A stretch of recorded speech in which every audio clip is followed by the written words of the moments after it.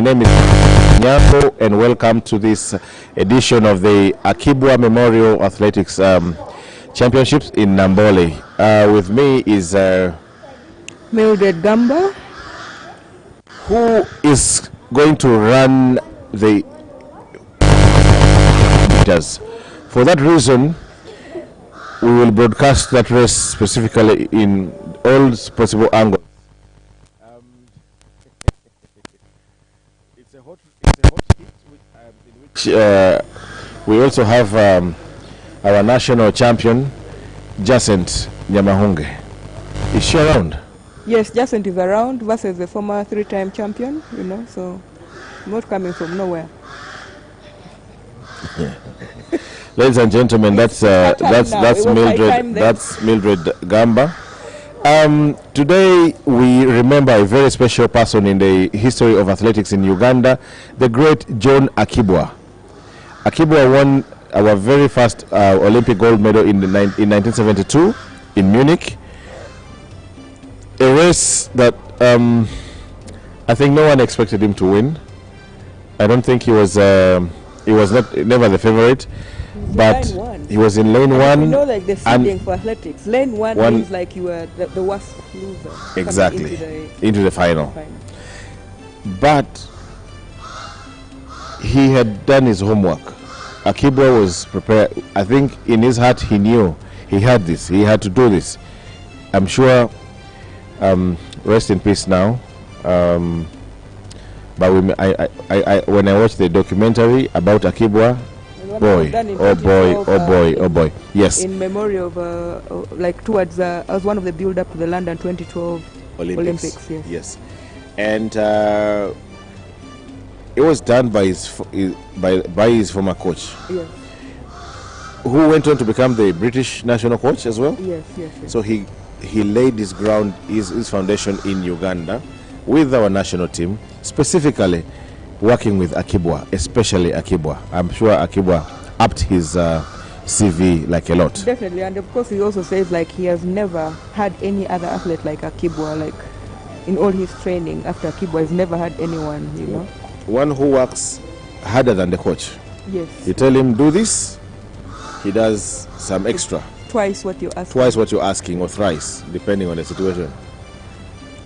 Okay, so unfortunately, the 400-meter hurdles in Uganda is no longer as sounding as it is supposed to be. So, as a matter of fact, in this race, in which Akii Bua broke the world record in 1972, we only have 4 athletes to take part. 5 athletes, no 4. But I also think the challenge we have is, you know, consistency, lack of consistency. Yes, we may not have very good hurdle. Kenya used to have these, and every trial they have it.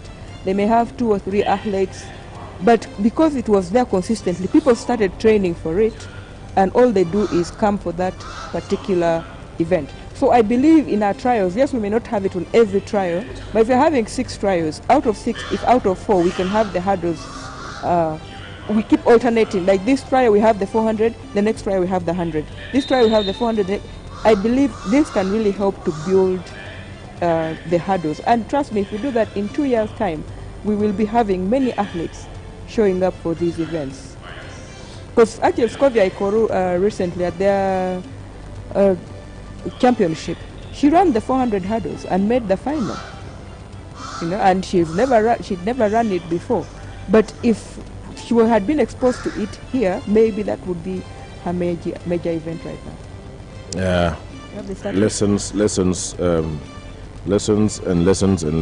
end. Well, on the start list, I see Pius Osilaji Pius. He is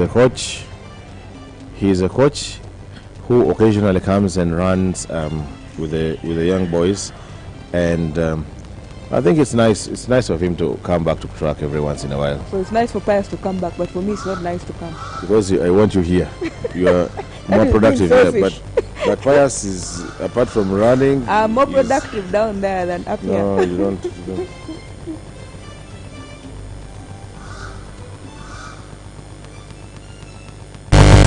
So we have Latigo Kasim as the starter today. And Sonia, the assistant starter with Belusi. Akun, Joseph Akun from South Sudan.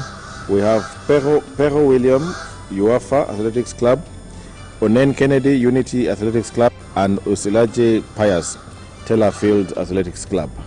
Don't be surprised if Osilaje wins. I wouldn't be surprised.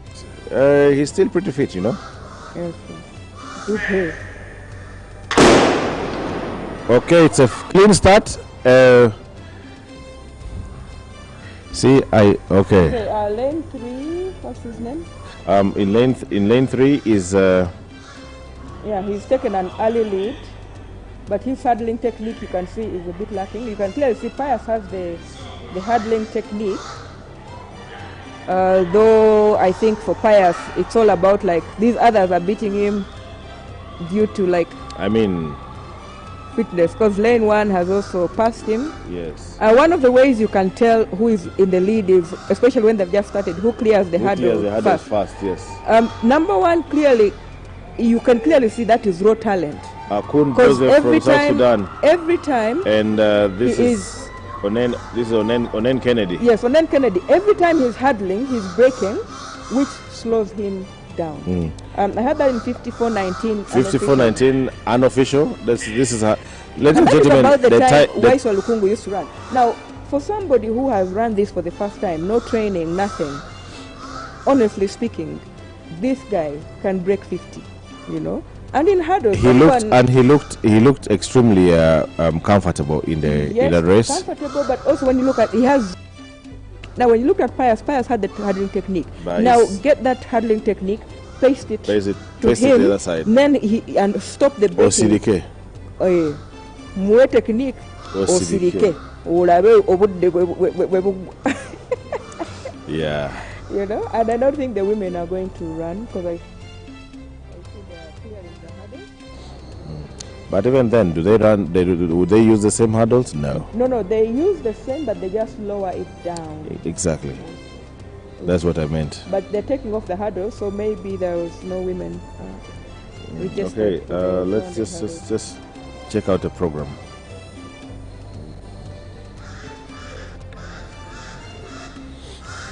But like I always say, personally, as Francis, running alone is already hard. Running and having to jump over anything is suicide for me, as me. Yes, because for even running 50 meters is a problem. So of course, no. jumping over anything is suicide.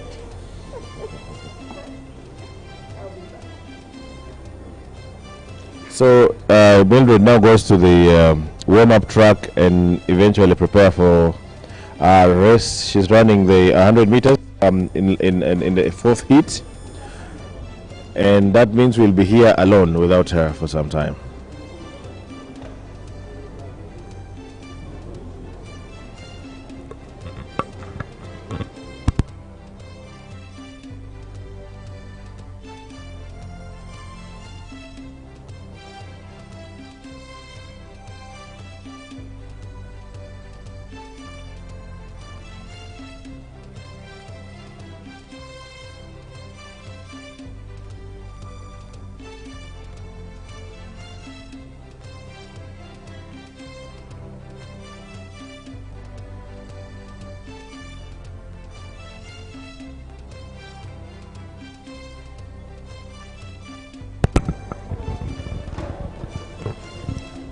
So we should have actually started with 400 meters hurdles women, but I think no women registered for the event probably.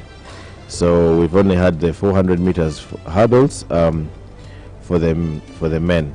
And interesting to know here also is that unfortunately we may not have the field events with the throws especially. We will not have the throws because as you can see, the stadium is undergoing renovation. So the stadium management reliably informed the federation that they would not want interference on the surface because they are apparently planting the grass now, and they wouldn't want us to utilize it. So That is precisely what is happening, and that's why we will not have we will not be seeing javelin, we will not be seeing the shot put or the discus.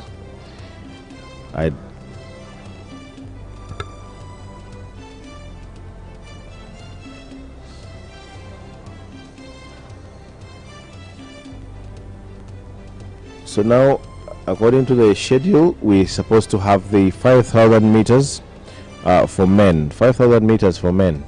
This is a race in which Uganda still holds the world record, courtesy of the one and only Mr. Joshua Cheptegei. Joshua Cheptegei holds the world record.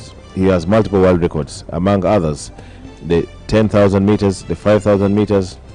I don't quite recall, but also he had the record in the 5K road running. So he's pretty much put his name on the world scene so much, and we applaud him for that. It's a good thing. It's a very, very, very good thing. So you can see even our line judges, some of them have had to sit had to sit in the pavilion. Some of them are down there simply because the stadium management has asked us not to interfere a lot with what's going on in the field, which is a good thing. Nambola is undergoing renovation right now, and this is the first phase, which involves replanting the grass. It involves the perimeter fence in the outside, the outside track. Then we also have the perimeter fence around the entire stadium. There had been a lot of stadium land that had been grabbed, should I say, by many squatters, and over the years, all efforts to evict them had been futile. But nonetheless, big ups to government for giving the opportunity to the UPDF engineering brigade to work, to take charge of some of the projects. They are very they are a very committed lot. They are a very committed a group to work with, and they're very principled. The UPDF is extremely principled, and yeah, they're doing a good job. And the kavuyo, we call it kavuyo, of Ugandans that come up to disturb the peace of the people, sometimes will not be happening. So yeah, well and good, everything is on course, and the UPDF is doing a good job building the perimeter fence. It's actually going on very well. Then there will be the second phase where they work where they work the stands, the plumbing works, and then of course they have to lay a new track, which will be very good. Hopefully they can give us the Mondo track that will put us level with the international standards.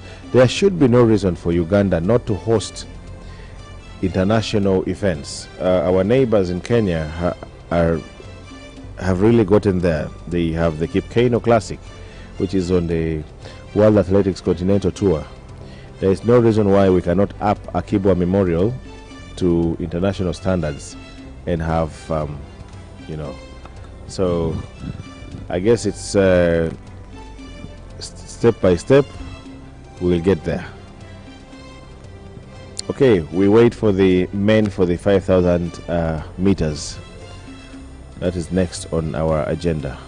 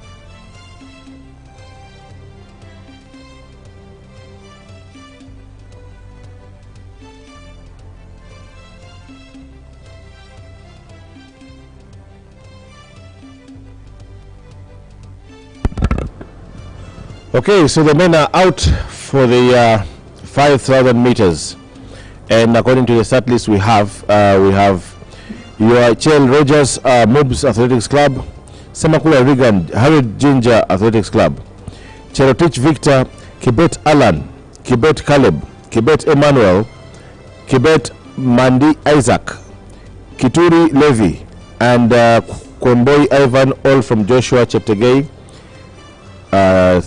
Foundation. Then we have Kiprotich Brian, Kapchorwa District, Kasilivu Musa, KIU, Chelimo Isaac, Ndeje University, Eric Chemusto, Tororo District Athletics Club, and then we have Ayeko Simon, Chebet Abel, Chelengoi Feb, Cheptoyek Kevin, Kiplangat Joel, Kusuro Fred, and Chebet Aziz, all from Uganda prisons. Okay, all from Uganda police. Okay, Chebet Aziz is from Uganda prisons, and also Chemtai Jacob from Uganda prisons, and Kiptoyek Alfred, Uganda Wildlife Authority Athletics Club. Those are the men for the 5,000 meters race in here in Nambole. We expect some fireworks. Lots of these young boys are in contention, and we hope to see a good race with the list. It's a strong field. It's I don't know. I see two boys being sent back to the call room. I don't know for what reasons, but nonetheless we have. We still have a strong field to contend with. Most of these boys are based in Kapchorwa, and many of them are coached by the likes of Njia, Benjamin.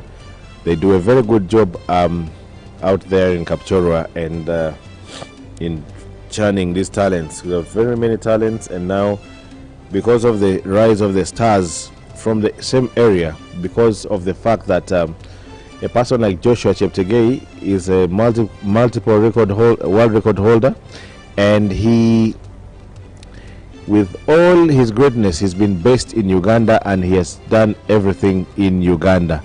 So previously we had this thinking that for you to make it in the long distance you had to go to Kenya to train, but then the conditions are the same. So Joshua, I think, pioneered the issue of staying in Uganda. Thank you very much, Joshua Cheptegei. By the way, Joshua Cheptegei is also my younger OB from Wairaka College. I'm an elder to him. So, yeah, but they do a good job. So many of the young boys and girls in Kapchorwa now look up to them. Many of them look up to Joshua Cheptegei, the likes of we have many world champions. We've had many world global medalists hailing from Kapchorwa in the 5,000, 10,000, in the marathon.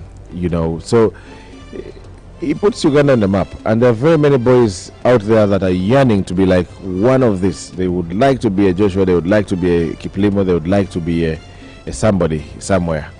So I guess the future is bright. That's the best I can say. The future is bright for them, and as long as they can hold up discipline, because very importantly, many times we fail on disciplinary grounds. Many would-be superstars of athletics or any other sports grounds, sports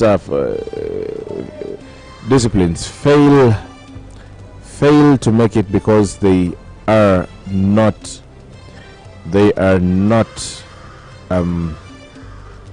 disciplined. Okay, so we have the lady starter. For the first race, it was started by Kasim Latigo. Now Abel Lucy will start off the men. Abel Lucy normally does the long distance, which involves on your marks, go, not on your marks, set, go. Latigo is a former sprinter. Abe is a former national record holder in the javelin, by the way. It's good to see them come back and serve the sport they love and played. The sport that made them who or what they are right now. Okay.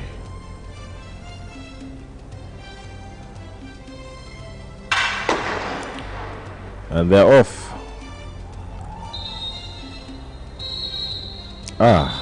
Okay. I don't know what's wrong, but they are being called back.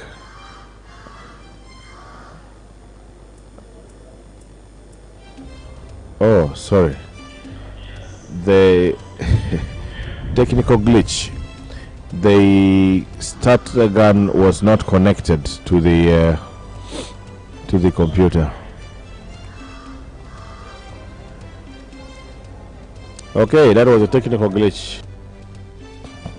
Technical glitch, not anything to do with the athletes. The athletes are innocent. Anyway, would you full start a 5,000 meters race?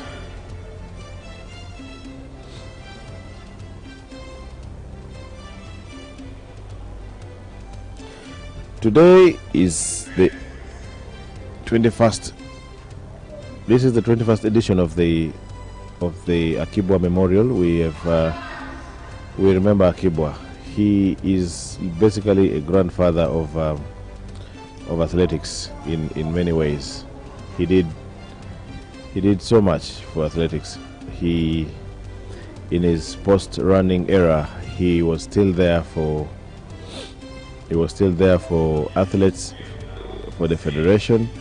He used to many times come and talk to the young ones, and yes,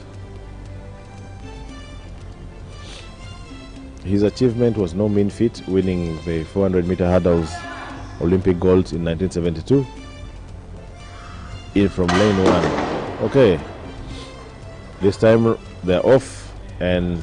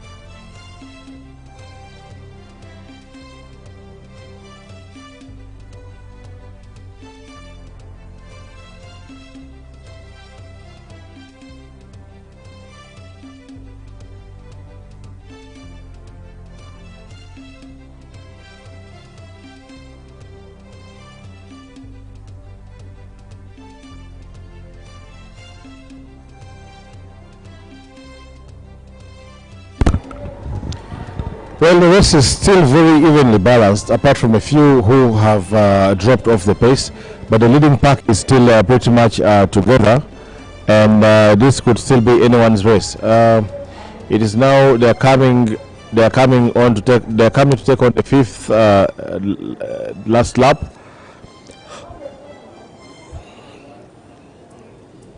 and none of them seems to be ready to take a move yet. No one is making the move yet.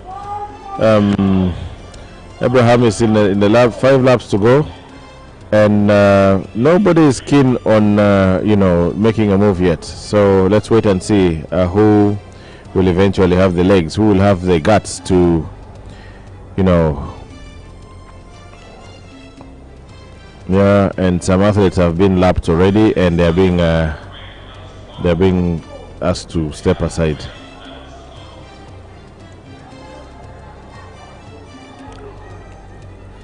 Okay, I can see the rest is getting split slowly.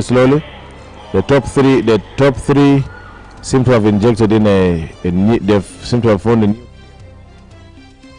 a split. We have the top 3. The number 4 is not so far behind, and then the rest are also coming in the 3s and 4s.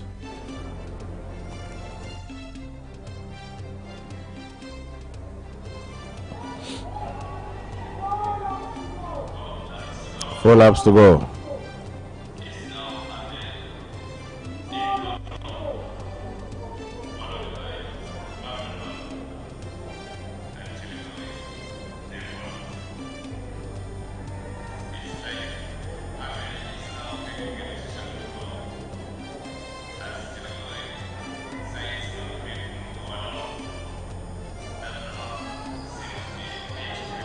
Okay, so I see that Abel has made his move. Chebet Abel from Uganda Police Athletics Club seems to have made his move. He has decided enough is enough. I need to win this race. I need to get a good time. And will the rest respond to him? I don't see anyone responding yet. Abraham is trying his best, but he still is. This gap is about 20 meters. And it seems to be, it's widening. And now it's about 30 meters. With 3 laps to go, he seems to have found a new engine. He seems to have found new strength. Abel Chebet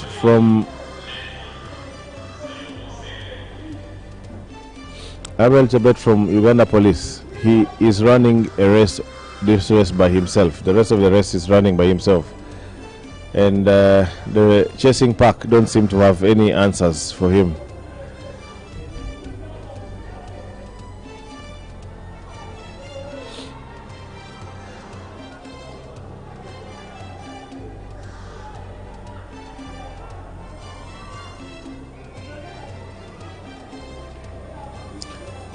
Abel Chebet, Uganda Police, is in the race of his own. He is in a race by himself. The chasing pack will surely not catch him. With 2 laps to go, I don't see anyone responding to him completely.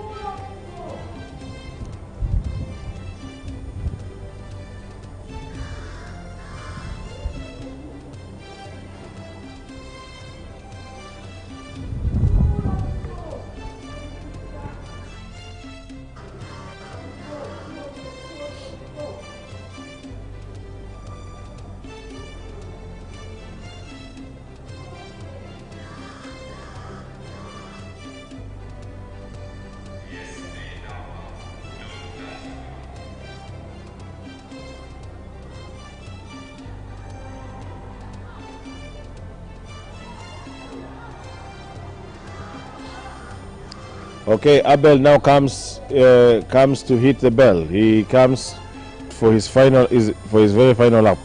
Unfortunately, we don't have direct access to the times. He seems to be running some very good times, and now he hits the bell. He goes for his final lap, and he looks as strong as ever. He looks to be a lot stronger. Okay, and the chasing pack.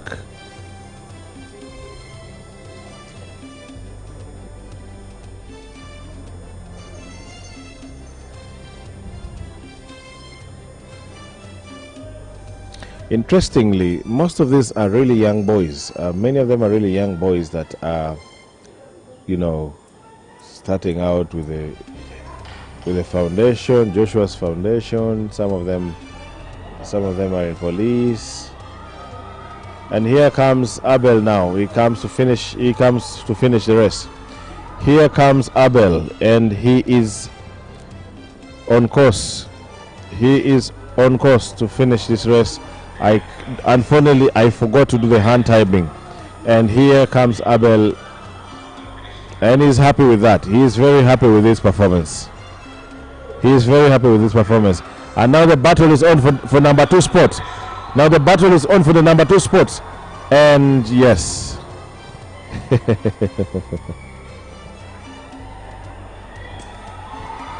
And there comes another battle for number 4 and 5. Oh, so they're coming in the 2s. There goes another battle. There goes another battle. And yes, who has the guts? I don't think there will be any other.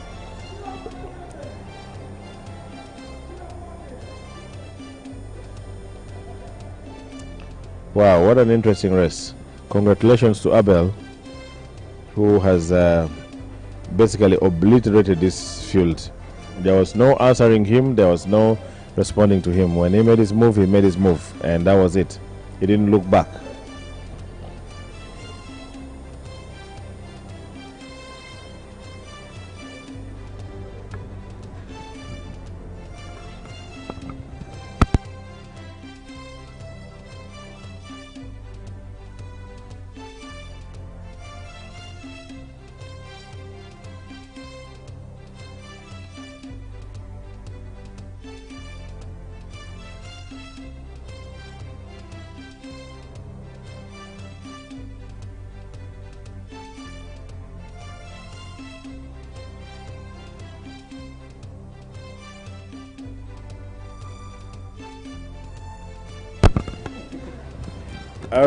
Joining me here now is Coach Raphael, who is the coach for Uganda Wildlife Authority.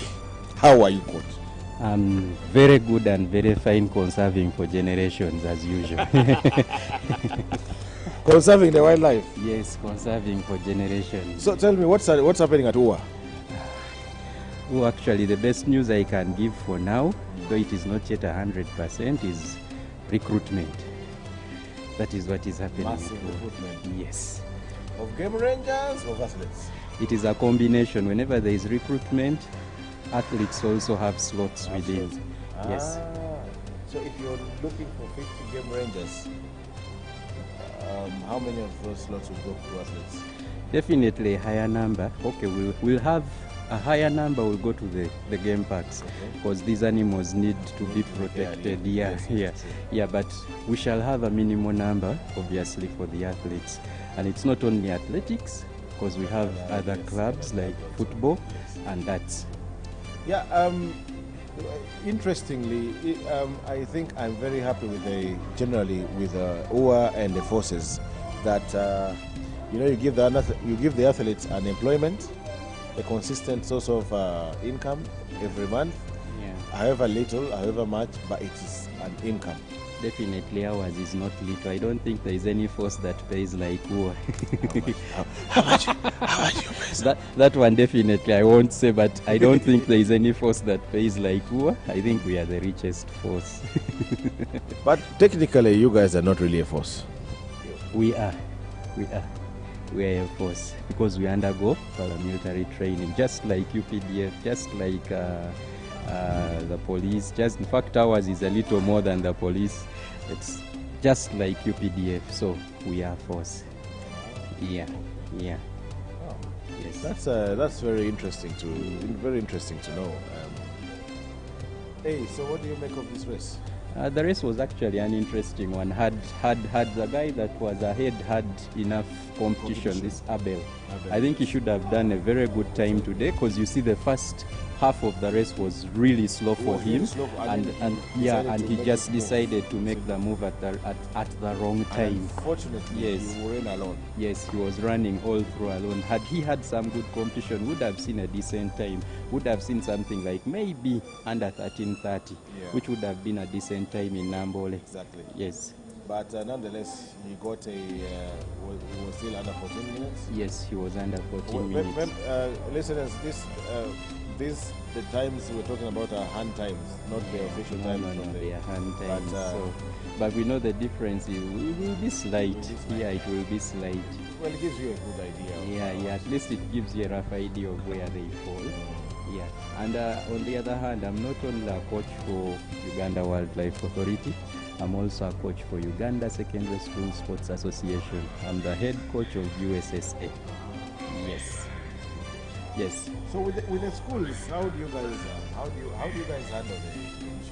Because there are many schools. Like, okay, I am from Nambole SS, then you have Gulu SS, then you have name it.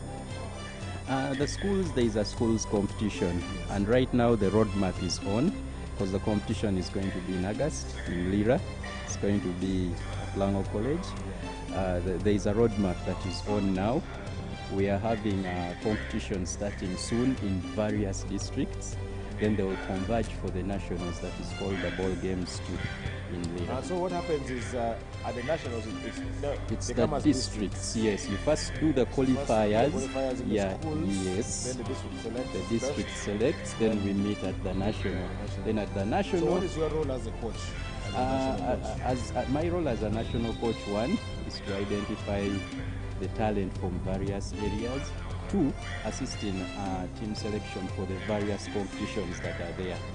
Yes, and we've now affiliated to ISF, so we have lots of competitions for these kids. Unlike years before where we used to target and stop running in Uganda. It's only unfortunate. Recently, I was following on social media. We had our boys and girls they actually first went to Slovakia for the cross country. Yes. Then later went to Normandy, that is France, Yes. for the track.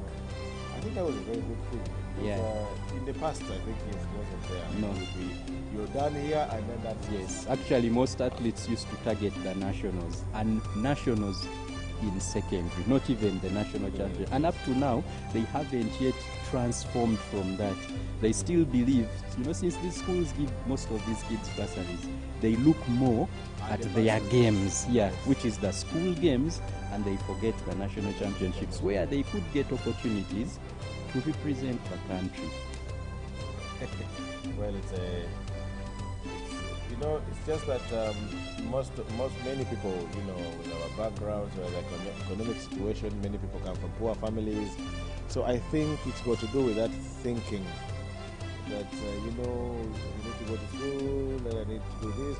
But sometimes also we fail to look at the bigger picture and say, okay, if you really came for nationals and did, came and did a good job here, go represent the country. I mean, there are chances you earn some. At certain points, actually, it is just choice. It is choice made for them. For example, if you're my athlete and I'm offering you a bursary at my school, my priority is what? Is you competing for my school. Yes. So beyond that, I have no other business with you. So it is about sensitizing these athletes so that they prioritize also national trials as well. Okay, we have the 1,500 meters for the women on right now. And on our start lists here, we have Chebet Edith from Joshua Cheptegei Foundation, Chebet Angela, Uganda Police, Cole Scovia, Soroti Municipal, Chebet Daisy, Tororo, Chemutai Belinda, Uganda Prisons, Cherop Patience, Joshua Cheptegei Foundation, Chemutai Nelly, Uganda Police, Marunga Susan Nampunge, Akelo Priscilla Onyanga, Standard High, Chebet Miracle, Uganda Police, Akiror Sara, Uganda Prisons, and Chekwemoi Brenda Joshua Cheptegei Foundation. Who do you think has this race?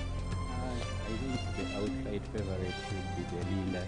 Because Belinda has matured through all levels. At one point she was signed by management and unfortunately she got injured and she was discarded. Then she's now getting herself back. But in that race actually we have a bronze medalist from the just concluded ISF Games. That is Akelo Priscilla. In the 800 meters she won a bronze medal. And along her there are some of her two teammates in that very race. But I believe this race will be a good one because even in that very race there is a girl called Brenda Chepkemoi who was previously a medalist from Serbia. She also won the previous year, that was 2019, she won a gold medal in Serbia in the ISF Games. So I believe this race will be taken easily by Belinda, but she may anchor them into qualification because they are chasing for the World Under 20 qualification, which they have been missing by just a few seconds. And I know a few seconds in athletics is not... Actually, it is not even seconds, but microseconds. So if they can get it right and try to follow Belinda, but try to push with her. I know she's a little faster and stronger than them, but if they can try to hang in somewhere there, I believe they will dip under the qualification. But she seems to be already running in her own race. Yeah, she is. But the next two in contention are the under 20 that we are looking at to try to hit the qualification. Yes. Okay. Hopefully they can qualify. Definitely. Go make us proud. Definitely. I know they will give it their all because we can see they are really pushing it. They are really trying to push it and give it their all. But at the moment it's all about Belinda. It's all about Belinda. She comes to the bell, she comes to the bell. And there is this thing about athletes always looking at their watches. I think I really don't like it because we have official time. There is no pressure. Yeah. So as a coach, I don't know what you tell them. I think for me actually most of them, you see like this one, this is the watch of Akelo Priscilla. You already removed it from her. Yeah, so that she does not have to keep looking at the watch left and right. I already pulled it off her because I really want her to concentrate in the race and give it her best. So maybe with time, also in the stadium, if we can have, at international competitions, you have this timers in the stadium that you can Yeah. Actually, that is one thing that we are missing. This is one thing that we are really missing. You just keep watching it. Yeah, it becomes much easier. Okay. Very easy actually. She wins this with ease, so she ran from gun to tape. Yeah. And again, they stop. Yeah, she still has to press it and stop it. And I think we've had these girls qualify. I think it is not official, but I think they could have qualified because according to me they've run under 4:30. So I think they could be there. For today, I think they could be there. If we get the official time, we'll get to know. But I think they'll be there today. If they are there, then it will really be very good for athletics, moreover on the female side. You see, I believe we still have very few female athletes who are active, very few, and we really need to do a lot on that side. A lot of things work against us, and I feel for our females, not just in Uganda, generally. There's a lot of things that happen to work against them. Being a female girl child is not always easy, especially after challenges, not only Africa, let's say worldwide. Yeah, worldwide, it is really not easy. There are a lot of challenges as a female child they go through. So they really need support. They really need support. And the few that we have to treasure them like nothing because they've been through hell to get here. Exactly. And for them to get, you just summarize it. They did through hell. So a parent to let a child come here and run. Trust me, it is not that easy. Even if you are one of the parents of these kids and you come and see her struggle this much, I don't think you want her to come back again. For me, and not just athletics, but I've seen that we've had these challenges with many, even boys, by the way. Yeah. There are some boys, especially those from Wales. I remember we had a boy. Because the parents, the rule was simple. You go to school, Must be school. so you will report at one point, he breaks his leg. Oh! He almost, I was really good. And nowadays there is a tradition in schools that most rich kids actually getting involved in playing rugby. I don't know why they are choosing rugby of all. In fact, most of the traditional schools we have here, if you look at the rugby in Uganda currently, they are the ones that are playing it most, and they are from the well-off families. So it's very There interesting. was a time when basketball was like the in thing. Yes. Then swimming somehow came in. Then Swimming, the facilities are not that kind. no.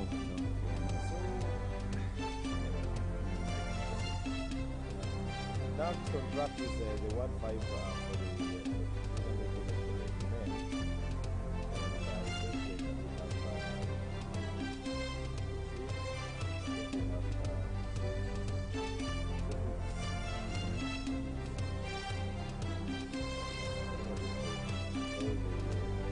And I think the exact list we have is Obedi Jacob Gombe SS, Jock Patrick Gombe SS, Chivite Mohamud Ginger Hared, Mohamed Zipita also Hared Ginger, Javan Oinde Injikuru, Sports Academy, Namansa Ambrose, Namori District, Wemboy Peter, Kapchorwa District, Yoachel Rogers. But I saw Yoachel Rogers in the 5,000 meters, so I don't know how this is possible. Yeah, I think there are some things that you can get in the 5 and 1,500.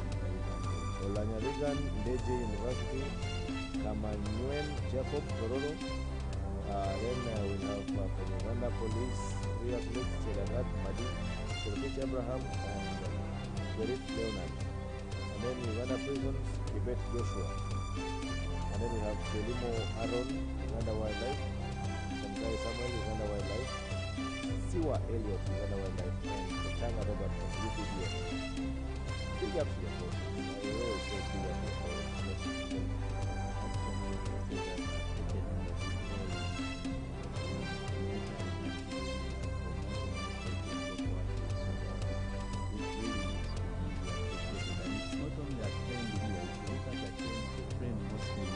Most of the African countries actually. Most of these stars that we see, we watch on TV come from the forces. So I think forces in Africa are really doing a good job. And yet we have so many corporate companies and what who can actually afford to I think the salary. definitely they can, but I think most of them have not yet seen the value of sports yet. You see, I always borrow a leaf from Kenya. Kenya has really advanced so much because athletics is no longer just mere entertainment. It is not just fun. It is now business. And that is what most of us haven't seen in it now. But with the likes of the Cheptegeis, with the likes of the Kipsiros, with the likes of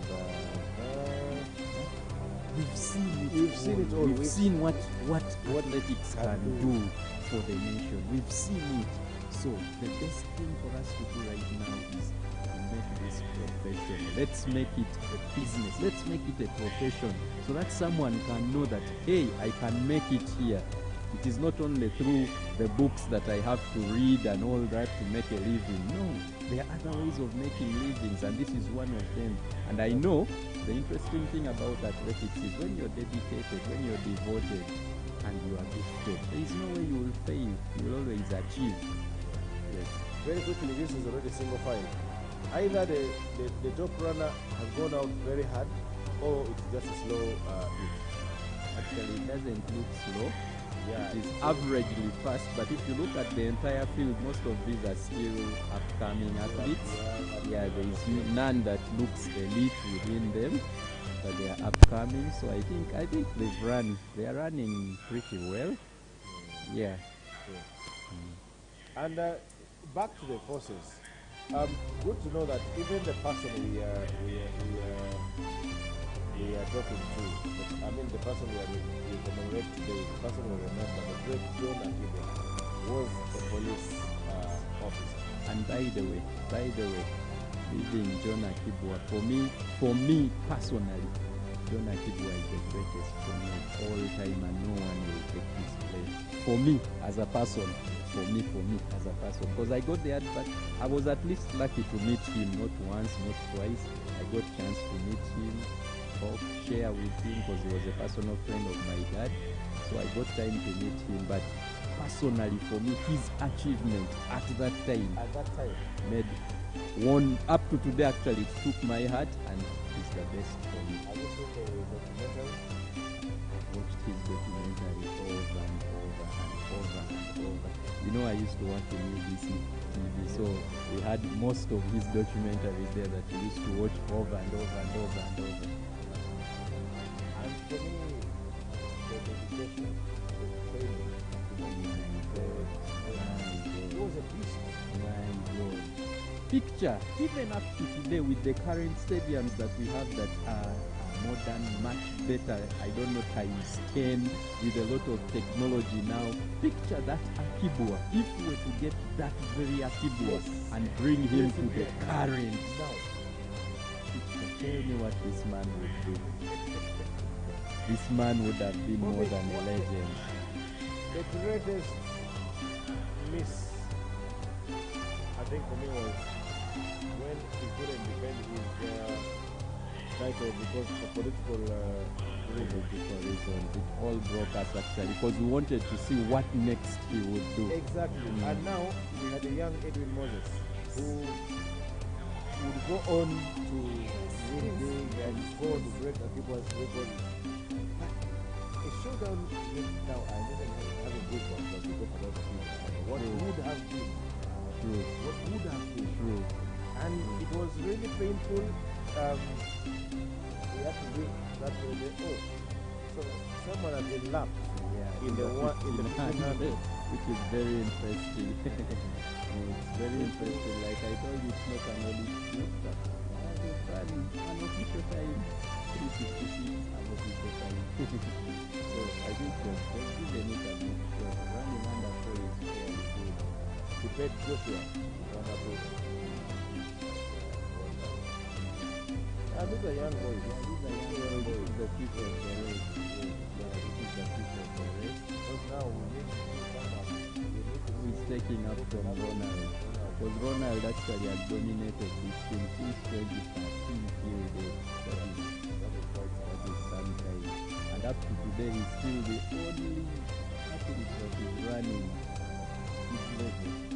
And under 335, it becomes very interesting. We still need more distance runners because we have the potential. They are there. Lots of them. Yeah, I always say, like here, my gut feeling always is that I think that we will improve a lot more if, for example, we had cash prizes at this. I don't know what to make of it as a cost. Like, for example, maybe every national record broken, you're not at risk. Every like something, some motivation, something. I don't know what to make of it as a cost. True, I accept the view on that, but for me as a coach now, I would look at the technicality that is developing now. Those that need to be developed are not within here. Most of them are not within here. You have to outsource them from various places. What I believe in is nurturing that talent outside before you give them the motivation. The motivation is a factor, but nurturing this talent from wherever it is. You have to handpick them, put them under maybe supervised or professional training, then and motivate them, and they will do for you whatever it takes. There is nothing that is impossible, but motivation is also a factor. Identification is key. Once you get the right people, and the right people train them,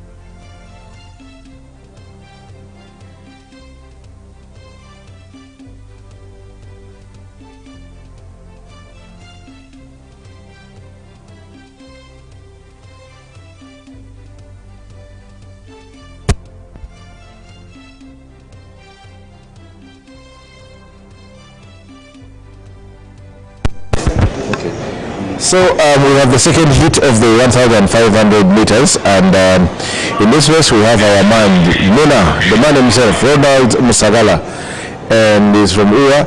Now, Coach Raphael will excuse himself for a few minutes. He needs to shout a few things at his athletes in this particular race. Then he will be back, and we'll continue. This promises to be a hot race, a tough one.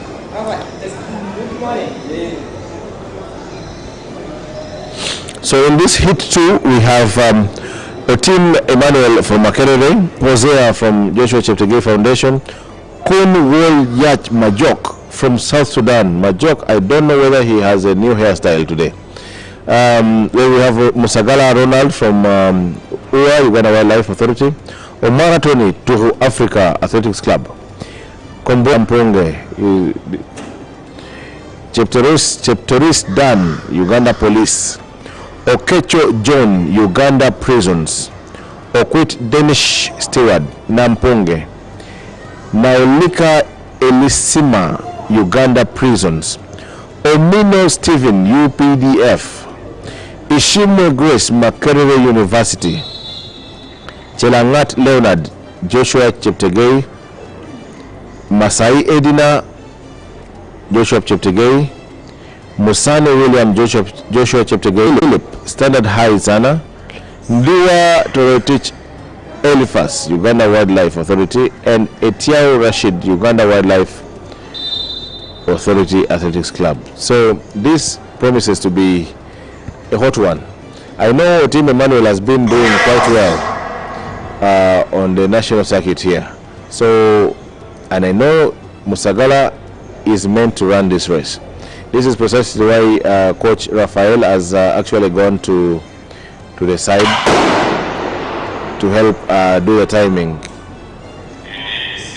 It's a shame we don't have Dradiga Tom here, but let's wait and see. The boy, they have gone off quite hard. Wow.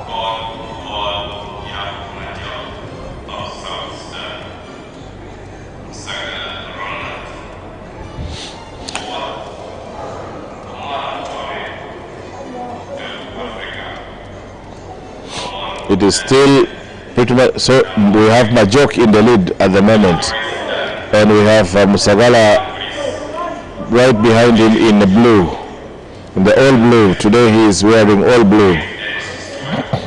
Let's wait and see what this race has in store for us. I don't know whether Majok is pacing or whether he is actually running to finish the race. But as it stands now, we have Majok in the lead. Musagala is second at the moment. This could be anyone's race.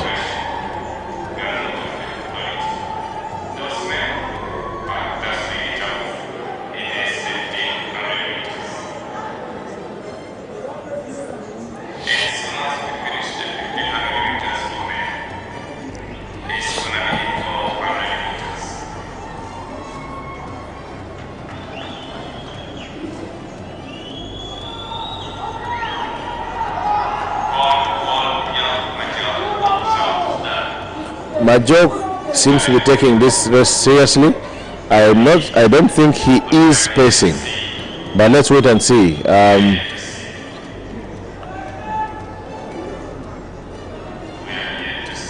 Okay, Majok was pacing.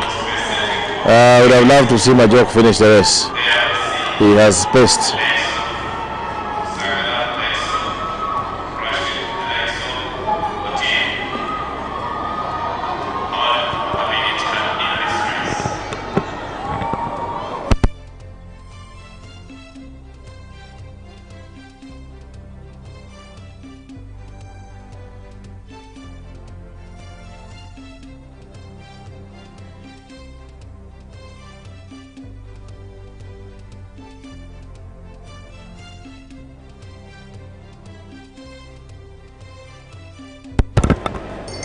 Okay, now they hit the bell. It's been a long while since we last saw Musagala finish a race. So let's wait and see who has the legs. We have Otim, and Otim seems to be trailing and tracking Musagala the whole time. Now Musagala wants to make a move, and there goes off goes Otim. Now Aya, it is on. Otim has decided to take matters in his own hands, and let's wait and see what is okay. The top three is now fire. It is fire to fire. Fire in the motor. Fire, and Musagala is easily going to win this. Perhaps Otim kicked a little earlier than he should have kicked. I don't know. But whatever the case, Musagala has won this race using experience. He has won this race with a lot of experience. Congratulations, Ronald Musagala, for winning the 1-5 at this John Akii Bua Memorial.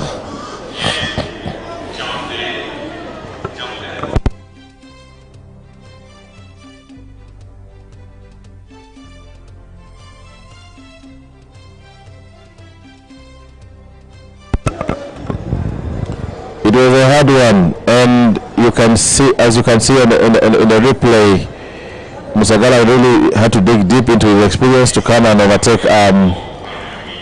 Otim. Wow, what a race it was! What a race! And yes, Musagala won the race.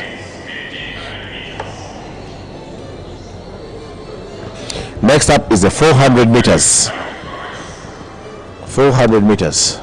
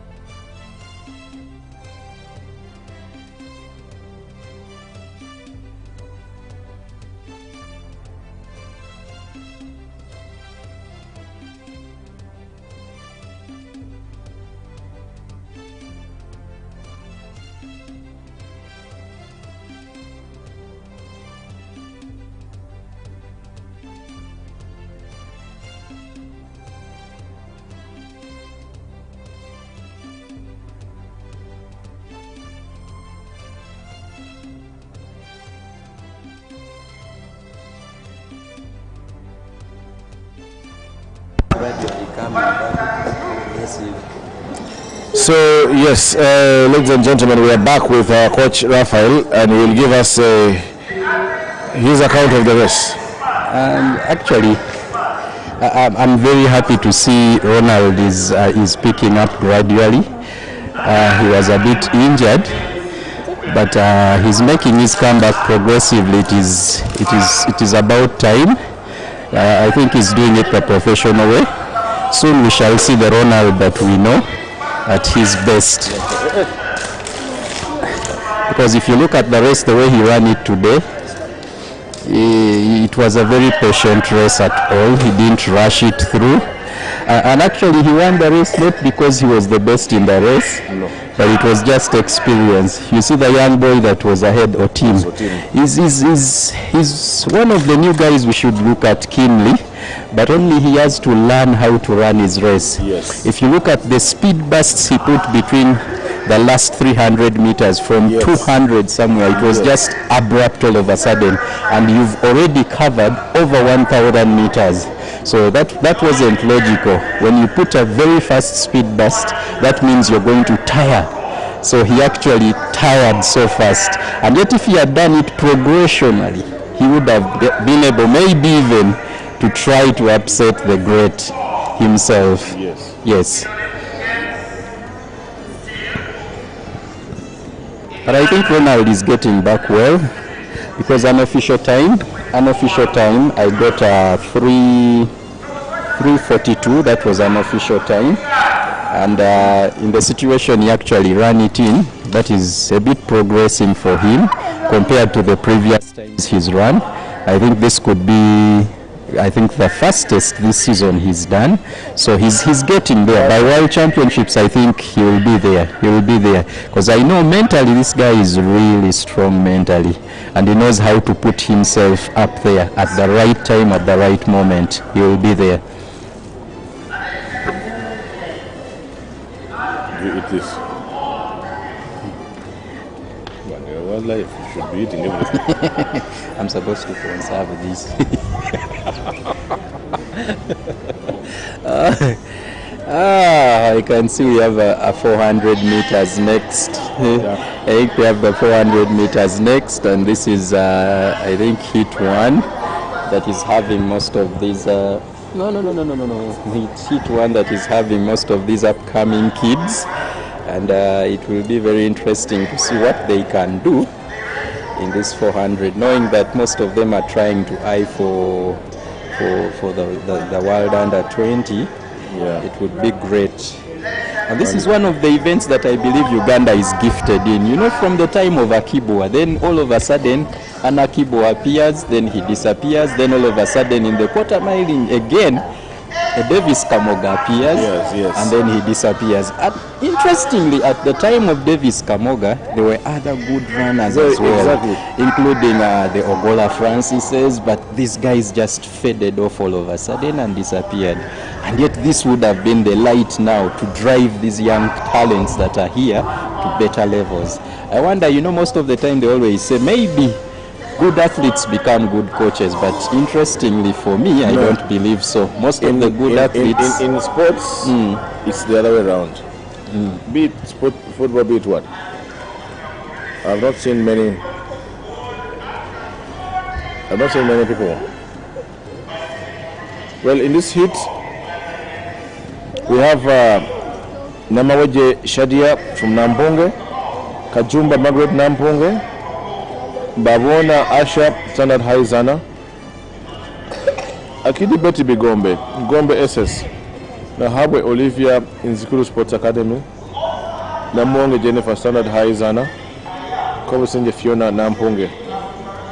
These are really young girls. Yeah, these are really young girls, and I'm actually happy to see one of those girls I would say was gifted in the 400 meters, the quarter mile, and she's now getting back. I don't know whatever shape she's in. That is Akidi Betty Bigombe. Yes. This is a girl who reached a point where we were all looking at her keenly, because she was running 54 seconds, moreover on grass tracks. This was not electronic but hand timing, and that was really fast for her when she was in high school. I don't know if she's still in high school, but when she was at high school, then all of a sudden she disappeared. This is what we've been talking about, the girl child in athletics, in sports general actually. Yeah, they go through a lot, and most of these things we don't know what happens to them actually. It's been over 4 years, and I'm just seeing her now today.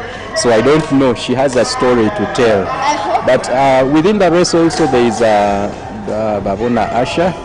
who is from Standard High School. She was also in the ISF Games, and she was running the 400, where unfortunately she didn't progress to the finals, but she stopped in the heats in France recently. But she had a pretty decent run.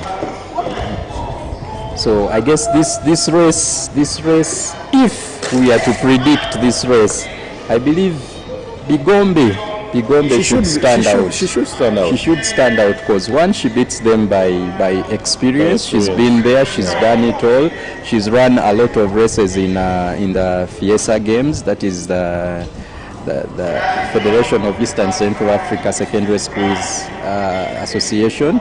She's run lots of races and won lots of medals under that category. So I think with experience she should be by far. But we don't know what form she's in getting back after this very long time.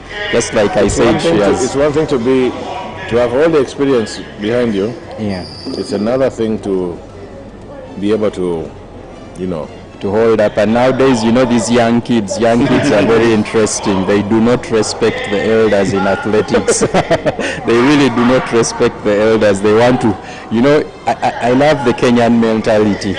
When you're in Kenya, I got a chance to be in Kenya for almost 12, 14 years. Yeah, and actually that is where I did most of my running career in Kenya, not in Uganda, but I got something interesting from them.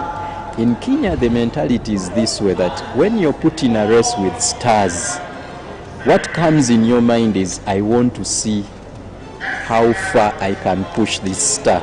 I want to beat this star and build a name for myself. And this is actually what happens. But here in Uganda actually we really respect the stars. We really respect them until you look like you're in a race and you're like, oh my God, I'm with so and so who runs the Diamond Leagues. We lie. However strong you are, you respect this person that you can't even attempt to go ahead, which is something they should learn, that anyone in the world is beatable.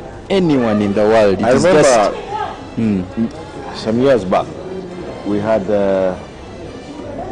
when we had our national trials in Jambo. Always, Nambole was not really that easily usable. Yeah. So one sprinter, Kojo, at the time, he used to really push. At the time, Kamoga was the Yeah, he was at the top. Creme de la creme. Yeah. Okay, sneaking up on us is Shida Leni, who is not dressed like an athlete today. She's dressed like she's going to the beach. She looks like she's going for a holiday today. Going for a holiday. Shida, you're most welcome.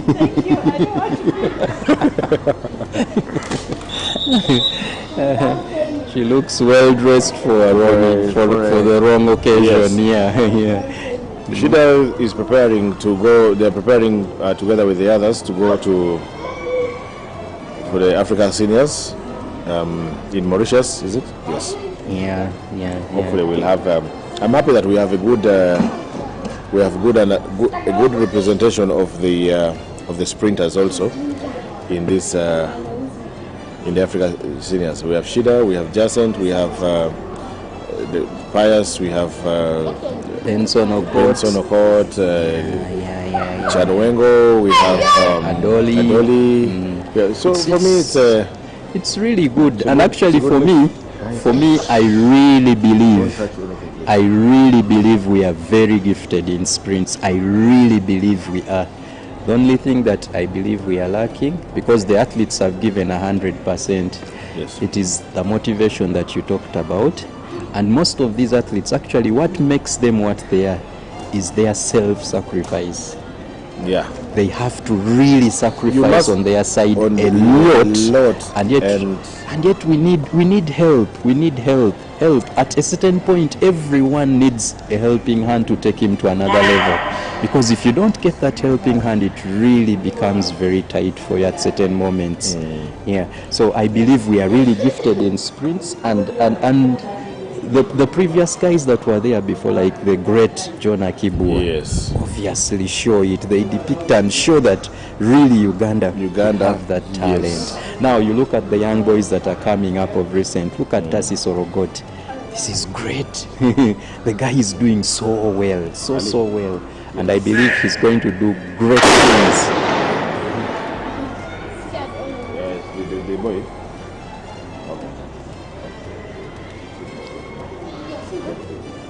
Your father's holding you down. Okay, there we go. The race is evenly matched. Go with that something. It's evenly matched. It is an evenly matched race. I don't know who will take it, but if we look at the Bigombe actually has the inner side, and I think she's moving ahead with Asha. Then there is a very young girl who is running so well in lane 7.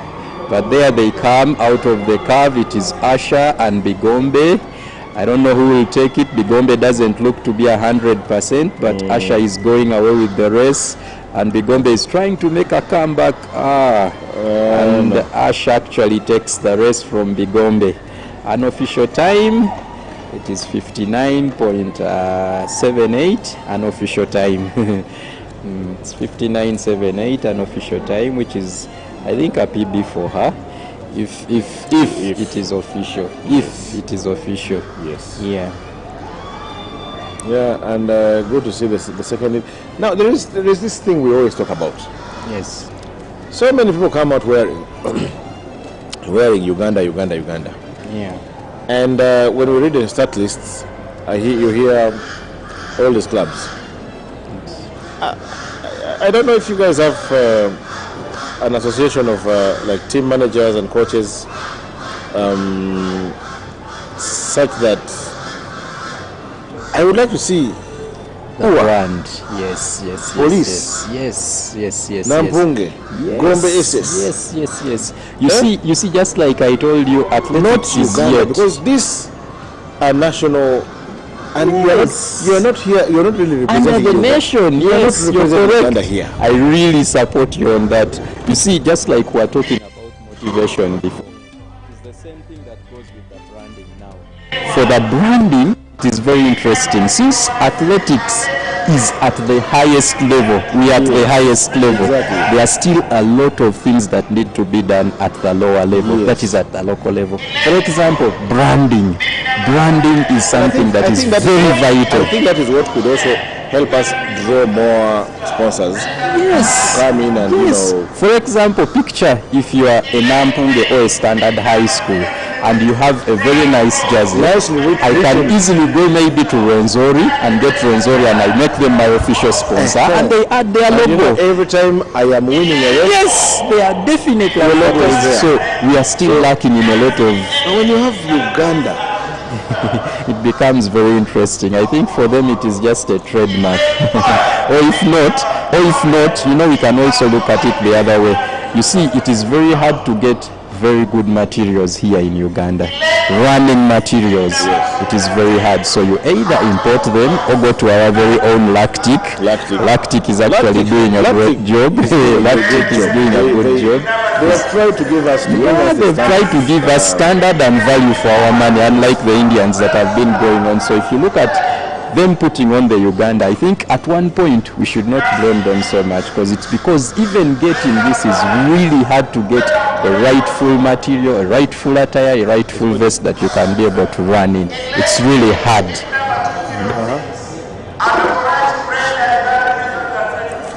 I think this is seeming up to be a very interesting race, even without the national record holder, Yes. that is Shida Leni. But we should be having a very good race here. We have Nanziri Emily, we have Apio Agnes. I think it will be a very good race. And then there is one of these athletes that I really love to see how far she can get back. That is Kole Evelyn Ochen from Uganda Prisons. This is a girl who was really gifted. And again, like we are talking about the female in the girl child, she disappeared at one point, and yet she was there. She just needed some small guidance, and we should have seen something great coming out of her. But it is very good to see her back in the race. And for me, I also like it. I like it when I see sprints, even in the spread to the 8 lanes. Yeah. I'm happy with this race. Yeah. 8 ladies, that's what it out. So basically, in lane 1 is Abeja Dorothy, Gulu University. Lane 2 is Evelyn Koli Ochen, Uganda Prison. Braru Rose, Uganda University. Nancy Emily, Uganda Police. Apio Agnes, Uganda Prisons. Ajok Joyce, Uganda Prisons. Nansimbi Rosemary, KIU. And in lane 8, Adorach Brenda, Uganda Prisons Athletics Club. And Emily, he's already in the lead. Imagine after just 100 meters, she's already way beyond everyone. She's jogging this one, definitely. Unfortunately, Banura is not here. Banura is not. She qualified for the Commonwealth Games in the last national trials. Commonwealth Games, that is good. So, which is very good for her. Yeah, that is very good. Because Banura is coming in. She's the regime or the generation of the Emilys is on their way out. And the Banuras are coming in. Actually, so usually for the last few races, it has been... there is a fight between the both prisons, that is Pio Agnes and Evelyn. It was a good race. But it's good to see them attempting the 400. The quarter miling is not easy, but it's good to see them doing it. Unofficial time, I have a 54.62. Unofficial time, 54.62. It's unofficial, but if she can dip in 54, that could be a good one as well. Because it's about what Banura did the other time too. So I think she's had a good race without pressure, without anyone to push her. I think it's a good race. She's really done good. And you see with the generations, like Banura by now should be there.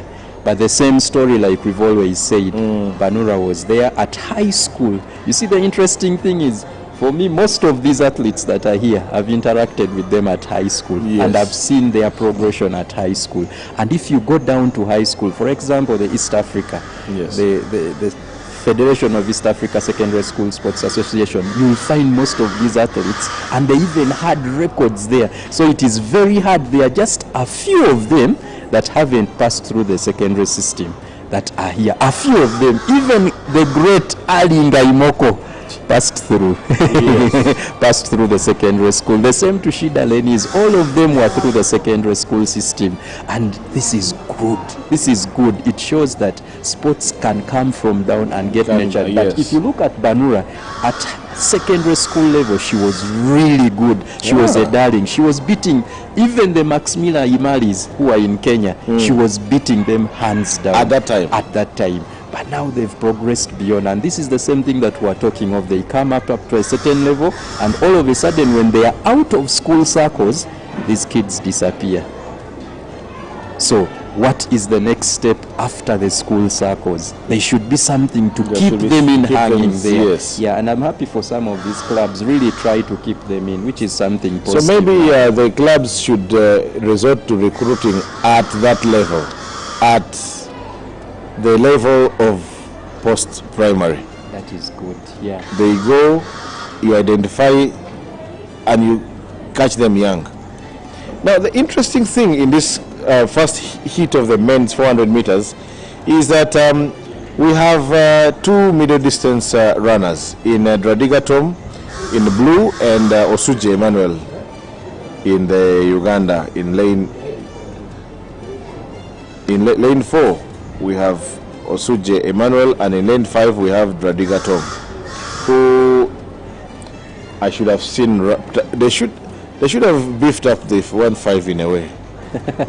No, I think this one should be done, tactically, because I think they should be traveling on Sunday. They are traveling on Sunday. So I think each of them wants to test and see how fast they can run the 400. It is always good.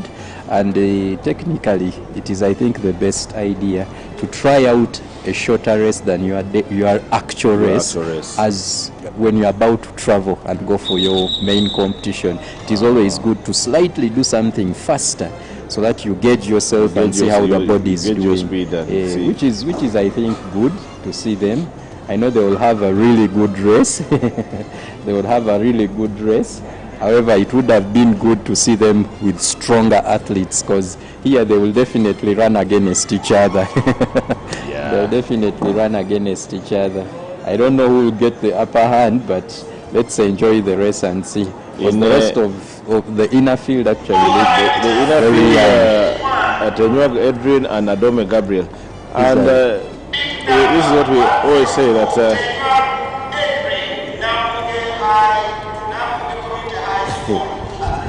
when you're called Adome Gabriel and there's Adome Pius, you could easily be mistaken. So what we always say here with Mildred is you have a challenge to it's just like the athletes that come from Kapchora that are called Cheptegei.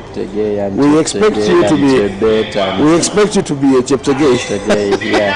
Even if you are not the Cheptegei, but the fact that you are called Cheptegei here. Yeah, just the name itself. So we expect you to. Actually, this guy is an upcoming athlete. This is his first year in athletics. Yes. He's his first year in athletics, and for his age, he's actually 16. He's really doing great. He's already run 11.5. Yeah, he's already run 11.5. He's done 22 seconds in the 200. So I think for his age, he's really. I know he will do something great with time. We just need to give him time to develop. Today he's trying out his first 400 because the secondary school games are closed, and maybe his school wants him to attempt a longer distance. So he has to get used to it the hard way. And you can see Tenywa in lane 1, you can really see this is a very raw. You can even see his use of the starter is so. Yeah, it's not comfortable at all. It's totally not comfortable. From his positioning at the line, you could easily see it's not comfortable at all. And Osuji has decided to go. Yeah, Osuji has decided to go, and but Radiga has and it's an even race. Even the young guys that are inside which is very interesting. I don't know if they will hold it through, and having the inner side is really an advantage for them. I don't know if they will keep it through. But these guys are really pouring it out. Osuji has given it.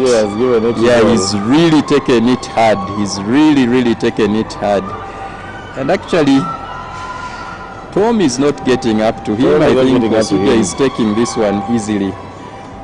Very easily. Very easily.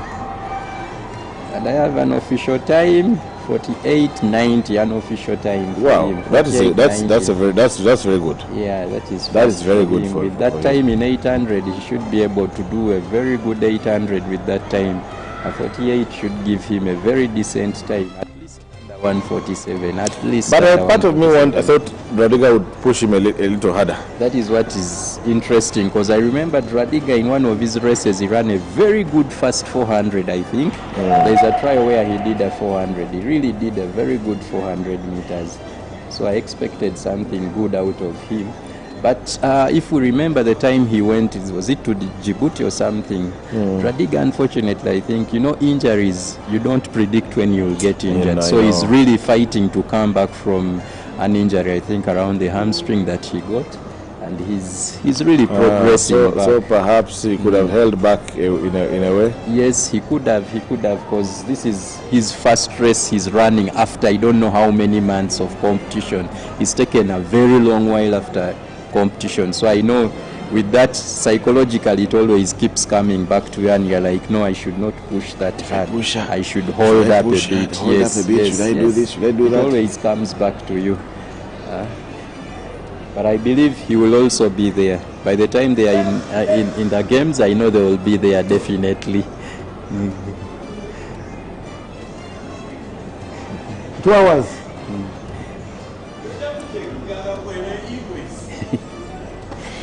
Yeah, we are entering in for the second heat of the men's 400 meters. And this looks to be an interesting one all through. What is interesting about this time is most of the athletes that actually registered so far, most of them are actually around, and we've not seen lots of gaps. Which is very good. Yes, which is an interesting one. In lane 1, I think we have a Bong Mike from Gombe Athletics Club. This is someone that is new. I've not known him before.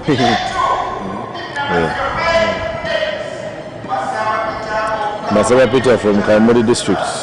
These are all new athletes, which is Wafula interesting. Ben on Benja.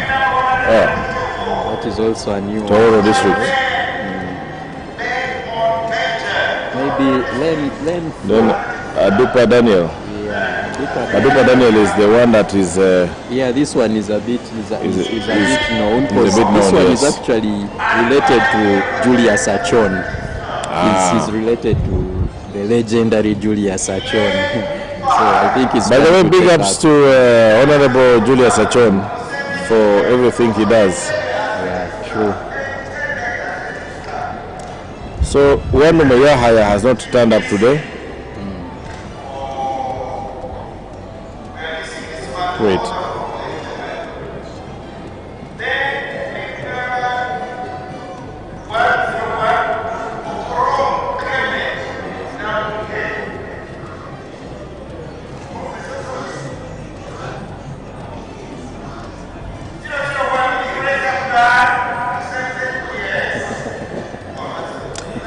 Yeah, but for me, I don't know how much how much athletes try to watch out, like watch some of these races on TV. Yeah. I mean, it's standard. It's standard practice. Like when you're being introduced by the stadium announcer. Yes. So There is no need of them reminding them to keep on raising up their arms. By the way, I think when you watch races, just not even watching races, when your name and you're proud of your name, even if it was me and you call me from here, yes. I'll definitely want me to be seen, because I don't know. Yeah, I don't know. Maybe for them it could be the pressure, the pressure of the races. You never know. It could be the pressure of the races. So maybe. So we can't tell. We can't tell. But I think they still need sensitization. They still need to be taught a lot of things. One thing we were saying, sometimes I wish I had some money. Yeah. I would very gladly and happily start up an athletics club. Yeah. Like you have the rugby club where you go catch your rugby episodes. Now something athletics, where you One has really had a go at it. This is an even race. Even lane 5. Lane 5 has really hit it hard. I hope he can maintain it. But there you can see the way Adupa is running. He's showing that he knows it all. He's calculated his race really well. Hey guys, I'm not your level. Yes. And he's really showing that he's getting away with it with ease. So I think if he can hold it up all through, definitely he'll do something great. He's an athlete that has run under 50 seconds, not once, not twice. The guy is getting back to him. This is a nice race. Doesn't seem to be He's giving really trying to get back to him, but Adupa still holds him up. Nice race. Interestingly, unofficial time, I have him in under 50 seconds. That is 49.90. That is under 50 much seconds. Slower than much Osuje. slower than Osuje. It's much slower than Osuje. But I think for him that is something great. He's also a university student, so I think soon we'll be seeing him in future in the university games, or one of them, never know. We'll see him there. Yeah.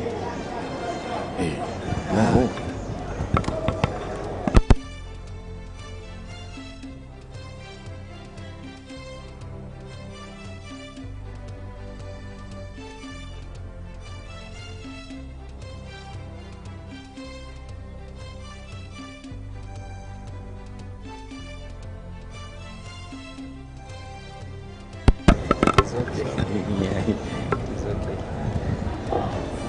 Hey, Jim.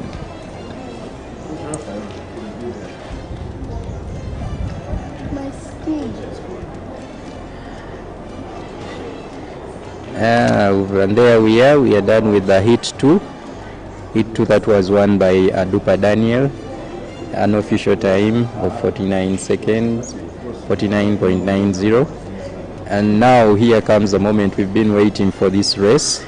It is an interesting race. We are going to watch the men's hit 3. Hit 3. we have Adoli Aaron, whom everyone's eyes are on. And today we have something interesting. We have Ekwemi Zabron from Kenya. Ekwemi Zabron, if you've been following athletics for the season of 2019, Ekwemi Zabron came on very strong during that season, and all of a sudden he disappeared, which is common in Kenya.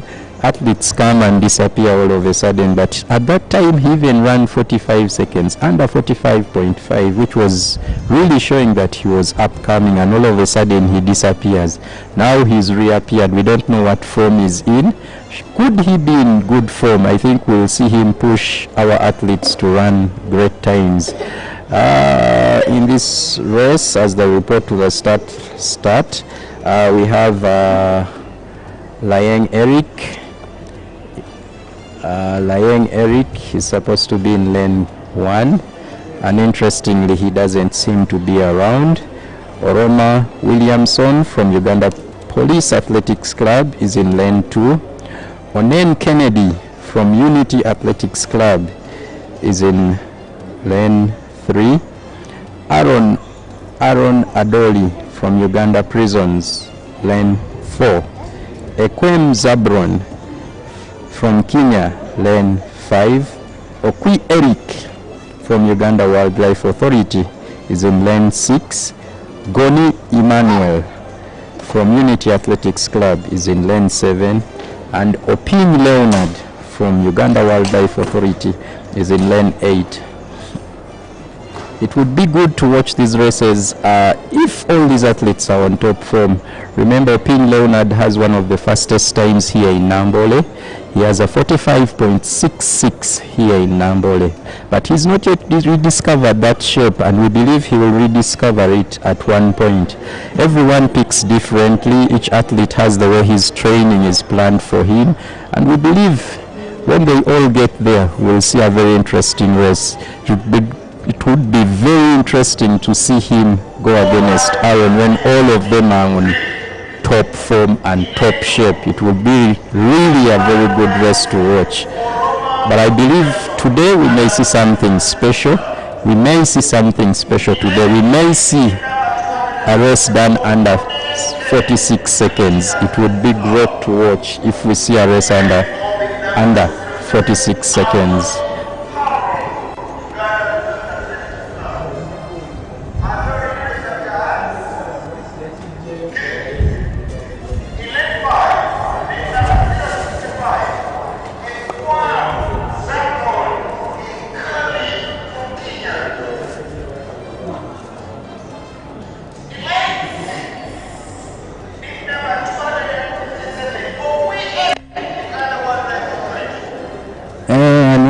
The rising stars in this race should be Okwi Eric. I know with time we shall see him in this race. The same to Goni Emmanuel. Goni Emmanuel is really improving on very fast. Same to Onen Kennedy in lane 3. These are young boys that are coming up, and I believe these young boys are really pushing it. Big up to their coach, he's really doing a good work. He's really doing good work. Washington Ebek is doing a great job. We pray that you may continue doing this and keep pushing them for the better. There they go down. Let's pray that we see something unique today. Let's pray that we see something fast today. Having a Kenyan who is dipped under 46 in the race should give us something great today.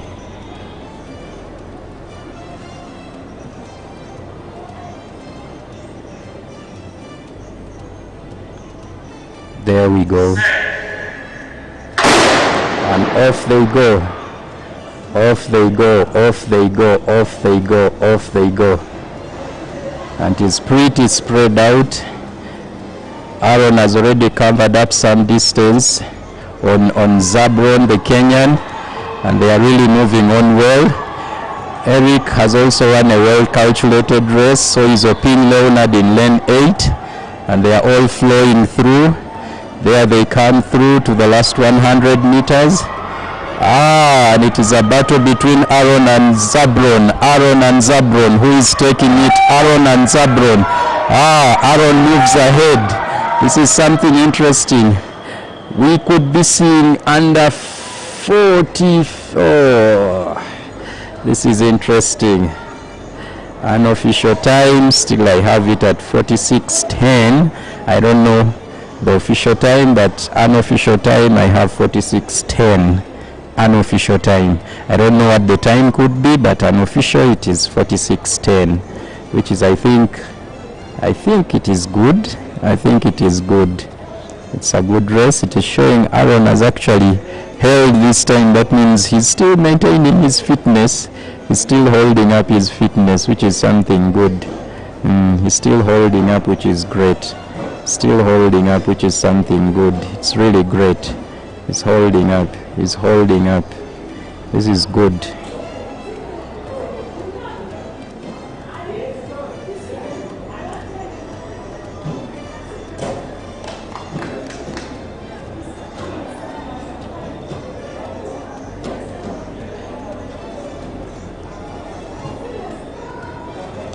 You know, the quarter milers are really coming up.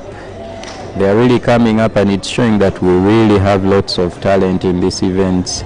I know with time, this is an event that Uganda will rock at least at one point. With the sprints coming up, this should be a distance we should look at as well. From the previous greats we've had, like the John Akii Buas, the Davis Kamogas, the Francis Ogolas, this should be a race that we should really put key interest in, because I believe we have the talent. It is all about nurturing it, and we shall have the results that we need in this event.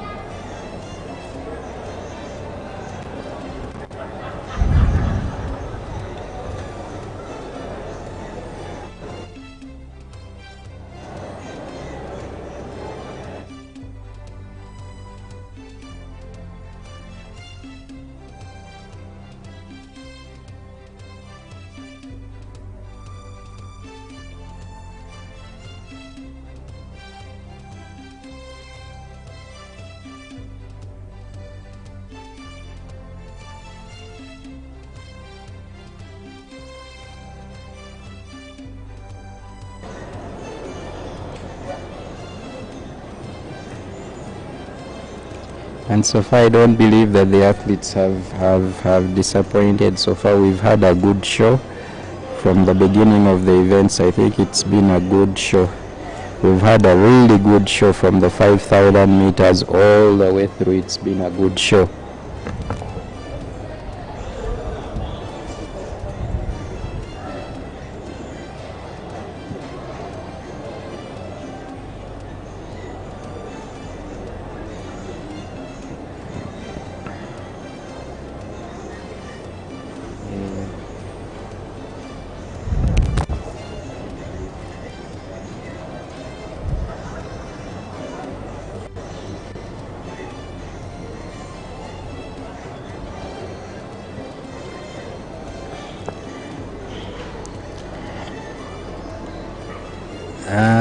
Getting back to the track.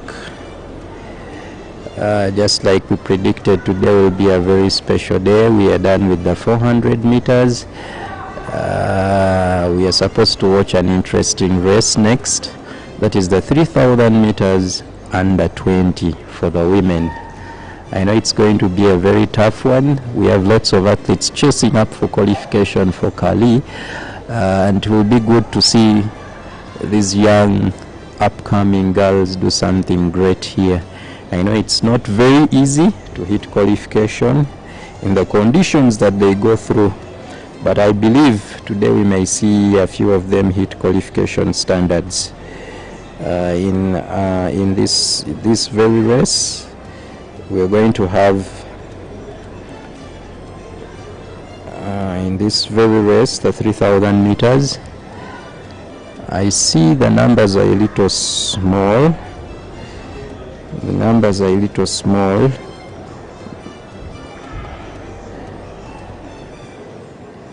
The numbers are a little small because according to the start list they looked 10. Interestingly, some others have added, so I think all the 10 have reported. All the 10 are there. And we have Chebet Scarlett, Patrick from Uganda Police Athletics Club. We have Chekwemoi Felista from the Joshua Foundation. We have Ponsemi from Standard High School. We have Cheptegei Hilda from Standard High School Athletics Club. We have Ekima Georgina from Standard High Athletics Club. We have Cheptoyek Sarah from Joshua Foundation. Chebet Leah from KCC Athletics Club. We have Chekwemoi Financia from Joshua Foundation. We have Chekwemoi Sandra from Ndeje University and Cherop Rispa from Uganda Police Athletics Club. This seems to be a very interesting race. I know we shall see something fast come out of it. Looking at the start list, we have Chebet Scarlett.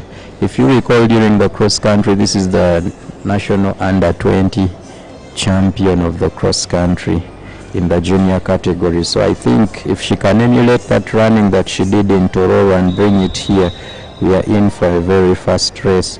We have the likes of Leah Chelangat. These are experienced athletes from the KCC Athletics Club.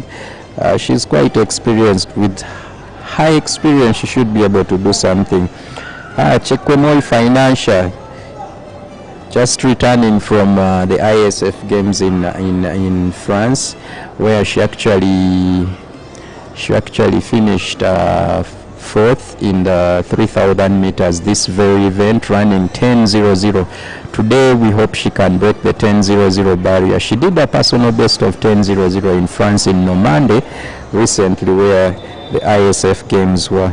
We pray that she can be able to do something greater than that and break her personal best, because once you break a personal best for an athlete, this is really a great achievement for athletes. Once you do a personal best in a competition, it is bigger than even a prize money or anything that you can have, because this is the motivation that you need to keep you going.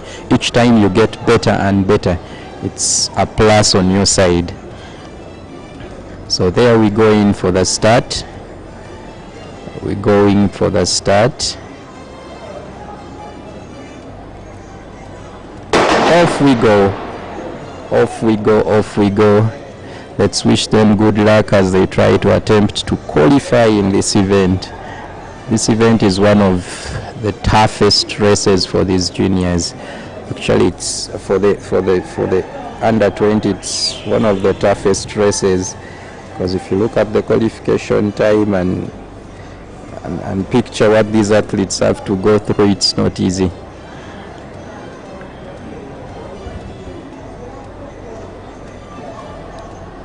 The pace is seemingly looking even.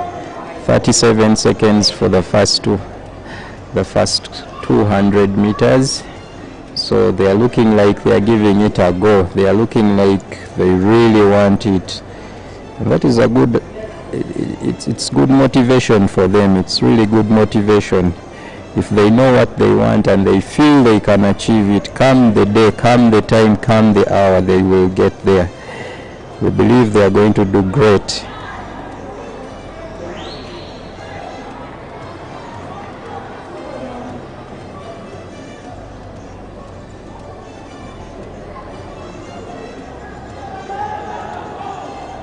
Race is not yet single file. They are still bunched up, except one that has dropped off.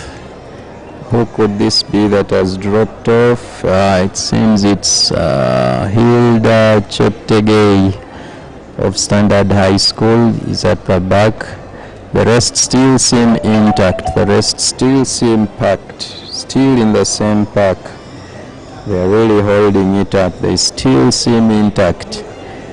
And they are really having a go at it. They are really having a go at it. They are really pushing it hard. Seems they really want to qualify today. I know we could see some qualification today. Today could be a good day.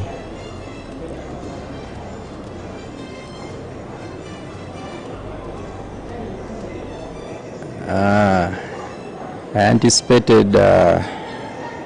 anticipated our champion of the cross country to take the race up, but she's seated at the back. I don't know what that signifies. Either the race is really fast. I don't know if it signifies that the race is fast, but the young girls are really having a go at it. They really want to try to hit qualification. They are really pushing it hard.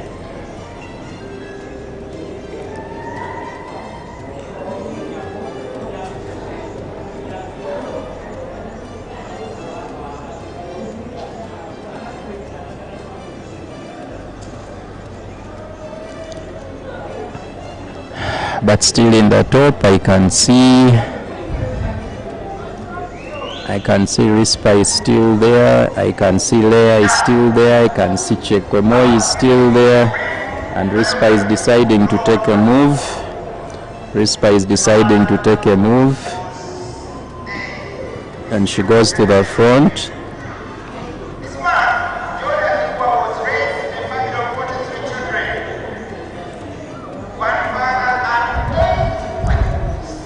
Taken the front. Let's see how fast she can push them. Let's see.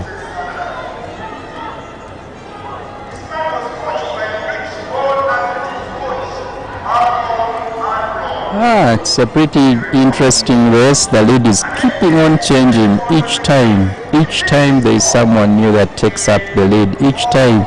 So I think they're trying to give it a go for qualification, which would be so good to see. It would be so good to see if we see these kids hit the qualification. It would be so good to see.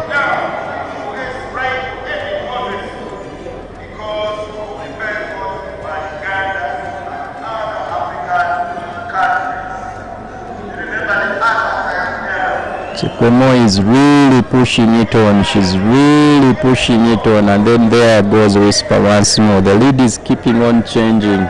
Leah is fighting on. She's now in third place. Let's see how the race progresses. Let's see how this race progresses. But it's progressing on interestingly. The lead has kept on changing from one to the other, to the other, to the other.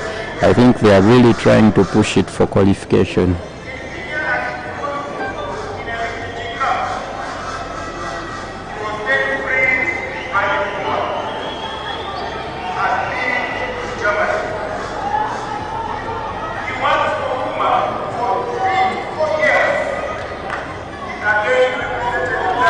Qualification time is 9:32:00 for the World Under 20. It's 9:32:00. So let's pray for these young kids that are giving their best to try to hit this qualification. Just like we said, it's never easy. Hitting qualification is never easy. It's really tough for them, and they are giving it a go.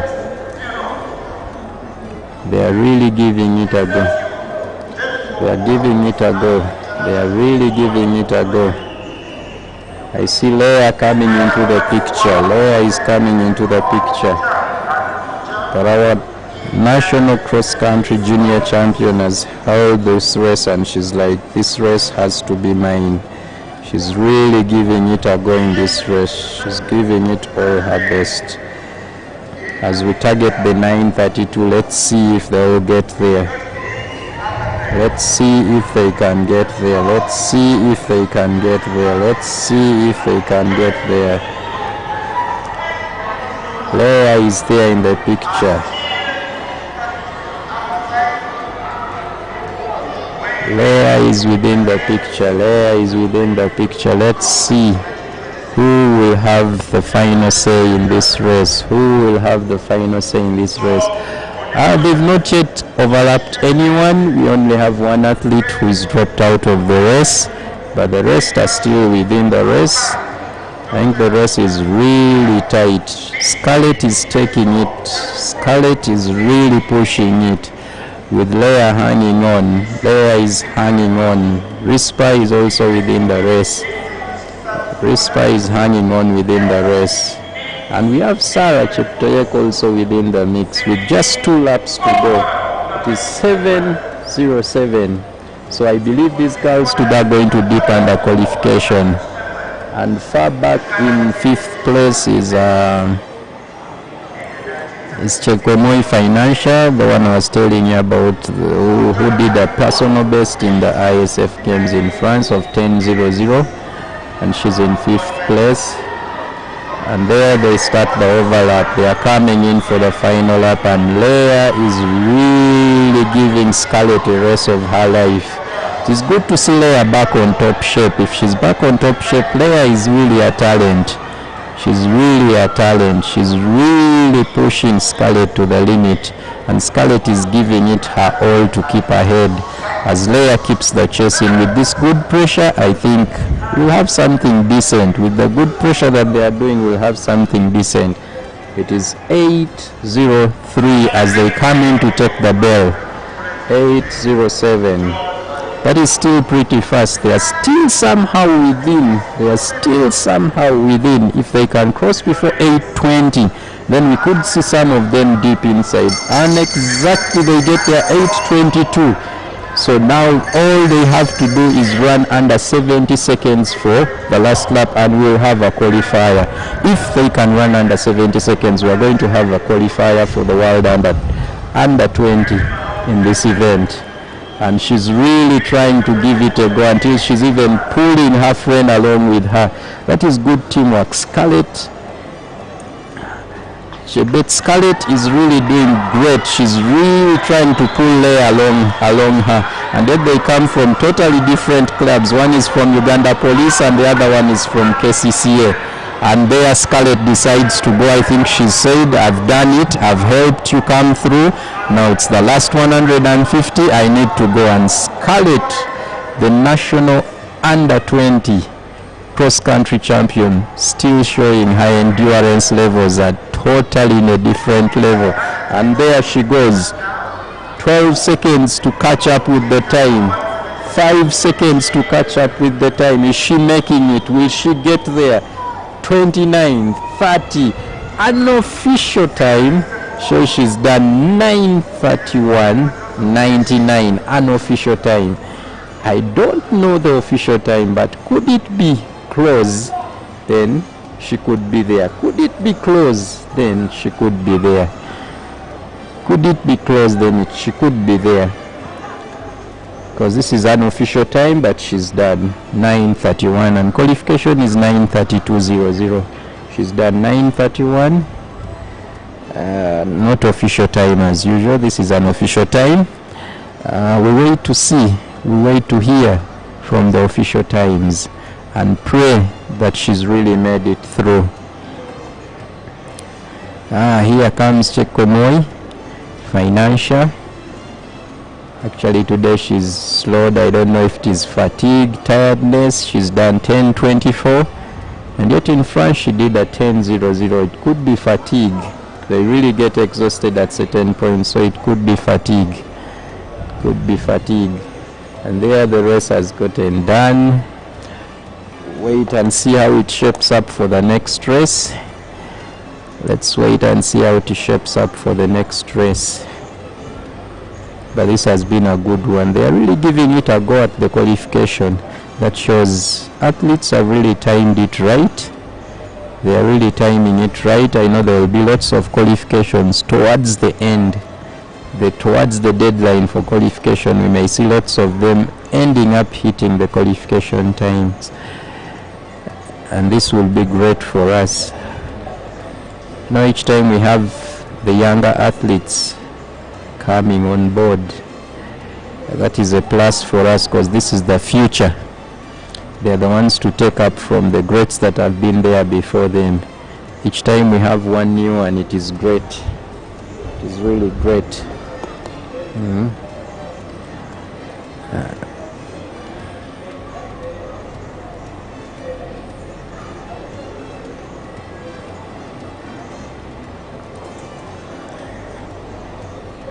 I believe she should have done better. I think she should have done much better had she let it off earlier. She should have done much better. She preferred teamwork, and in the end, teamwork may have costed her a bit. But I believe the next time when she comes and she's really serious to chase for qualification, I believe our cross-country national champion should be able to do it. Scarlett should be able to run this time with ease. If she's not dipped in today, she should be able to run it with ease. And there comes the final athlete on track. That is Cheptegei Hilda of Standard High Athletics Club. She's just completed the event. And that sums up our 3,000 meters. As we wait for more action, back to the sprints, where I believe Uganda will be a force with time. We have the 100 meters women. It's the next event that is coming up.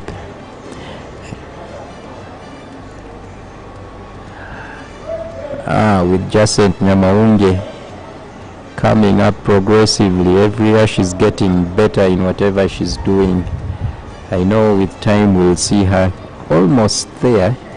She's really improving. She's getting faster and better. And this is a trademark I've liked with the sprinters. They've taken it on as a personal initiative to really push themselves to the limit, which is something good. You know, it is always positive when you like what you are doing. You can be willing to sacrifice a lot so that you can achieve, if you really like what you're doing. And they've taken it up. They've really seen there is a future there. They've really seen they are gifted, they are talented, they can make it. If others can, why not us? Look at Kenya some time back. We were actually much better than Kenya. We were not matching at all. We were like in another world compared to Kenya. But all of a sudden, boom, Kenya hits it. And their progression is really fast. These are some of the questions we should be asking ourselves. How did Kenya get that good very fast? How did Kenya progress massively and leave us there? These are things that we should ask ourselves. And I think some of these sprinters have really asked themselves these questions until they are like, okay, I think we can get there. I think we can do this, which is something positive as well. I'm really happy, really happy to see that they are progressing and they are doing great. This is something good. When you look at the likes of Tarsis Orogot and you look at his career, you look at his athletics age, this guy is really young in athletics. He's really young, but the dream he's chasing is a very big, bright dream.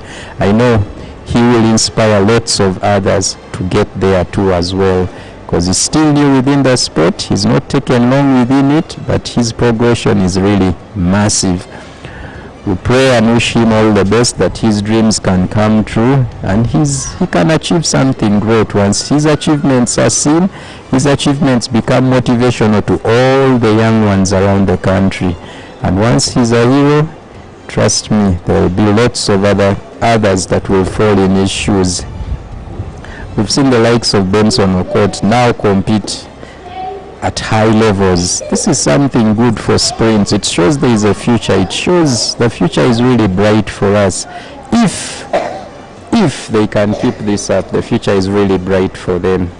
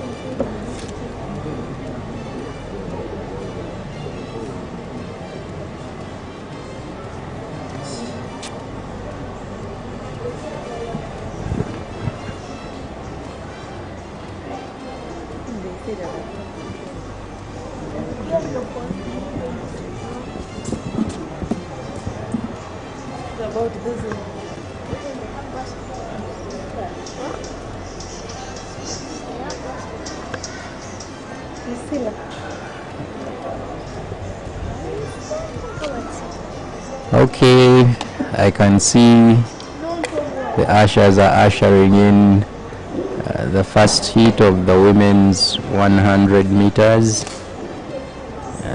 And in the first heat of the 100 meters for the women, we're going to have the following athletes.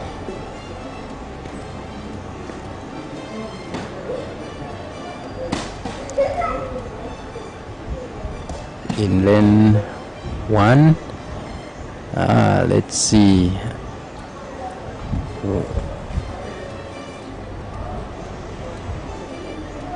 Six athletes initially have reported. That means one is not around. We shall find out who is missing, but 6 of them have reported, and you can't tell why this one is missing. Some of these things are not by self-will, but you find circumstances end up making you miss these trials after even registering.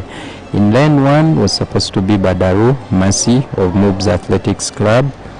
Lane 2, Aber Masi of Gombe SS Athletics Club. Lane 3, Muhwezi Chelsea Michelle of Makerere University Athletics Club. Lane 4, Achen Rosemary of UPDF Athletics Club. Lane 5, Lakisha Lona of Gombe SS Athletics Club. Lane 6, Idwara Penina of UPDF Athletics Club. Lane 7, Oroma Agnes of Unity Athletics Club. Now this is an interesting race. It's good to see some of these athletes back in action after completing their paramilitary training or their military training, the likes of Achen Rosemary.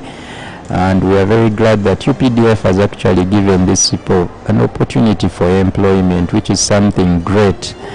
In the past years, it was very hard to get employed. And you see, this employment comes with a lot of benefits. With this employment, at least these athletes can be able to self-sustain themselves with the small monies that they earn. They can be able to invest and put into themselves that they didn't have and make themselves better. That small allowance changes a lot. It's a game changer for most of them. So big up UPDF for this, and keep doing this for more and more and more, and we shall definitely see more athletes in this. If I look at the start, it seems lane 3, that is Muhwezi Chelsea Michelle from Makerere Athletics Club, seems to be the missing athlete at the start, because I see lane 1 is there, lane 2 is there, lane 3 is vacant, lane 4 and 7 are all within. Let's see how fast these ladies will go. Let's see how fast. Achen Rosemary is one of these athletes that has already done the country proud in the Fiesta Games. They've really done a lot at that level. If they were to emulate and upgrade what they've done at that level, they would really be a class apart by now. Really be a class apart, because they've owned most of these records at Fiesta level, that is the Federation of East Africa Secondary School Sports. They've done great. They were powers in their events at the time they were in school. Now let's see if they can emulate this. Let's see if they can push it to another level, even at the nationals, even at the higher level. Let's see if they can take it up.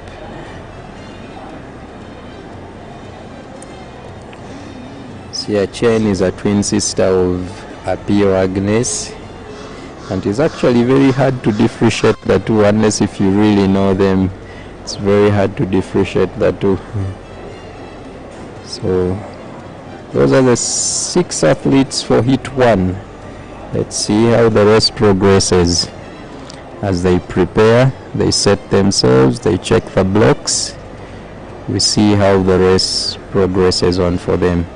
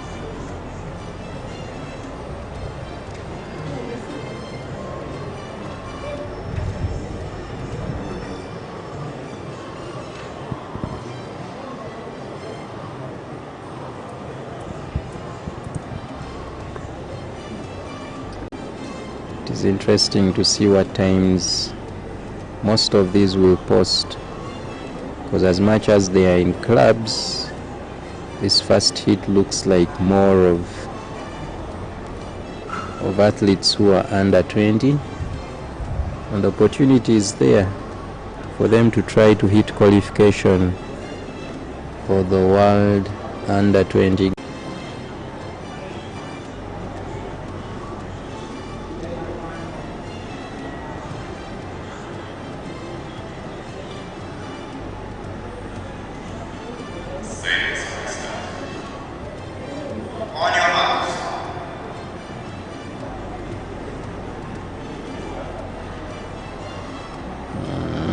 There we go.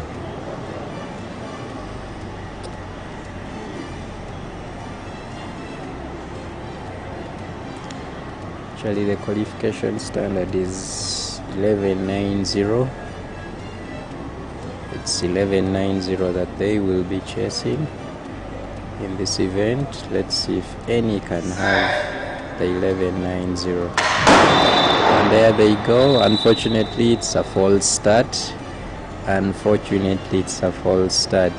I do not know who made the false start, but looking at the athletes, athlete in lane 1, Badaru Masi, is already touching the head. I don't know whether she knows she's made a false start. I don't know if she's the one who's made a false start, because she was already putting the arms on top of the head. So I don't know if it's a false start or no. Let's wait for the start team to make a decision, and we see what it is. Let's wait and see what the start team does, and walks all the way through up to lane 7. That is Oroma Agnes of Unity Athletics Club. Oroma Agnes of Unity Athletics Club.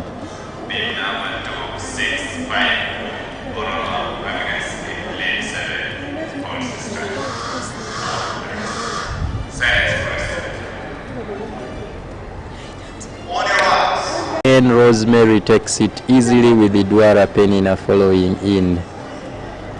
Both UPDF, both of them take the race.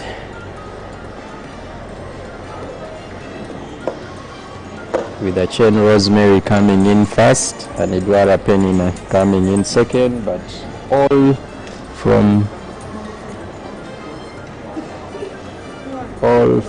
UPDF Athletics Club.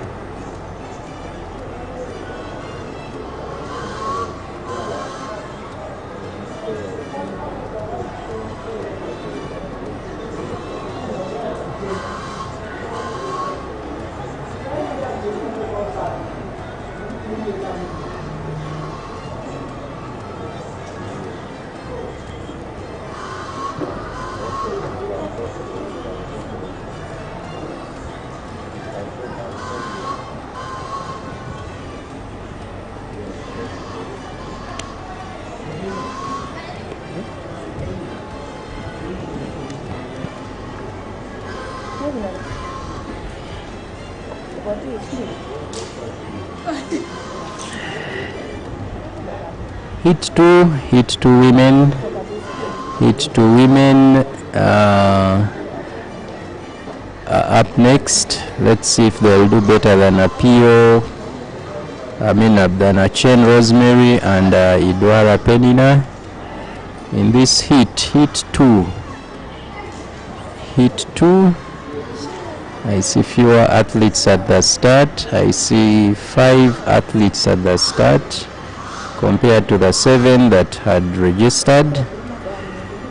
But these are the athletes that were supposed to be here. In lane 1, we're supposed to have Chebet Leni of Gombe SS Athletics Club. In lane 2, we're supposed to have Namatovu Claire of Kampala Kids Academy. In lane 3, we're supposed to have Akau Juliet of Gombe SS Athletics Club. In lane 4, Akelo Gloria Ochen of Uganda Prisons Athletics Club. Lane 5, Amon Sharon of Standard High Zana Athletics Club. In lane 6, we're supposed to have Achan Gome Peace of Gombe SS Athletics Club. And in lane 7, it was supposed to be Maidit Evelyn of Tororo District Athletics Club. But as per the race, I see 5 athletes. 5 athletes, and that is lane 2. That is Namatovu Claire of Kampala Kids Academy. In lane 3, we have Akao Juliet of Gombe SS. In lane 4, we have Akelo Gloria Ochen of Uganda Prisons. In lane 5, we have Amon Sharon of Standard Zana Athletics Club. And in lane 6, we have Achangom Peace of Gombe SS Athletics Club. And there they check their blocks. Let's see how they progress and who takes the race. You know, just like the saying always goes, they say sprinters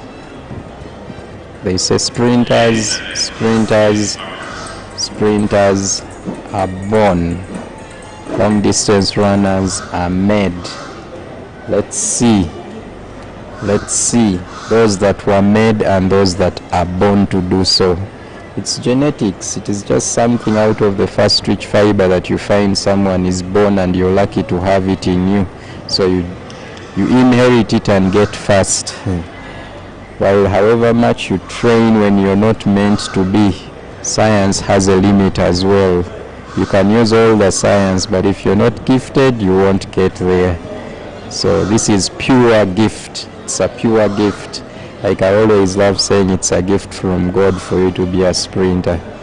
While long distance, anyone can be the greatest in the world, depending on very many factors. Let's watch Heat 2 and see how it goes.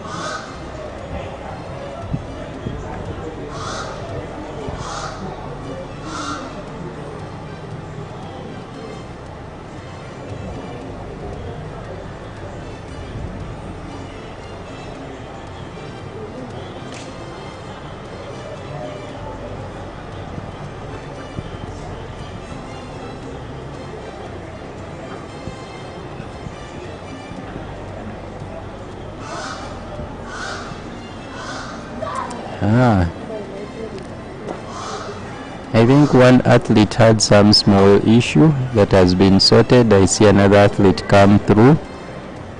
I think she's come through to join her colleagues, because there was a slight delay. I think they were giving her benefit of doubt for something, and still they send her back. So there may be a slight delay in the 100 meters second heat. They send the athlete running all the way back to the call room. I don't know what the issue could be, but I don't know what the issue could be, but let's wait and see. But there is some small delay.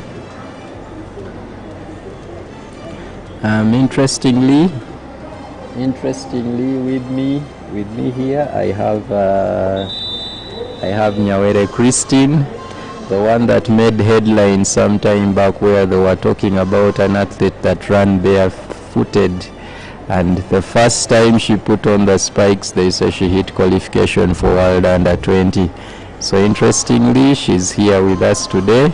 Unfortunately, she's not going to be in action today due to some personal issues, but I needed her to say something, 2-3 words, and at least give some small encouragement to the rest that everything is possible. She went to France. She was in France. She did the 200 meters and 400 meters, whereby she reached the finals of the 400 meters in an event that wasn't hers, but she reached the finals and did a pretty fast time. She ran 56 seconds, which was good to see. And the 200 meters, unfortunately, according to the program in France that was scheduled, it was a little different. Let's first hold in before we get her, and let's watch hit 2 of the 100 meters and see who takes the day.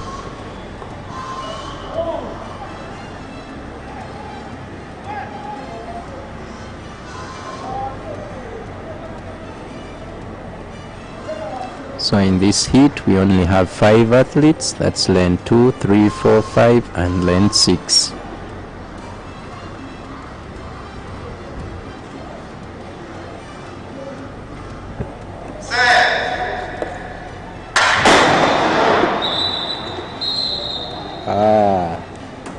And this one is interesting. Seems there is a false start. I don't know what the start team will do. I don't know what the start team will do for them. I really don't know what the start team will do. But it really took them a very long time to get these athletes down. I don't know what the start team will do for them after that delay, because the delay really disorganized these athletes. I don't know what the start team will do. Let's see the decision of the start team. And oh my, lane 4, that is Akelo Gloria Ochen of Uganda Prisons Athletics Club, has been disqualified. So she's made a false start and she's disqualified. Quite unfortunate for her after that long delay at the start. It's quite unfortunate.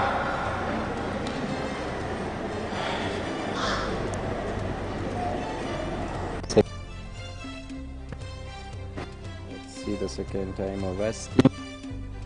4 athletes now. 4 athletes.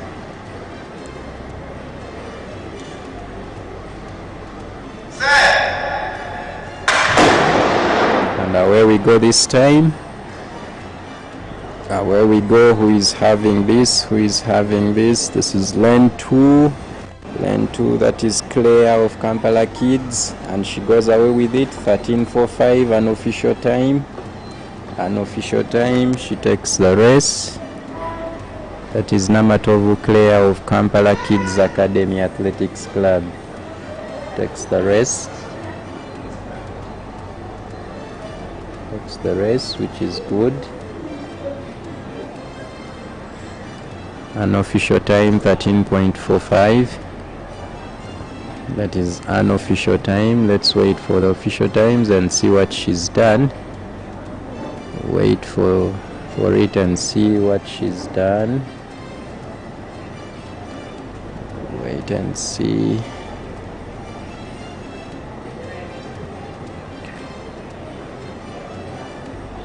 Wait and see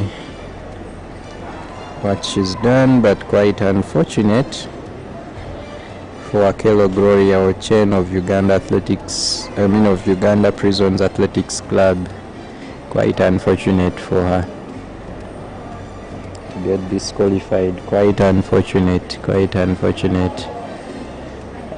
We having heat 3 from aboard, and heat 3 seems to have 6 athletes. Still showing one athlete has not turned up for whatever reason, so they've not started as well. So let's see as they get to the start line. Let's see who is missing and who is there. But the official start list was supposed to have Namuli Aida in lane 1 from Makindye Municipal Athletics Association.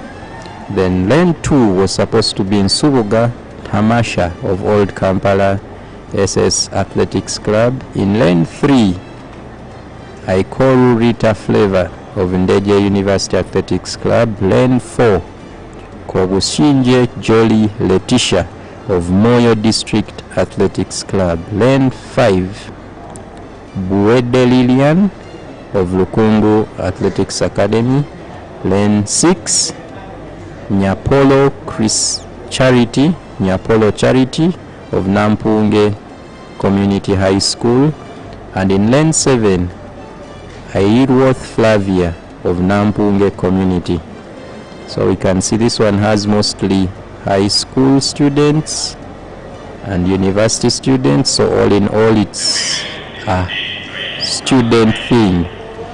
Should be a student thing. Let's see how far they can push themselves. This gives them an opportunity to qualify for the World Under 20, and the time to beat is 11:90. Let's see. According to the start list, a few are missing, and we can now follow up in heat 3. In lane 1, we have Namuli Aida of Makindye Municipal Athletics Club. In lane 2, we have Nsubuga Tamasha of Old Kampala Senior Secondary School Athletics Club. Lane 3 is vacant. In lane 4, we have Kobushinje Jolly Letitia of Moyo District Athletics Association. Then the next lane is vacant. Lane 5 is vacant. In lane 6, we have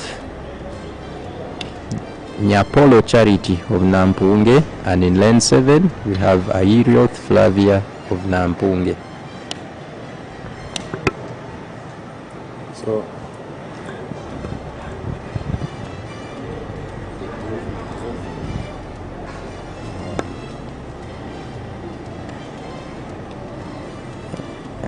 interestingly, I've just been joined by some of the elite athletes from Uganda Wildlife Authority, and those that are having prospects in becoming future champions in the quarter miling I was talking about. One of them that finished, I guess, third today, that is Okwi Eric, is here with us.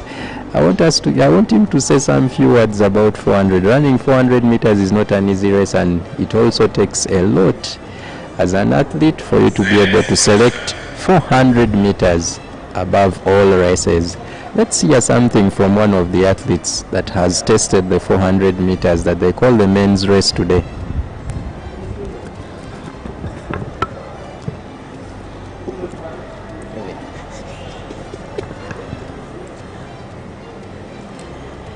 How was your experience in the race, Eric, today? How did you see it? How was it racing against Wow. It was a chance to race with one of the champions. It feels enjoyable, though it is always a tough race to go, since they call it a men's race, and indeed it is a man's race. Though there are a few challenges that you can go through it, you can't just wake up from nowhere to run this race.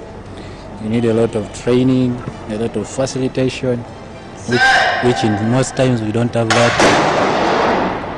And for you to come up here to challenge the top athletes, you need to have prepared a lot. So my only humble appeal there is a lot of preparation needs to be taken into consideration in these races, because running a 400 is not an easy thing. It takes a lot of commitment, a lot of time for you to give it all your best. You can't just come up from nowhere like any other race. So I'm urging upon all those that know what this race means, all those that wish the best for the sprints in our country, to come up and show something to bring us up, because we are really challenged. We cannot compete with the middle distance runners, we can't compete with the long distance runners, because they are the ones dominant in the country. We see them flying, but in most times sprints, even their time is limited for them to go out there to try out their luck.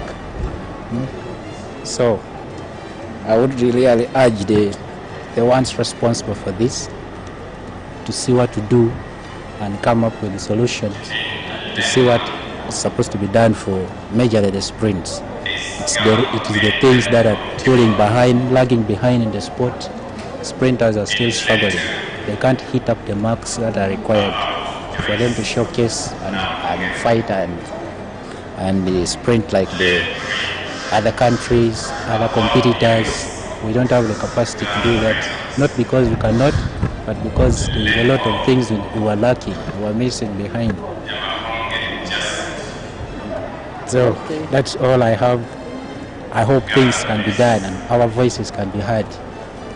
I know definitely the voices have been heard. We've heard it from Okwi Eric, who finished third today in the 400 meters, which was a very tough race won by Adoli in an official time, which I got at 46.10, but I don't know what the official time will be. Let's wait.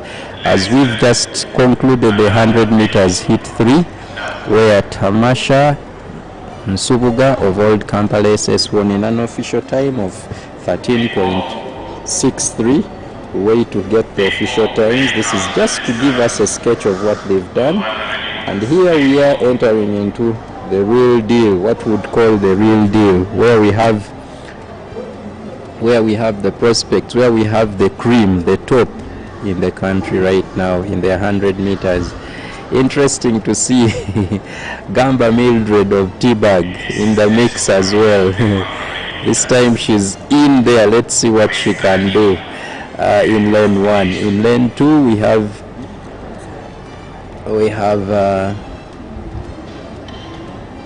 have Ayako Joyce of Nampunge Community High School Athletics Club. We have Apollo Eunice of Uganda Prisons. In lane 4 we have Nyamaunge Jacent, who is still chasing for the national record of 100 meters, owned by Justin Baiga, one of the greats that are there, but from the same club, that is Uganda Police Athletics Club. We have Apio Agnes in lane 5 from Uganda Prisons.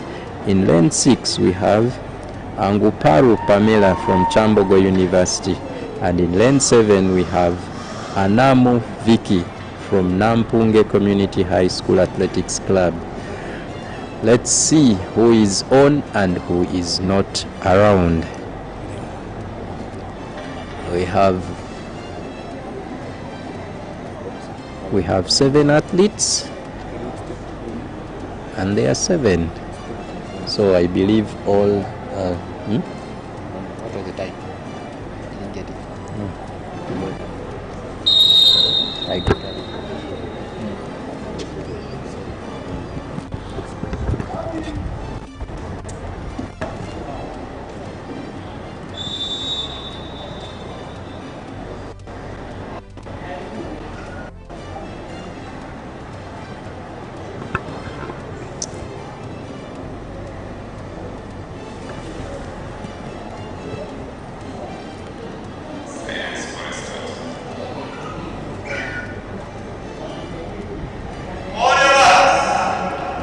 There we go.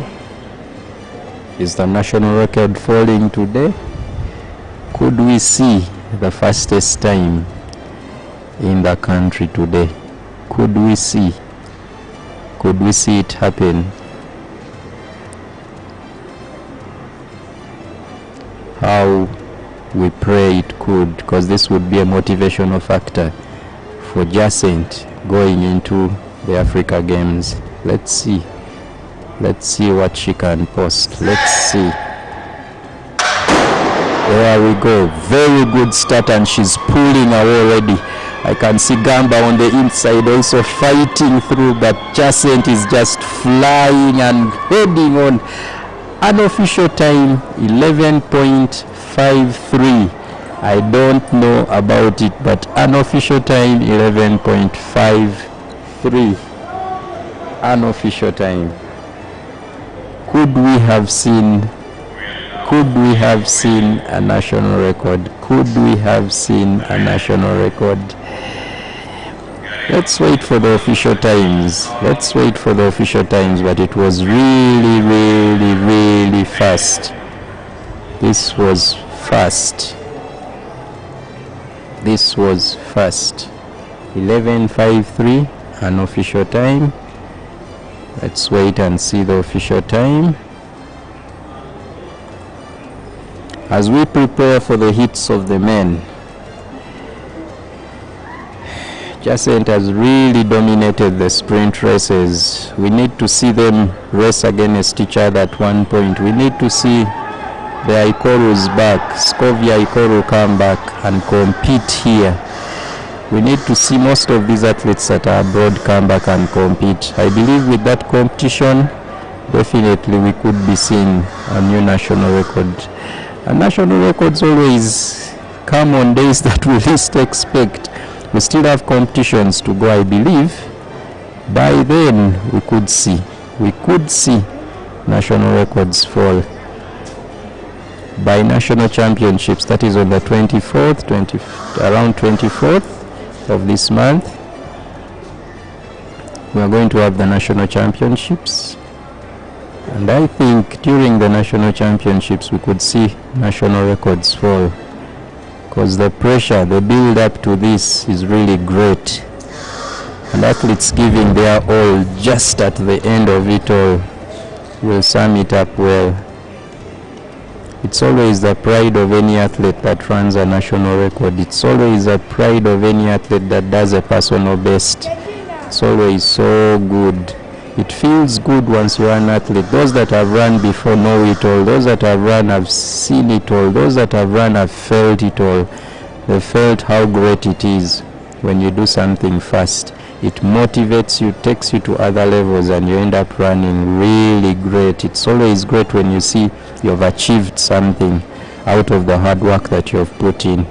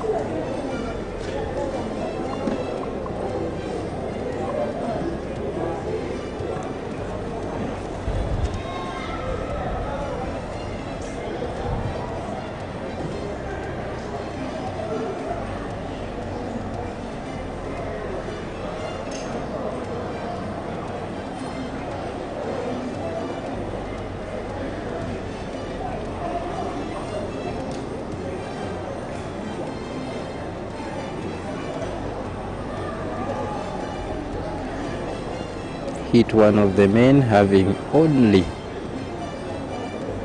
having only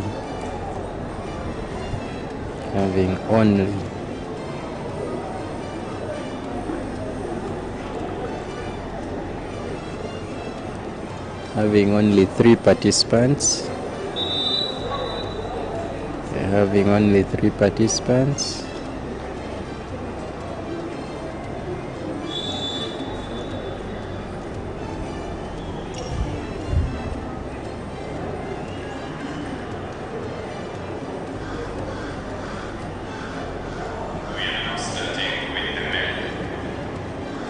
Having only three participants.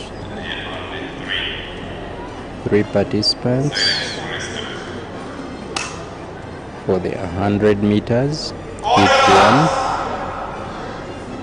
And there we go. There we go.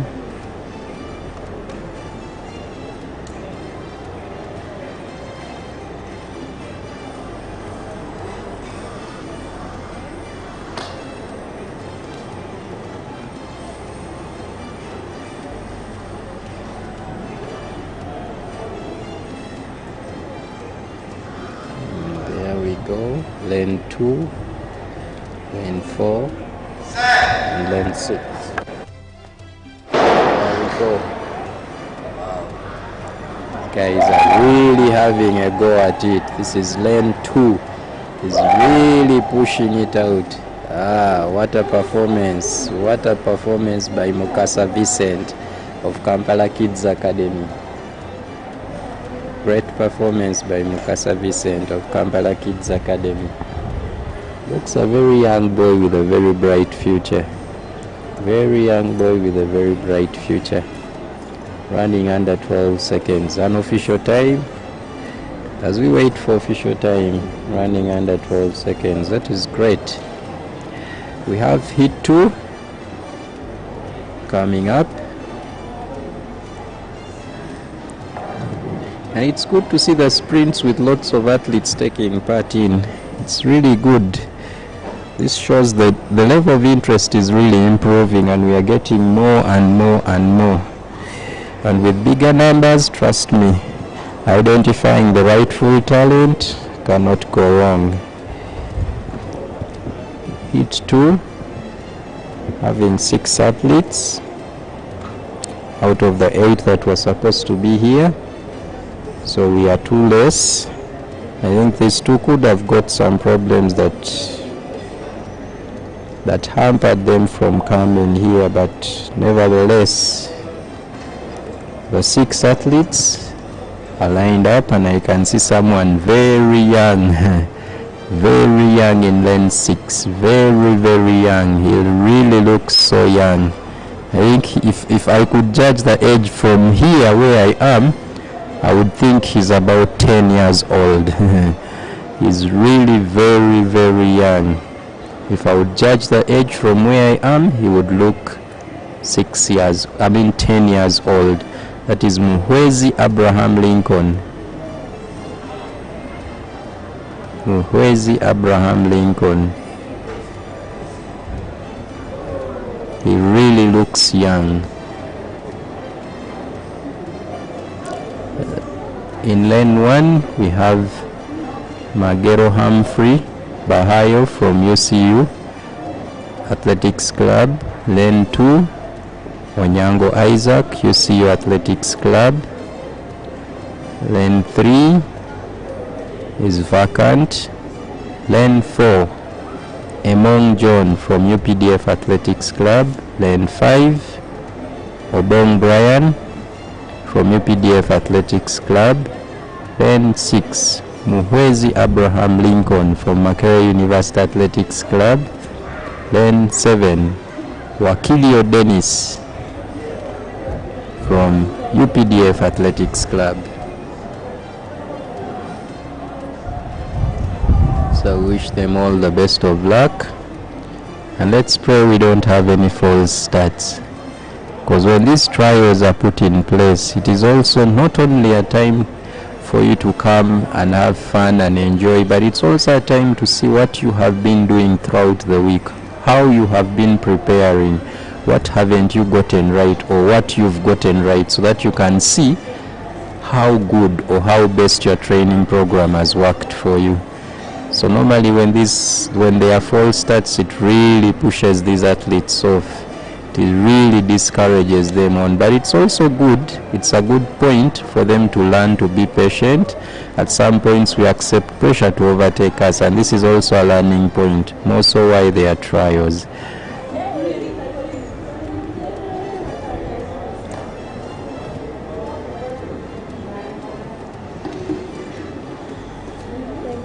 Athletes checking up their blocks.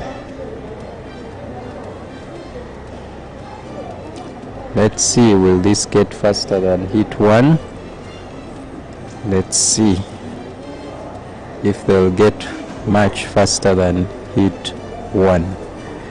But looking at it, judging by this, what I see, I believe it will be a much faster heat than heat 1.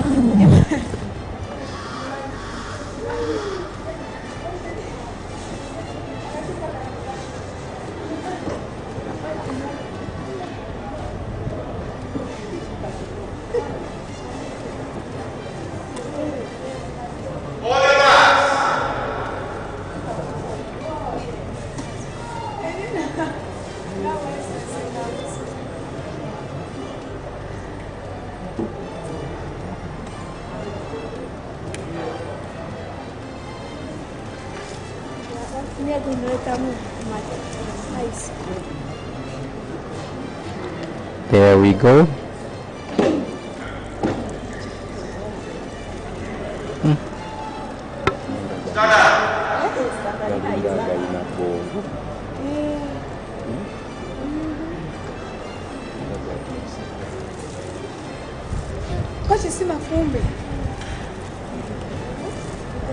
The athletes are up. I think there was a technical problem. I see the young boy I think hadn't put his blocks right. The young boy hadn't put his blocks right. And I think his blocks weren't set right. There he goes. He's setting the blocks once more. Let's see. Let's see how it goes finally. Finally, Mildred is done with the 100 meters. And here she comes, here she comes, here she comes. She'll give us what her experience was. She's one of the athletes that has taken long running this 100 meters, one of the veterans that we have in the 100 meters. And here we have Mildred join us. Welcome back from the 100 meters. I know it was really a tight race, but it's good. It's good. It's fun seeing you race. It's really good seeing you race. You see, most of you that race at this time, you may race for your personal interest, but it is motivational to the young upcoming girl athletes that are looking up to you, that see you as role models. It is really good to race against some of them and actually beat some of them. I know. Every time I go on the start line, everyone thinks I'm going to come dead last. Not for some of us who know your potential. So when you go there, the people are like, because I was just down national song was like, you can still run. Yeah. They forget that sprinting is a gift. Exactly. It is not made, it is inborn. Yes. Yeah. So this is hit 1? Yeah, this is actually hit 3. Oh, man, hit 3. Yeah.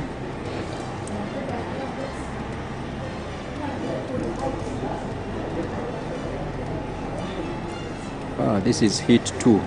Hit 2 of the men. I was going to wonder, I'm like, I have This is hit 2 of the men. Yes. The men always Another do that. false start. Another false start. Another false start. This is interesting. A false start. So welcome back from France. You want to share with us your experience? Or France, you already talked about it? Yeah, we've talked briefly about it, but it was worth an experience. But then what we really were good. asking ourselves quite a lot was what was the selection criteria? Because I know there are some people who might have athletes, but they were never aware of it. Even during the national trials here, nothing was mentioned about it.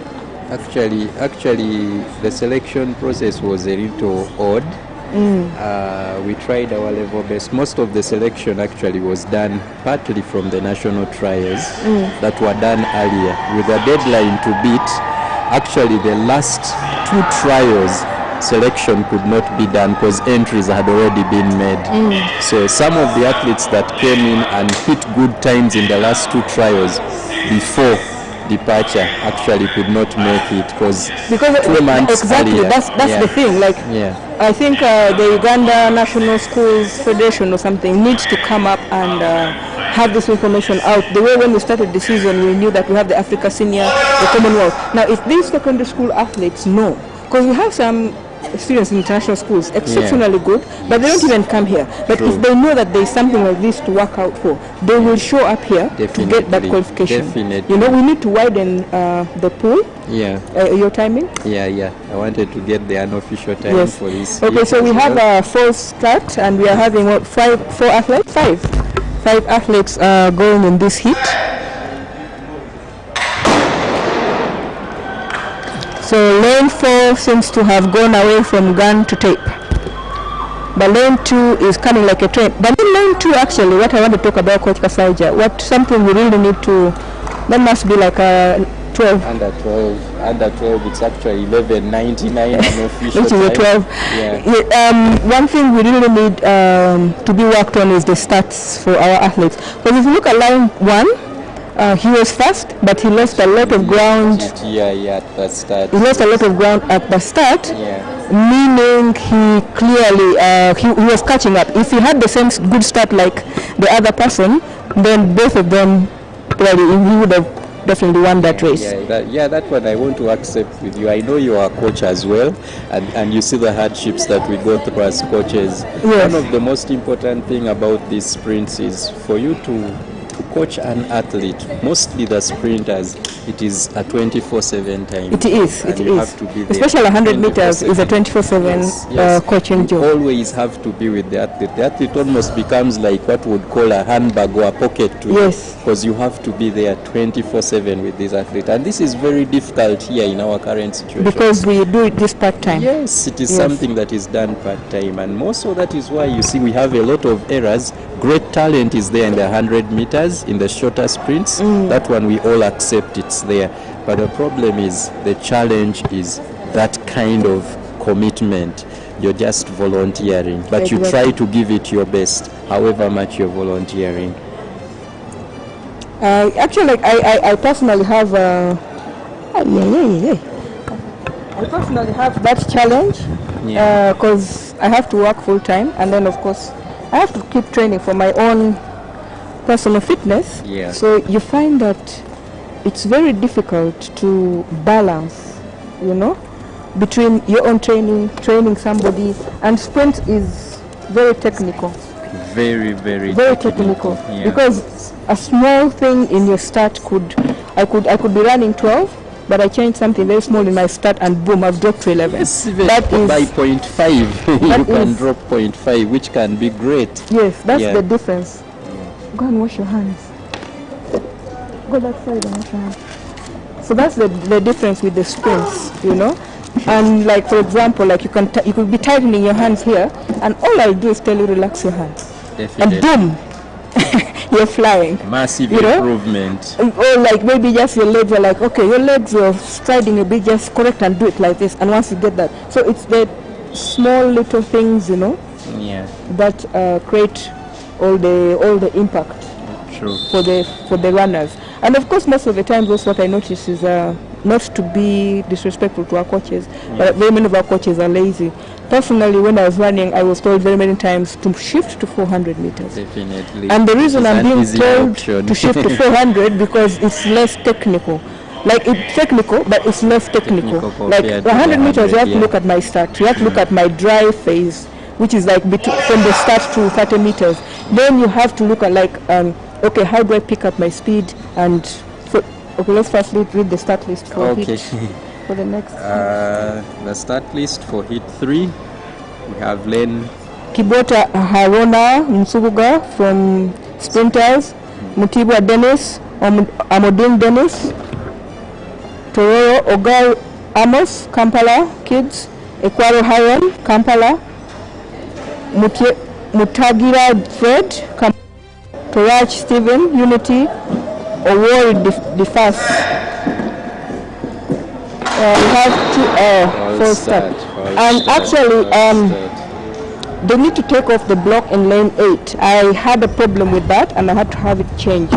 Because if you actually look, the athlete in lane 8, the block literally flew off. Yeah, it flew off. Yes, it flew off. It has a problem. Yes, it has a problem. Like when you try to put it up, it can't go up. It keeps going back down. And I don't know why they don't check these blocks. Actually, they should be checking them before the event.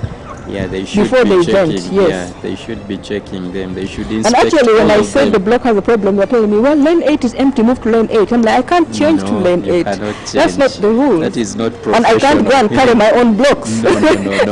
It's supposed to be there. Exactly. Actually, all lanes are supposed to have the blocks. If it is faulty, then they are supposed to make a change for you. The start team is supposed to make a change for you. The start team should have made a change for you. And true, it is very faulty, I can see, and the athlete is actually enduring with the faulty block. But if you look at that athlete, that's a junior athlete. Yeah. They can't even complain. They can't say anything, you know. It's a faulty block, and it needs to be changed. Actually, let me call Latigo. Because if you find a strong athlete, they're going to be... Oh my. Which lane? That is lane 3. Omoding Dennis of Tororo District Athletics Association. Well, that's the rule is the rule. Yeah. You beat the gun, you go. Yeah.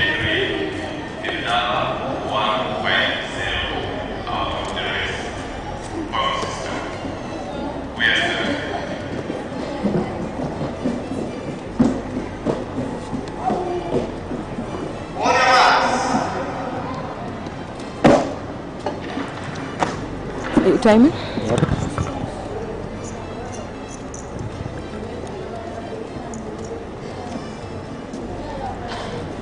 So we're down to 5 athletes. Yeah, we are down to 5. But now look at lane 2. Wow. The position. Absolutely wrong position. Wrong positioning, but he looks a very young athlete. Yes, he is. That is Mutewa Dennis of Kamuli District Athletics Definitely Association. I've never seen a block. Yeah, it's not even use a block. Yeah, and going back to what you are talking about being lazy, for me I would want to take a different direction. I think it is that they are not committed enough. What's the difference between being not committed and being lazy? They are not committed enough. Same I think thing. it is because of the motivation that they are volunteers. No, I think it's also the passion. Because Kasaja, I know it's the passion. You understand? So of course where there is no passion, there is laziness. So the laziness is not to say that they don't want to do it, but if you don't have passion for something, lazy and to once do you are it. a volunteer, it is the passion that pushes Exactly. you. Yeah. Because like I know you as a person, you focus so much on these technicalities. Whether you're there, they're paying you or you're not, that is what you keep grinding.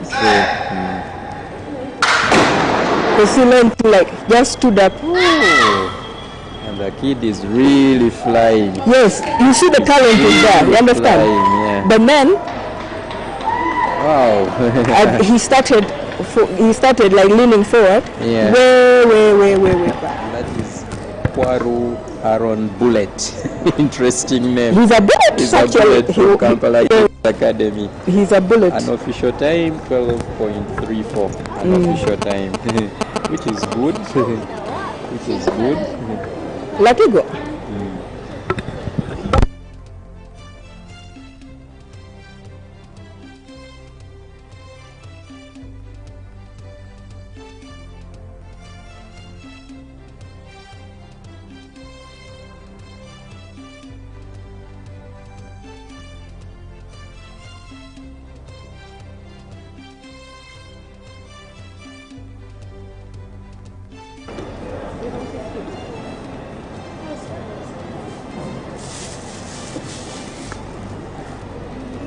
Toja.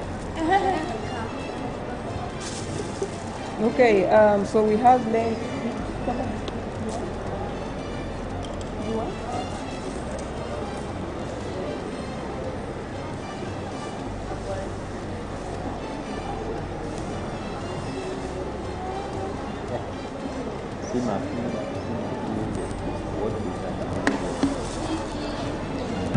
Can you hold the other side? You pay. You get a soda. You can pick up my change. So my change is 6,000.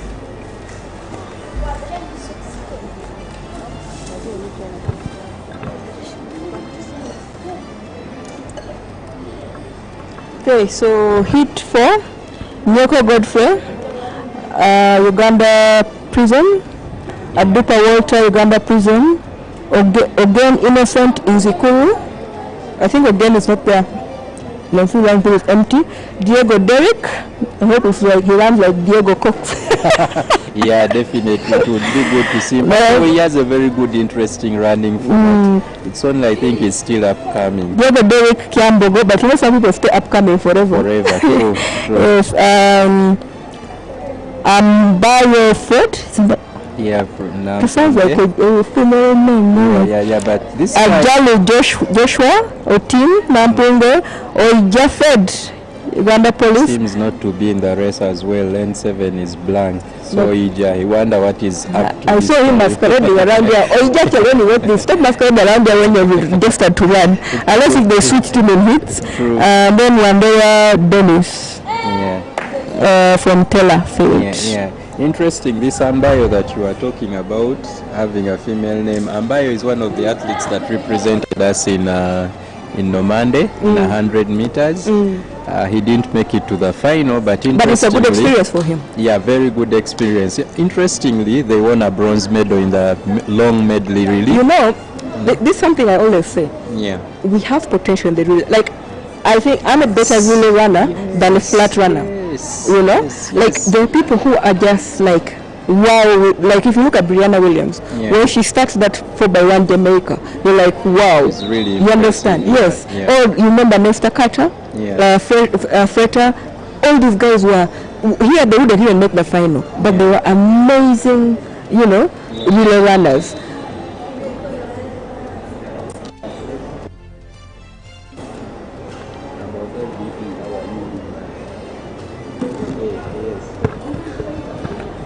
So as they wait for the athlete to set up their blocks, getting ready to go.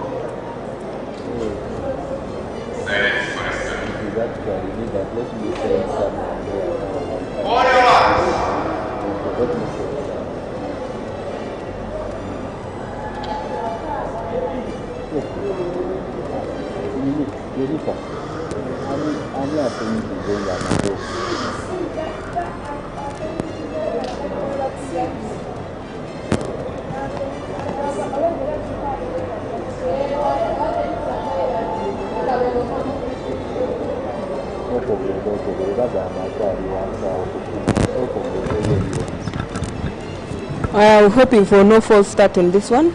You know, the men are notorious for false. Who are you giving this to? Derek? This is an interesting race. If Nyeko is there of Uganda prisons, maybe Nyeko and Adupa.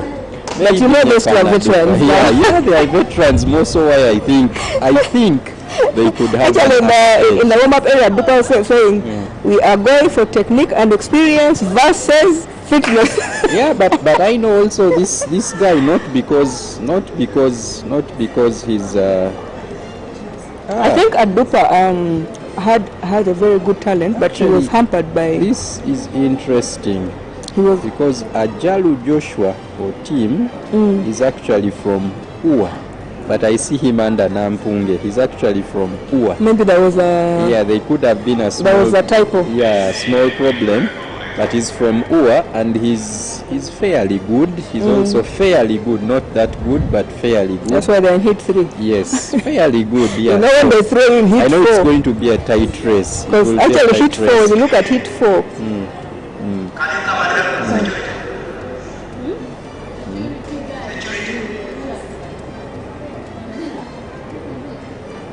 What could be the problem? They are calling security. Oija. This is interesting. Oija, the guy that we're expecting on the. Yeah, but like you know, as an athlete, Yeah, you can't escape. You can't skip the protocol. Even me, as a seasoned, like a veteran athlete, I have to go through the different protocols. Like even if some of it is annoying and they're delaying, you still have to be patient and go through it because that's the protocol. You can't just walk out of nowhere and then you expect to appear on the. At the start line. Yes, at the start line. To go through you have to go through the room. protocol. Yeah. You know, that's that's how it is. Yeah, he has to go through that whole room. Okay, now in the next heat, Obuto Solomon is going to have no blocks. Wow.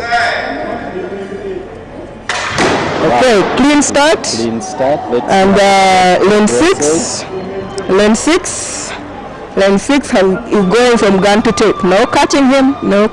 Oh, and this is the bio Fred, the bio that we are talking about. He's taken it. This is the bio Fred that we are talking about. What's the unofficial time? It is 10.84 unofficial time. So we'll be in L11 officially, 2010. Yeah, it may could be, but he didn't well actually went from gun to tape. His fastest time this season has been 11:54. So that definitely that is going to be a. But you know, we can't know. Like you know, yesterday I was watching the. I don't know if you watched that diamond, the thing in Poland. Yeah. Where like the time, like the person who won the 100 meters, he was ecstatic because it showed 9:95. For the first time in his life, he had gone under 9, which was like under 10, which was a PB, you know, and he went all the way up like when they started with 300. And then the official time comes and it's 10:02. Do you know how disappointed? He was like, what the you know, you can see on the camera he's not talking, but he's like, what is happening?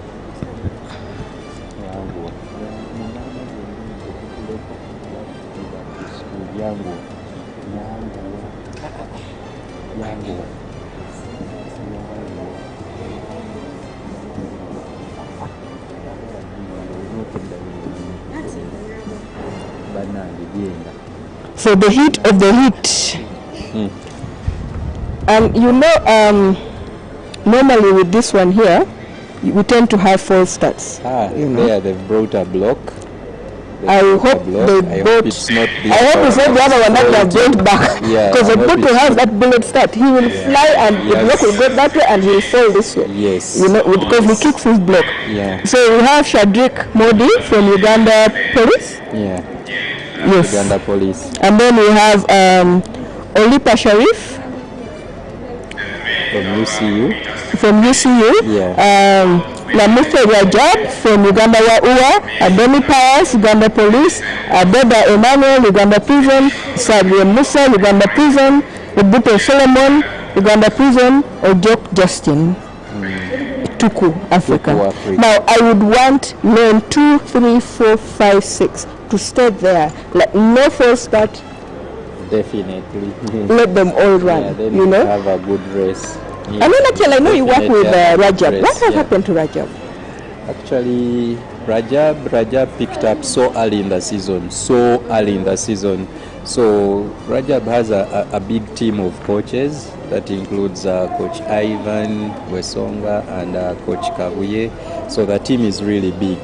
So confusion. He picked up so early.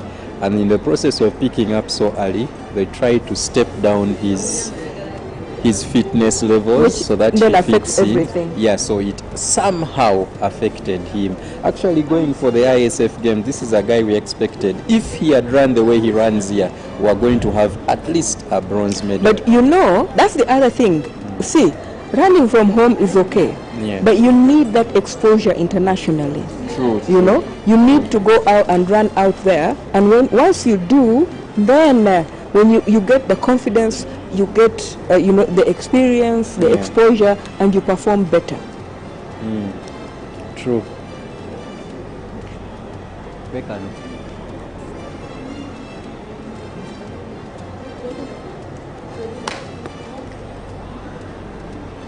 Yangu waduka yo mango okomye.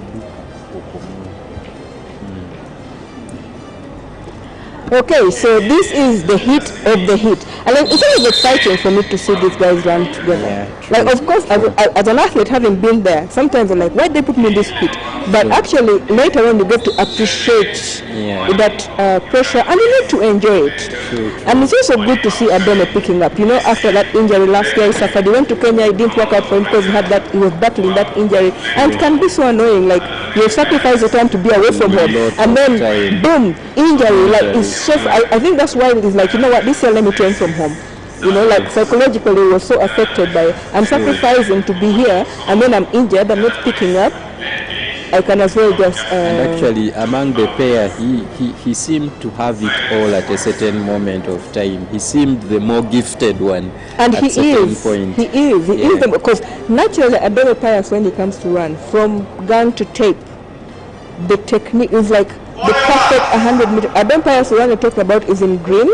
For the viewers, he's in green in lane 4. Yeah, lane 4. Yeah. Like he has that perfect technique, like the leg, the way it moves. Makes it look so simple. Exactly. Yeah. He makes it. And then Obuto Solomon, lane 7, he has the bullet start. Up to 60 meters. And last time we were talking about, like, Obuto needs to go for Indo. Indo, 60 meters But actually. he has a bullet. 60 meters is like, and which is something Roma used to have. Roma Emanuela. Emanuela that was bullet also start. good. Yes. And for me, I was always the one who comes from behind. Like, you have your bullet start, I finish. The last 40 yes, meters. The last 40 meters. Yeah, was so good. Yeah. So like each of these athletes, they have their advantages. And then Musa also is coming back after suffering that injury from last year. Actually, the injuries hit the sprinters so a lot. hard. It yes, takes them lots of time. Opinion, Yeah. I see he's also getting back and getting the confidence. Gradually, Yes, gradually.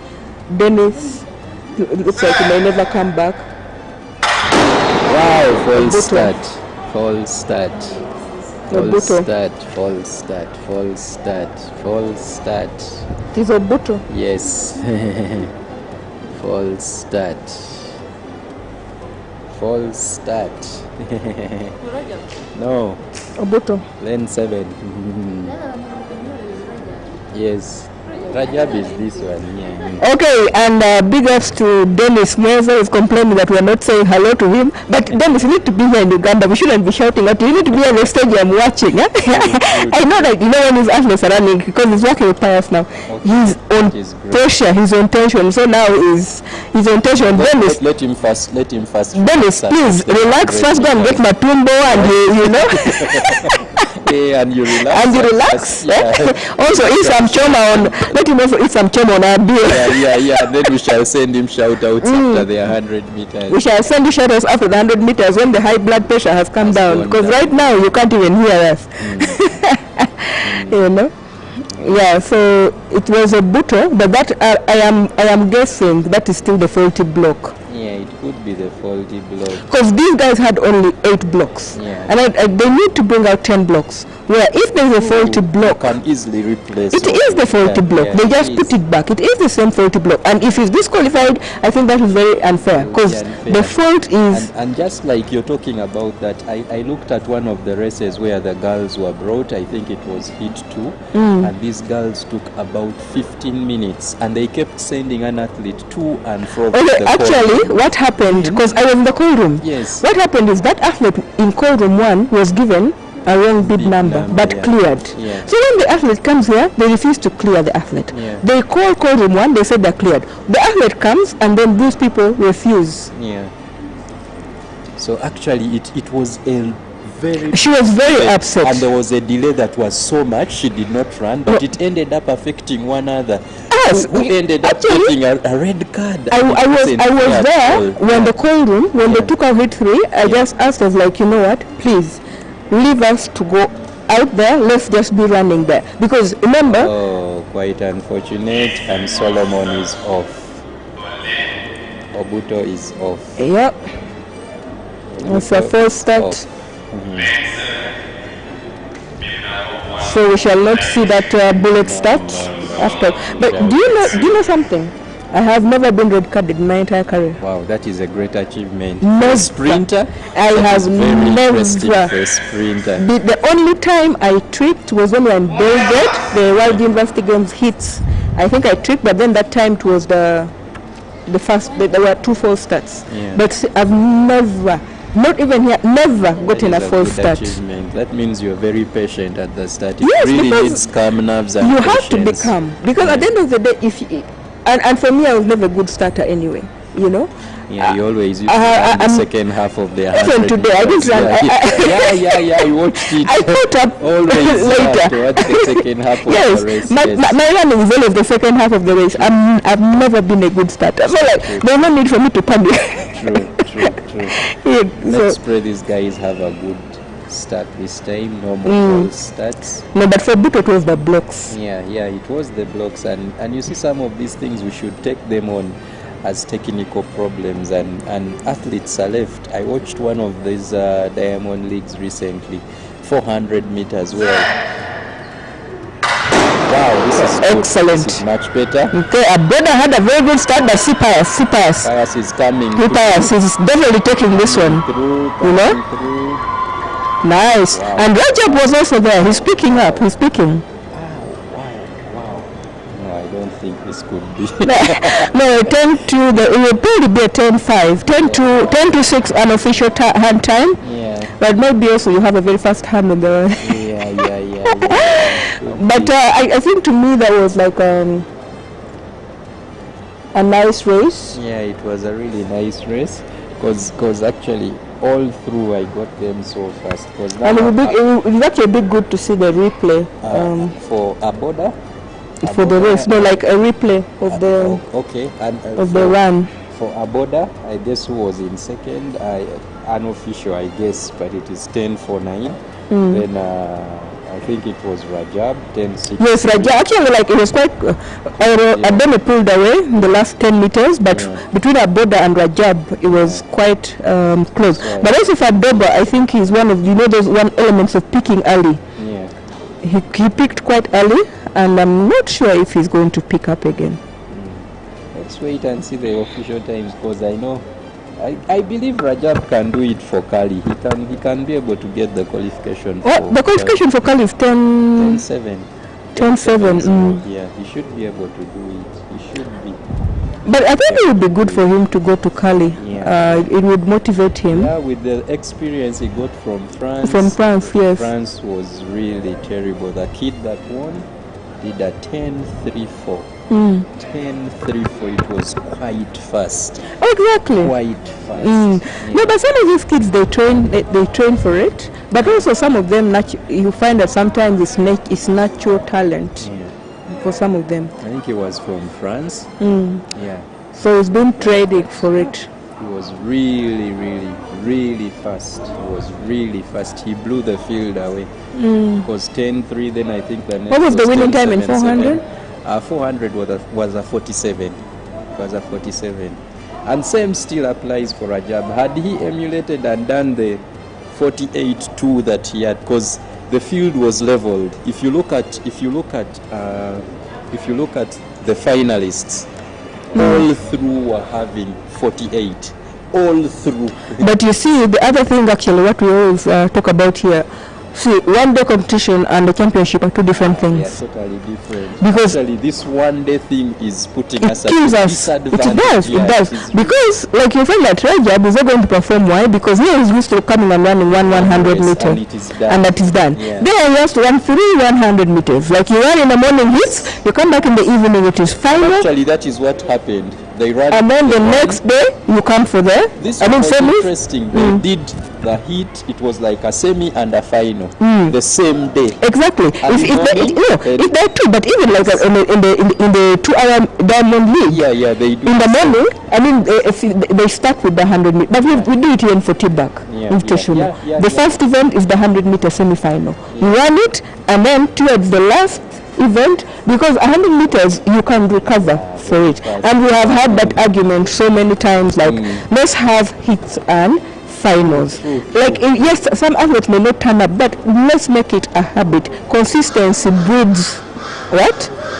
Consistency breeds perfection. Perfection, yeah, it breeds perfection. So unless if we start consistently doing something, Yeah. the perfection is not going to No, come. it won't come. It won't come. It won't come. This guy has bought 4 sodas. You bought small sodas.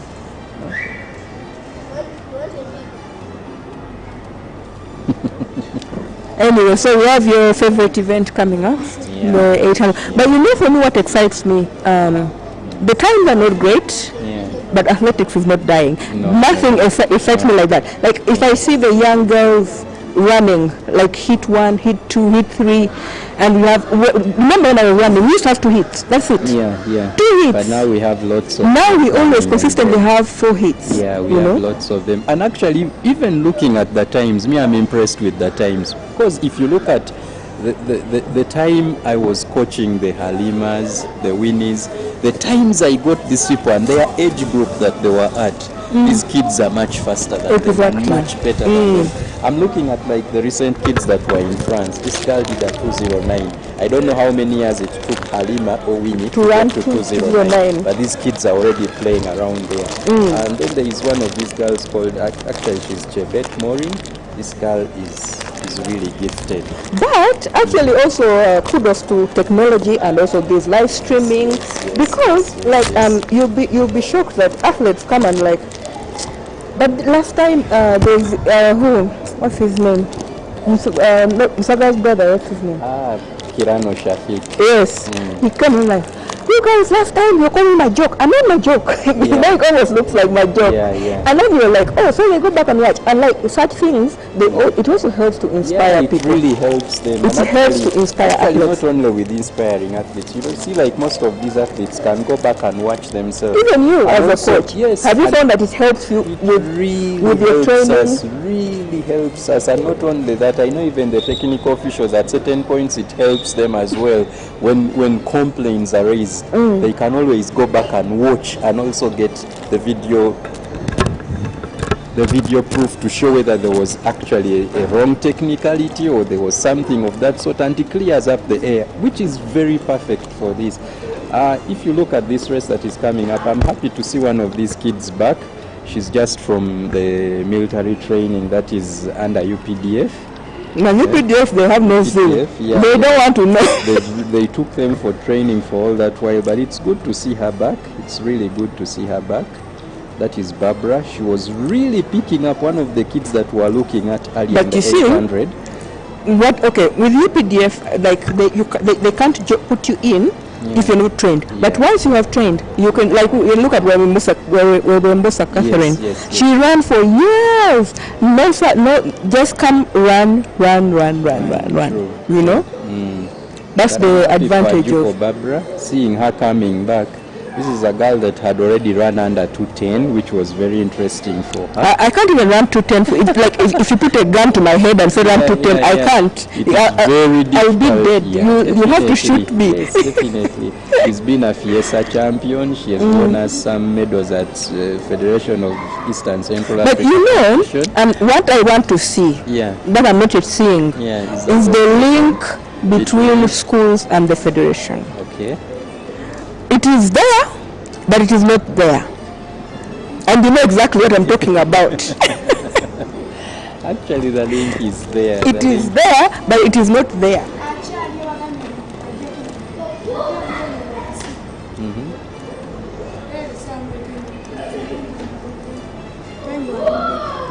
Yeah. Are you better? Yeah?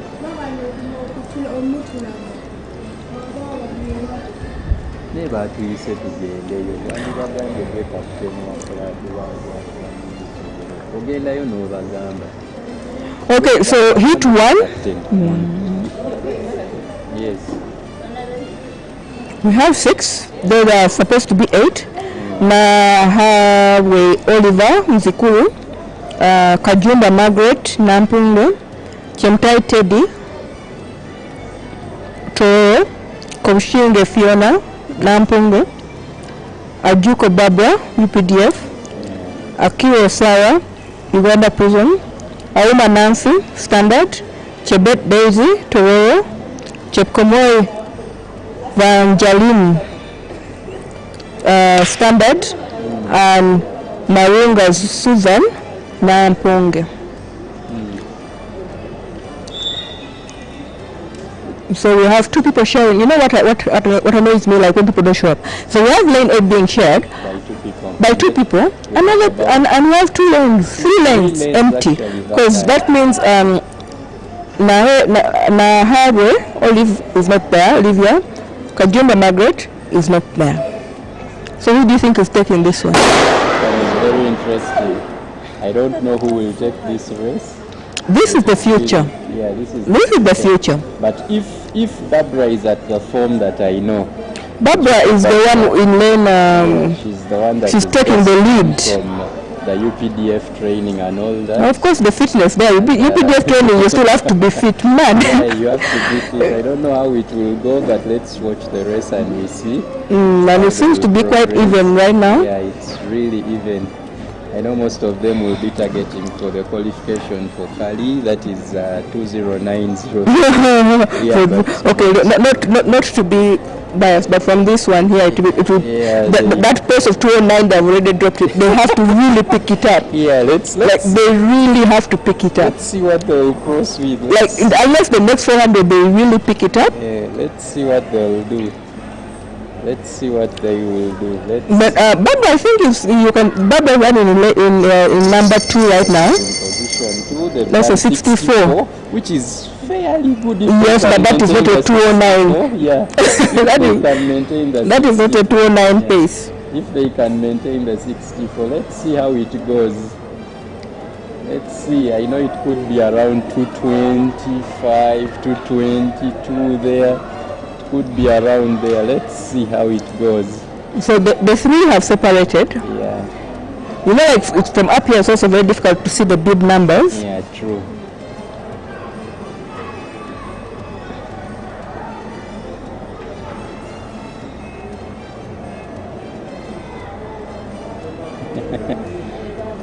Hey.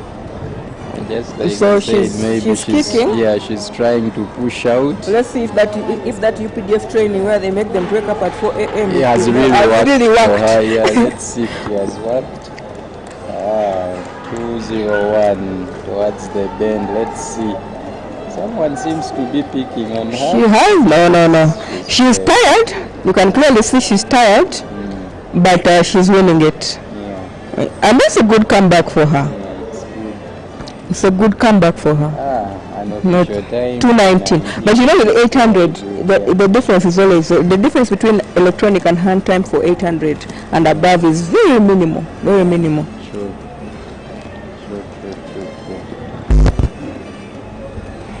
But running under 220 on your first competition, I think that is a plus. Without proper training from the military ground, I think she's... It's not about proper training. She has been training to run with a gun. Yeah, she's been training to run with a gun. But anyway, it's not athletics is like a different ballgame. Training for athletics, trust me, like, if you've never run, if you want to have respect for these people, what they do, you come here just 100 meters. In fact, last time we were here with Stephen Kiprotich, the last trial, and we asked Stephen Kiprotich, 100 meters, can you run? Like, do not tell me about 100. I hate 100 meters. I ran it once, I finished, I felt I was dying, and then most people, they think that just running is just there to there. But the energy you use in that short time. Quite a lot. Yes, and I try to explain to people this way. Like, you running the 10,000 and me running the 100, we're using the same energy. Except that you are releasing your energy in bits. True. Me, I have to release it at once, like in one go, and which is more tiring for most people. I really like what's her name? The guy going for the Africa singing. Achiro Lois? Achiro. She has also picked. Actually, she has picked. Yeah, she has really picked and she's fought her way through. She's a fighter, she's a die-hard. 800, you have to be a fighter. I remember during the do you know the person I really want to see in 800? Shida Leni. True. With her speed of the 400, if she gets some small good speed endurance. Shida Leni is, you know what they call a fighter? Yeah, she is. She is a fighter from... She will do a great 800, but it takes... No, it takes time. It takes time. But if Shida transitioned, if she accepted transition to 800, she will obliterate Halima's record. It will be a good, interesting one to see, because I believe even Halima is going to lower it. No, she is, but trust me, Shida, if she transitions, you give her 3-4 years. It's interesting to see Belinda after running the 1.5, she's back in the 800. By the 1.5, how did Musagala run? Musagala, he's also coming back slowly. He won the race, but... What I like, what Musagala has done is like the most mature decision you can do. Where he's like, you know what? No, I am not going for any international engagement.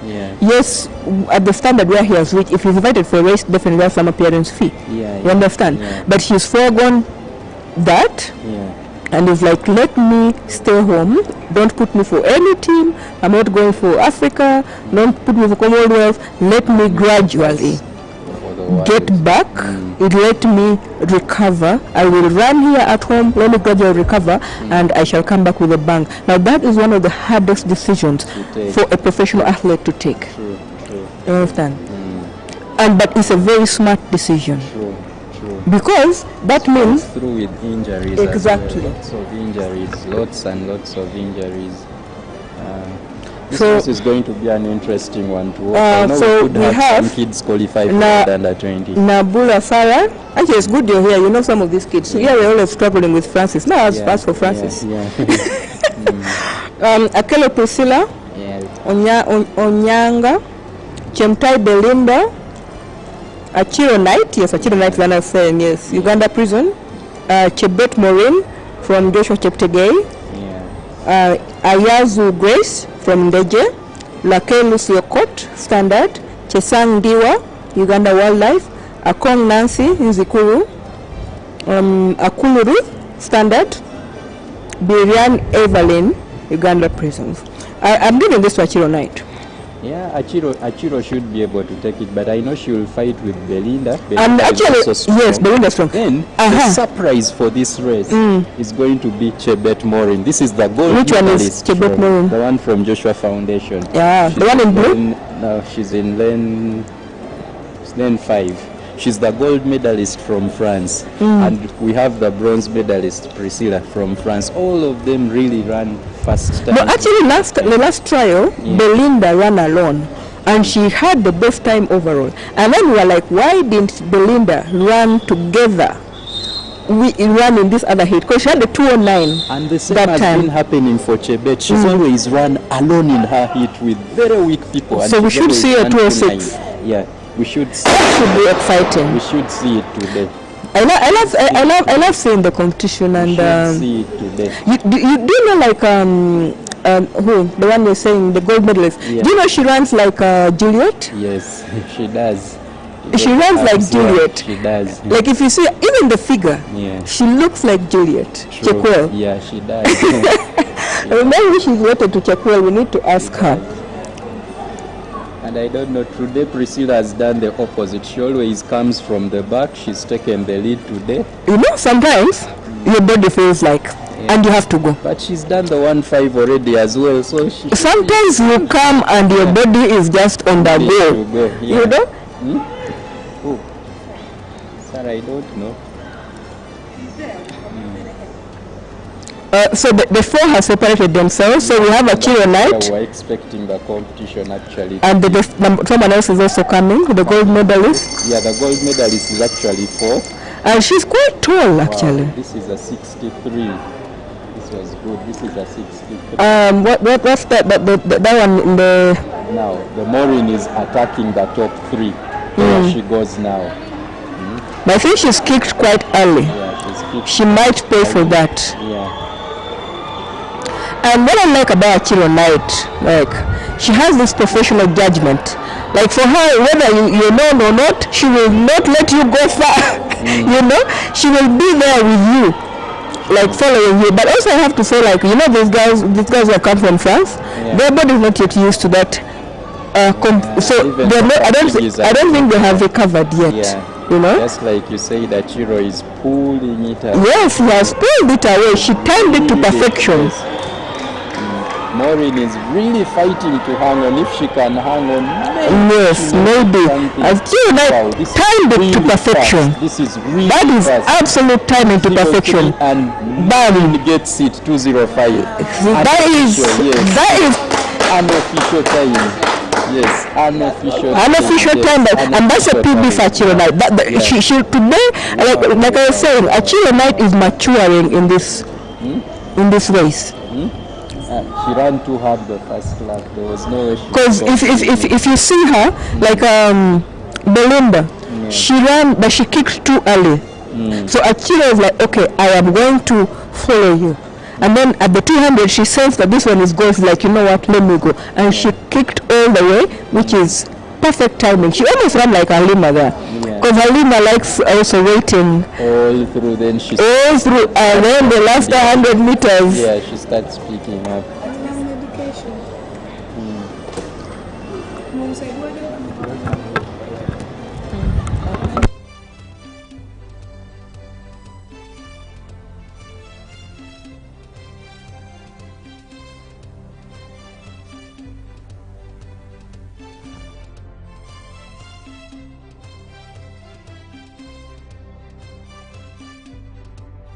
Lactic Sports, located on Metropole House next to Kamukama Plaza on room F5 along Entebbe Road. Lactic Sports is a fully authentic sports company dealing in all original sports equipment like jerseys, playing boots, tracksuits, sneakers, joggers, yoga mats, and many more from UK. We do delivery around the country. You can reach Lactic Sports on 0779 576746. Lactic Sports, we deliver.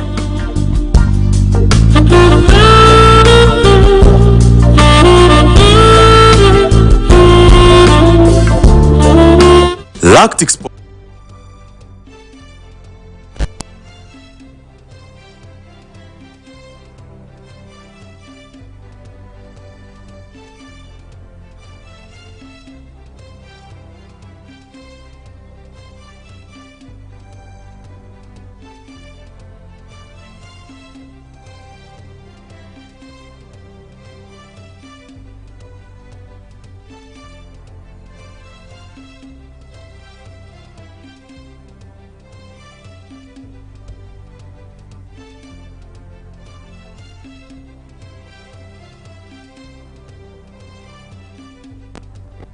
You see what like a missing link now.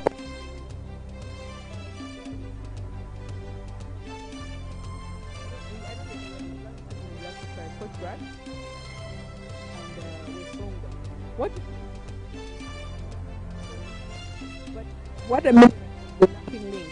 Not all schools are doing that, and there's so much talent out there that these kids, if they even know, how many of them actually know that there's a World U20 competition they can qualify for?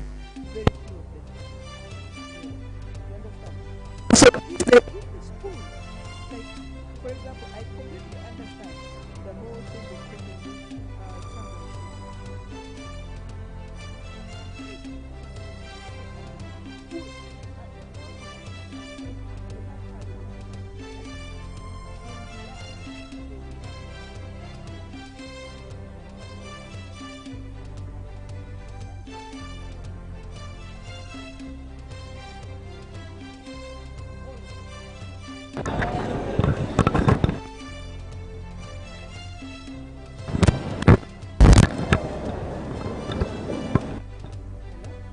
Back on.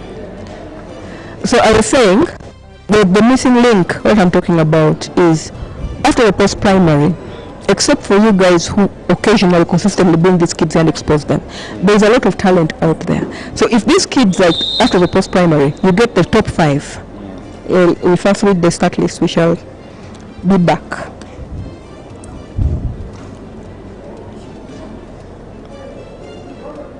So hit 1 of 800, we have Muwamanya Philip from Gombe, another Munyankore, who is trying to replace Emma. Obedi Jacob from Gombe, Wabomba Wigan, Kampala kids, Kiplimo Philip, standard. Is this the actual Kiplimo Philip? Mugoda James, standard. Kibet Joshua, Uganda prison. Ayo Jacob, UPDF. Kulanyi Jaffa, UPDF. Aime Muhanga Grace Mbeje. Actually, this group seems most of them didn't turn up because there are only 5 athletes. Yes, so we have lane 1, 2, 3 turned up, lane 4, 5 didn't turn up, lane 6 turned up, lane 7 didn't, lane 8 did. So we have, the race has been divided into 3. We have 2 at the front, okay, 3 at the front, 1 alone. Now this one is jogging. And now that would be me. Yeah, this is an interesting. Oh, still he would even beat me. It is very interesting trying to balance both of your laps so that you have very good time in this event. It is really. And this guy has pulled all the way to the front. Yes, what is he crossing with? 56 seconds. That is good. If he can maintain that, he's going to run under 2. Yeah, under 150. I believe he will run. Like a 140, 149. But you know, when you look at 149, you can be like, you guys are slow. So like when the Diamond League is in 144, you come and you run 140. Actually, the best, someone to tell you the experience of running 800 is Ali. But this guy is really working his heart out. If you look at him, he's entering the last 200 and he seems he's given it already. He's already given it his all. If you look at him, he's having lots of pressure from someone. He's having lots of pressure that is really putting. No, but like both of them have actually done a good job for themselves. 140, last 100, 140, at least they could dip. They may dip under 2 and they've pushed it all. Exactly. That's what I'm saying, like they have each other. No, he's tired. But that's a 55. Nice. 150. I told you they're going to run under 2. Sure, but it is great. It's a good time. Yes, for them it's a good time. Yeah, 157. It is really good, yeah. Yes. It's really good. Yeah, because now when you look, he's tired. That is lactic. Like you're thinking, should I pull out? Should I continue? At that time, that's the decision you're making. Should I pull out? Should I continue? Yes. So as we wait for the next hit, I was saying about the whatever. What we need is after these competitions, the post-primary, like for example, we have Kali, and that's the U20 come from the secondary schools. True. We need to have, if you look at Jamaica, they have a very strong high school system, which feeds and chunks into, we already know who is the replacement for Fraser Price and all these, the twins, the Carlton twins, and there's that. For Bold is exactly. They are there in the U20, like they're chunking from high school. So we need our system also to change a bit. I have absolutely no problem with it going up country because it also boosts whatever. But after that, we need to select the creme de la creme, the top 8 to come here to Nambole, because this is where they will get the qualification. This is the favorable ground. This is the recognized ground. There, when even if they qualify, it will not be unofficial. They cannot recognize that time. So then let them come here, even if it's a 2-hour thing, organize for them and say, okay, now you have an opportunity. If you run this and this time, they put them in camp for that 1 month, and then they come here, and trust me, we shall have that system chunking. So that's what I was talking of. Actually, I think I buy your idea, and the best that can be done is if these championships are held a little early. Exactly. And for example, they get a select secondary school team and bring it to race here. as a team in the national championships. Yes. Select secondary school team that we believe has the best of the best under 20, and they come Yes. as a team now, Yes. not as their various districts, but they come Team as Uganda. team, select team. For various, now when you're selecting, like for example, I asked you about how do they select, that they can use that Same criteria. Yeah. Like, okay, we took this team for 2 or 3 national championships. Yeah. Okay, Yeah. national trials. These are the results. How did they perform in national trials? How have they performed in the? So when they come for the national championship, they don't even compete under the schools. They compete as Uganda secondary schools. Yeah. True. And then you are building a prestige of like, okay, I am representing Uganda secondary schools at the Uganda National Championships. Definitely, and which is good. If you look at the Kenyan Championships, that is previous. That is what they do. Apart from the clubs, they have the schools.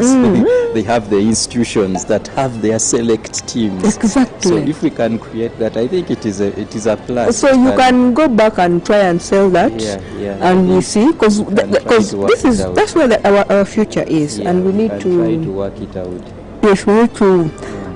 Among us here we have Adoli Haron, who will be talking to soon. He's going to represent Uganda at the Africa. This will be his second outing at the Africa Senior Championships, and he's hoping for miracles to happen because the last time he went, he had an injury. And for sprinters, injuries are unavoidable. No, for runners, if you have been a track runner or a thrower, if you've done track, injuries are part of the game. We just need to know how to overcome them and deal with it. Okay, so we first read the names of Heat 2.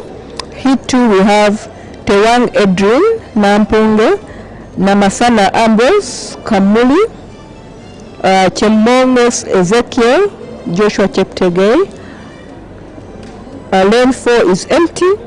Lane 5 is Simbe Grace, Makerere. Lane 6 is lane 6. Okwit Denish, Steward from Nampunge. Choi John Cole. Lane 7 is empty. Yes. Lane 8 is shared by Agong Mike and Okwera Francisco. From UPDM. Whom are you giving this to?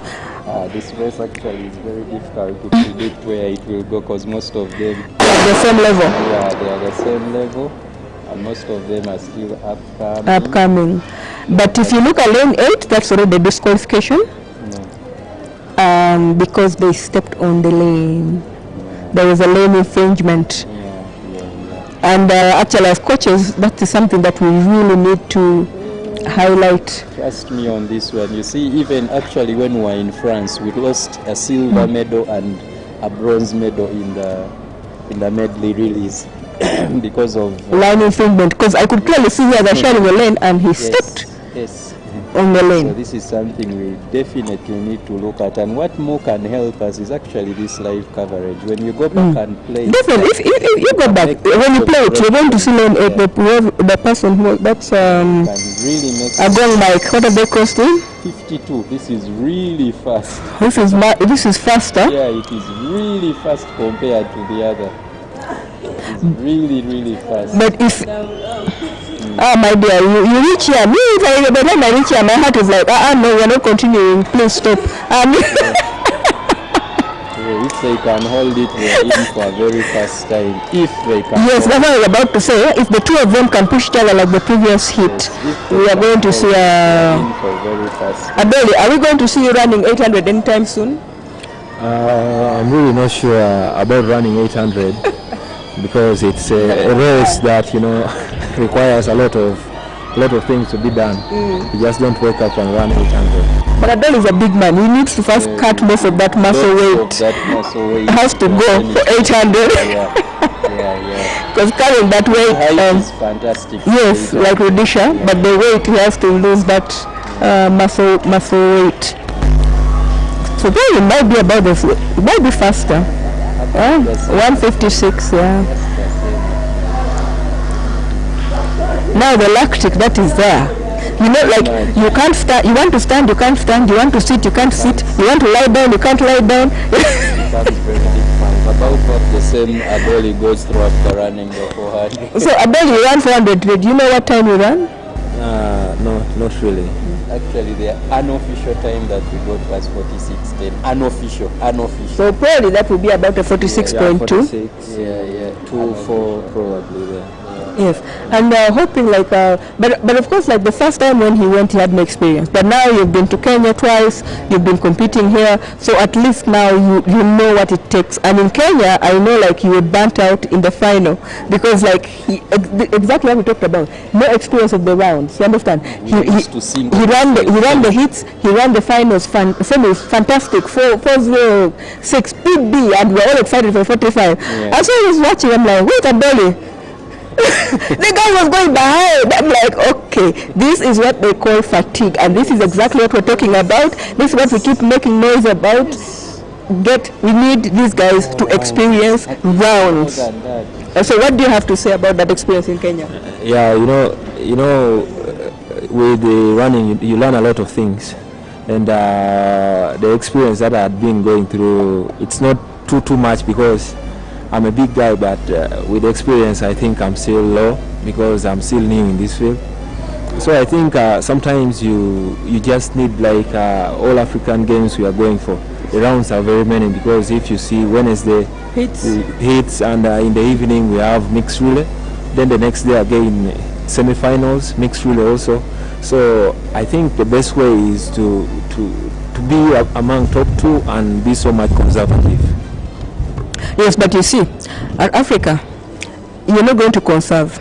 Because those guys are going to come and blow 46 in the hits. You're going to have Makwala. If they put in the hit of Makwala, they put in the hit of Botswana, and then you have like, you have Makwala there, okay? And then probably you have another fast person in the hit. What are you going to preserve? I think you run also while position, yes, because sometimes, but I also think it's very unfair on you guys with the 4x4, because what I know, like what countries do, they like you are hoping to make the final for the 400. Yeah. So the only time they bring in the 4x4 mixed is when to run the final.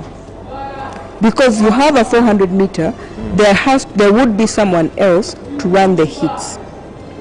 Because running 2 400s in a day, it's not easy. It's not easy. Out.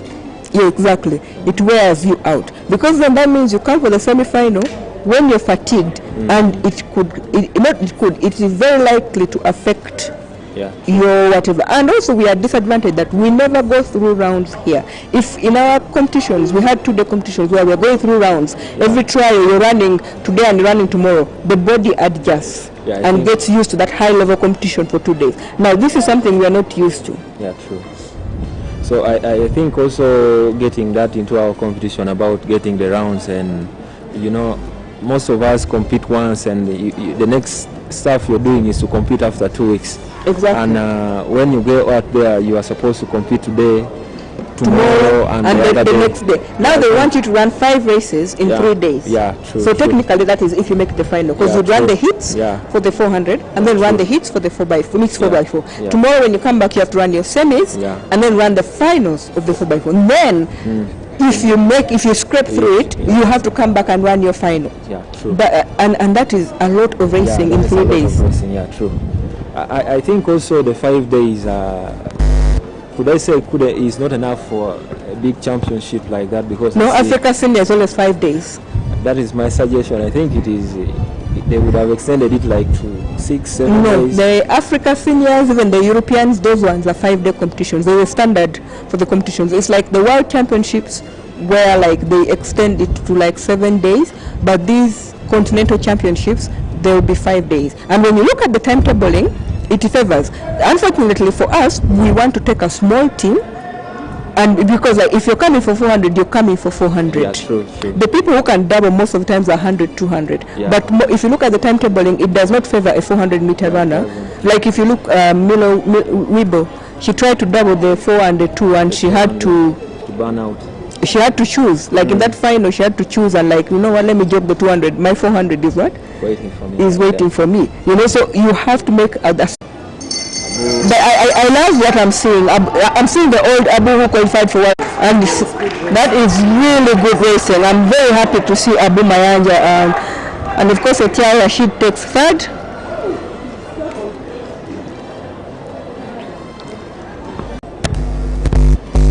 He has shown quality. Can you make it public? He has shown quality because when an athlete like Abu's profile comes out here, I think he comes to show what he has, and what he has just shown right now, I think it is good quality. Yes, that's what I've loved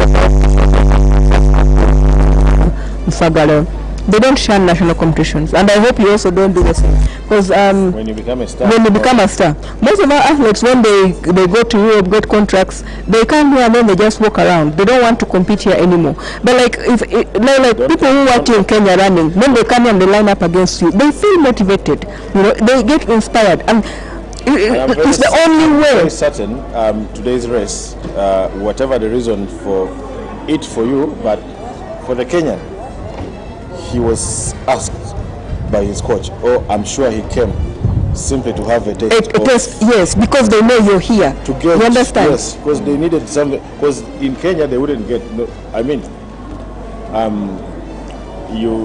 You had the best time in the nationals. Sure. So for them to ascertain that you are a 400-meter runner and you are a good prospect, you must go to Uganda and run against a dolly. Yes. So, and that's how you build your profile, you know. Exactly, and also that's how the invitations start to come in. That's when all these things. I was good to see for me earlier on to see Musagala winning his 1.5. Purely out of experience. He wasn't the best runner, but because Otim Emmanuel is not as experienced, so he bursts out there and he forgot. Yeah, exactly. So he started winning from there, from around the 200. It was the Musagalas did the chasing, but then there is what they call the last 50 meters, which normally everyone is dead. Exactly. So, and that's when Musagala simply just strode through. He didn't really. No, isn't it? Like he's not pushing his body. He didn't struggle. I'm okay. I'm okay with running. In case they call me down there and say you have to run, I think I can run because I'm okay. If they tell me you rest, but you're traveling tomorrow. Yeah, I think it would be a very bad idea for you to run 2 400s today. Yeah, when you have 5 400s to come in a few days. Yeah, I think it would be really murder for me. I think it would be really. You might not recover. Yeah, I might not recover so well, and I have a very bad recovery process. It takes me a lot of time to recover. Yeah. But I know also one thing, you don't like massage. Yeah, I don't like it, but there's no any other option. It's one of the actually, if possible, if you could go for a massage today before you travel, it will really help you to ice. Okay. Yes. I think what I didn't do is just icing, but I massaged on Wednesday. No, like today after, because to release, to prepare you for the journey, if you could massage and then probably ice today, you'll find that you'll feel more recovered. I think I should take that idea from and if you massage more often, you'll find that the pain goes away, but also your muscles relax. And the flexibility improves and your recovery improves. It becomes faster. So most of the times if you do very hard workouts, like there are those days where you come and you feel like the leg is about to fall off, go back and ice. Like it's painful the first 3 minutes, but it makes a difference. The next day you find you're much more recovered, much faster. But if you just sleep and eat, even if you take all those supplements, if you've not gone through that ice and massage, because another than that helps is heat therapy, but heat therapy is mostly when you're going to compete. Like before a race, if you have a heat pack, you put to open up the muscles. But then after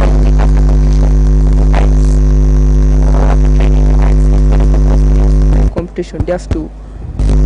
But unfortunately, we don't have most of those things here, because like the cold room should have some of those, like the heat heat therapy somewhere in the like in the warm-up area where you can go and put a heat pack, opens up your muscles, you warm up, and then you're ready for the race.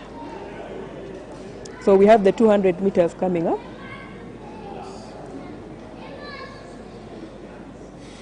And well, I see how many athletes.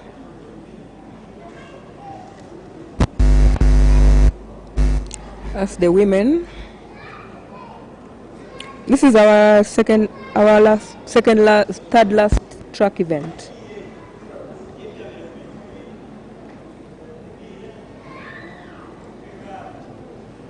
So we have 3 heats for the 200, and actually the heat 3, we have Nyamahunge, Banura, and Emily running. Oh. Banura didn't run the 400 today. But congratulations. I'm told you won a medal in the 100 meters.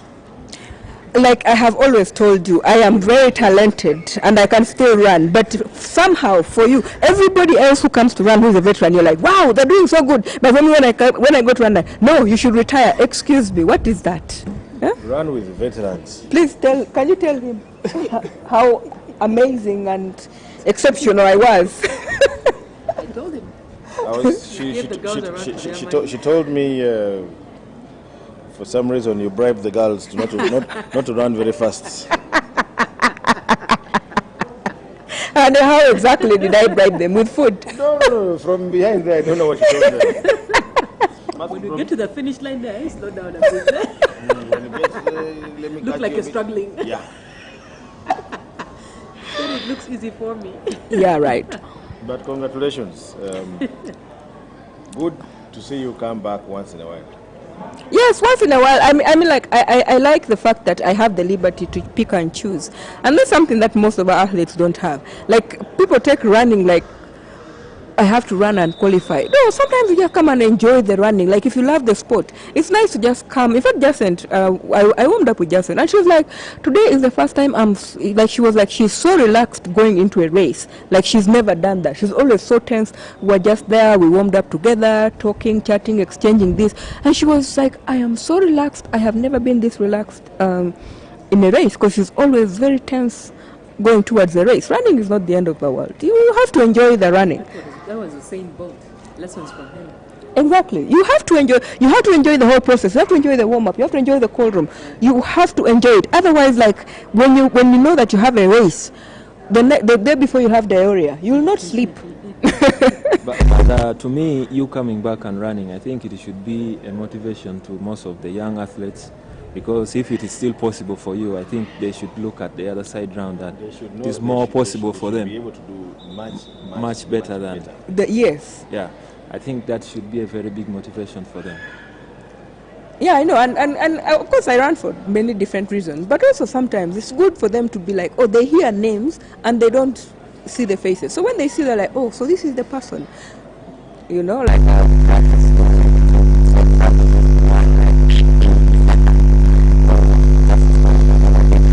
Anyway, we have the 200 meters coming up. I'm pretty sure even if you put Francis in that heat, with that heat, you cannot even. Hey, they will cover you properly. Anyway, so heat 1, Kobushinje Jolly, Leticia, Moyo, Aiwo Flavia, Baduru Masi, Namuli Aiba, Oroma Agnes, Unity, Chebet Leni, Gombe, Namaweje Shadia, Nampunge, Lakisa, Lorana, Gombe.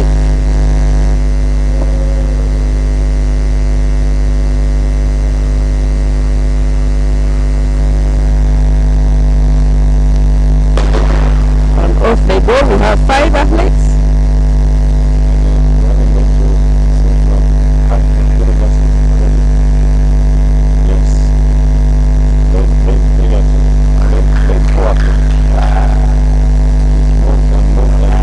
That's Namuli Aiba. Namuli Aiba from Makinde. No, she's taking it. She's taking it. No, she's taking it. And that Kobushinje Jolly. The finishing line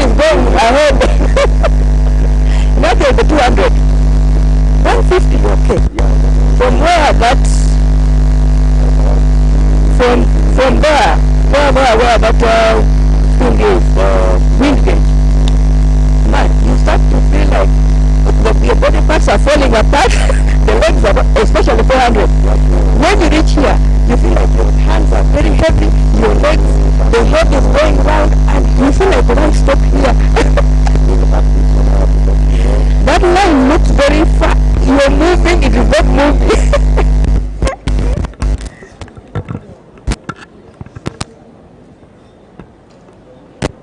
Get a better mic.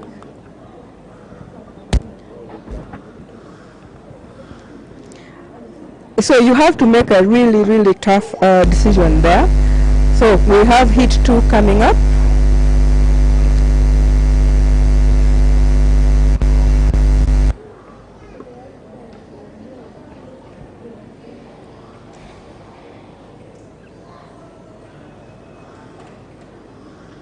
So heat 2, I see how many? 1, 2, 3, 4, 5, 6.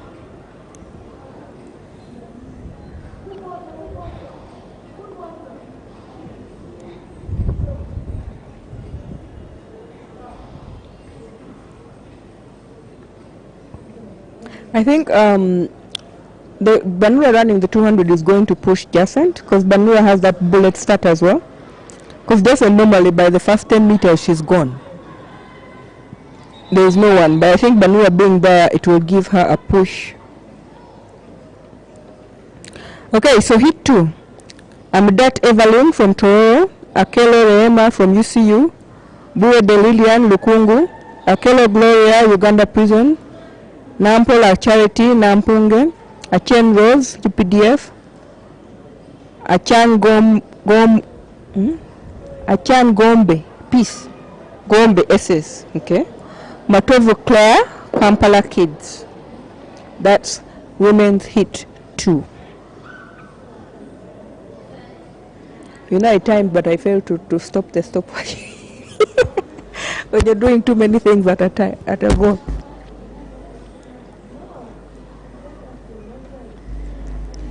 Okay, so we are live from Nambola. This is the Akii Bua Memorial. The 22nd? 21st. Man, the bear has been dead for 21 years. That's a long time. May he continue to rest in peace.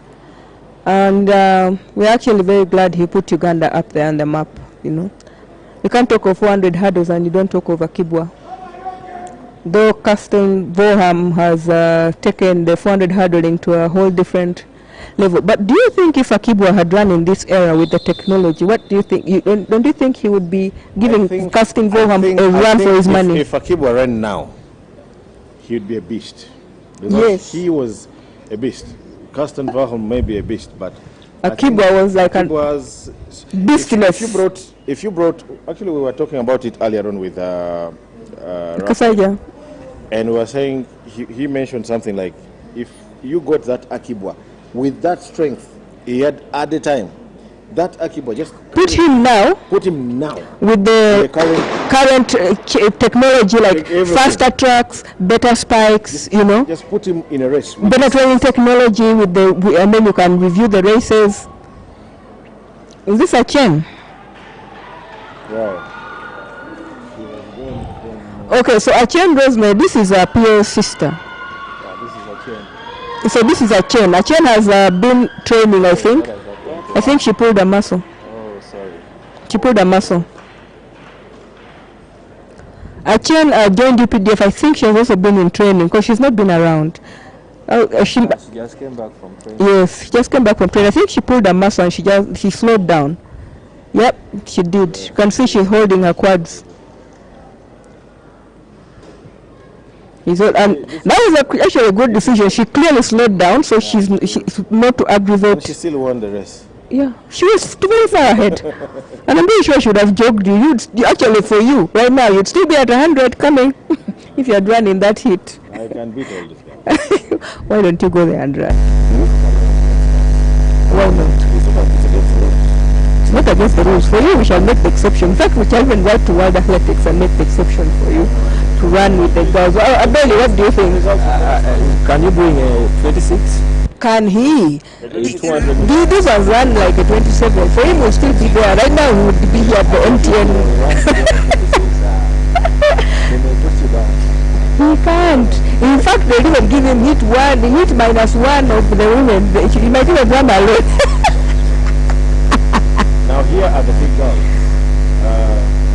I'm expecting a very fast time from Jacinth today. Like I said, with Morumba, it's going to boost her up. I wish Emily was in front as well. In front of the... Yes, in front of Maureen. I wish Emily was like in lane 6, and then Banua in lane 5, and Jacinth in lane 4. Because then Emily also like blows out, and then Banua is blowing out. So then at the 100 here, it would be amazing. I wish, for me, now, I would love to see, in that race, I would have just added Shida. But So- Shida just came back today morning. Well, she was here earlier on, she said hello, and she was dressed for the beach. Of course. Why not? She's coming from Europe where it is a bit cold. Now here she feels like she's at the beach. It's hot.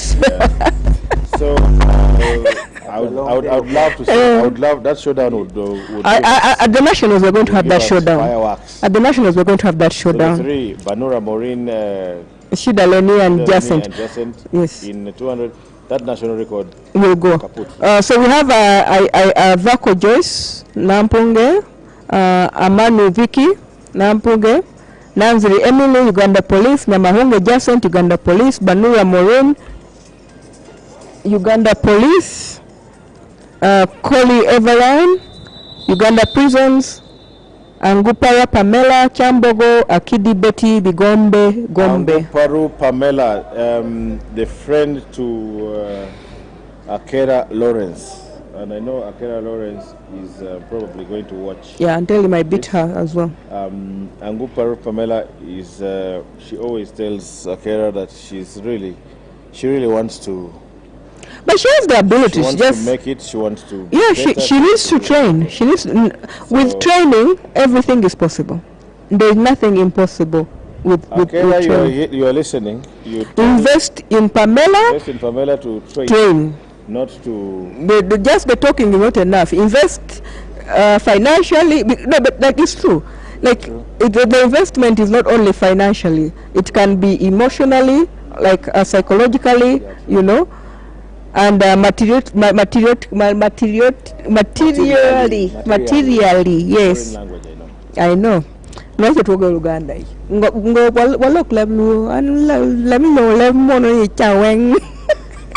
Okay, here we go. The big girls are coming. Jacinth in 4, Maureen in 5, Emily in 3. See how Emily will come out. By the way, Emily is also one of the veterans. Raya Bas. You know. So you see, there they go. Jacinth has already carved them. Has carved them already. You And, know.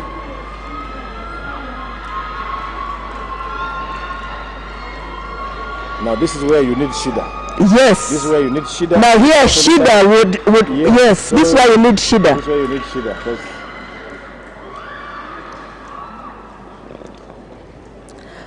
So that last 50 she needed Shida. Actually the last, because Shida doesn't have a very fast start, but there's a way she speaks from here. the last 50 meters. She's like a bullet train. So I had that in 23.4. But I don't think Jacinth, she ran well, but I don't think she pushed her absolute best. Because also she's going for the competition. And apparently I'm told Jacinth is supposed to run the 4x4. Yeah, I'm not sure about that. Her running the 4x4, but I think it would be a very big workload on her, because you know how 4x4 is, and sometimes most of these races tortures you, because it's like picking me and going to 800 meters and you're like, what am I going No, but to like do tomorrow? other than a big load, first of all she's doubling, she's doing 100, 200. Yeah, true. That is already a big load. Yeah, You understand? Yeah. And then you're adding on her to do a 4x4 in between the 100 hits and semis. I think that's a very big load. But I think also at one point the officials should see what your favorite of achieving, like what you relatively can do better. I think it would be better if they would have kept her because bringing her in a 4x4 would disorganize her, yes. Exactly. Like, if it is you, would you want to, like for you 400 is your race, so you're like, I can handle. Yeah, I can. But getting a 120 meter runner, Yeah, if it's a 4x4 at the end, when she's done with her races, that is fine. True. But in between her 100 meters, like hits and semis, and then you're asking them to run a 4x4 and then come back later and run the semis for 100 try and get in the final, I think that's a lot to ask. And thinking about it, she will give her best in that 4x4. No. Because she's thinking of My race, yes, like in the morning you're telling me to run 400 and then I have to come back and run a semi-final. And remember, semi-final is actually always the hottest. Yeah, true. If you notice, the semi-final is where the time falls. Because the semi-finals, you have 3 heats. Yeah, true. They need 8 people. It's top 2. No? So if you're not in that top 2, forget it. Yeah, you forget.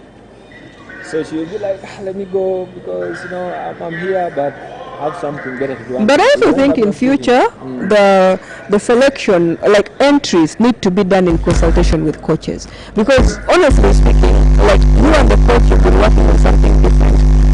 And of course, when the national team leaders do something, when you say no, it will be disrespectful. And they look at you like you're being big-headed. But we need to improve on the communication between entries and coaches. So yes, we selected somebody, ask like, okay, what has this athlete been working towards? So we have the men 200 coming up. We have 5 hits for the men. And hit 1 is out.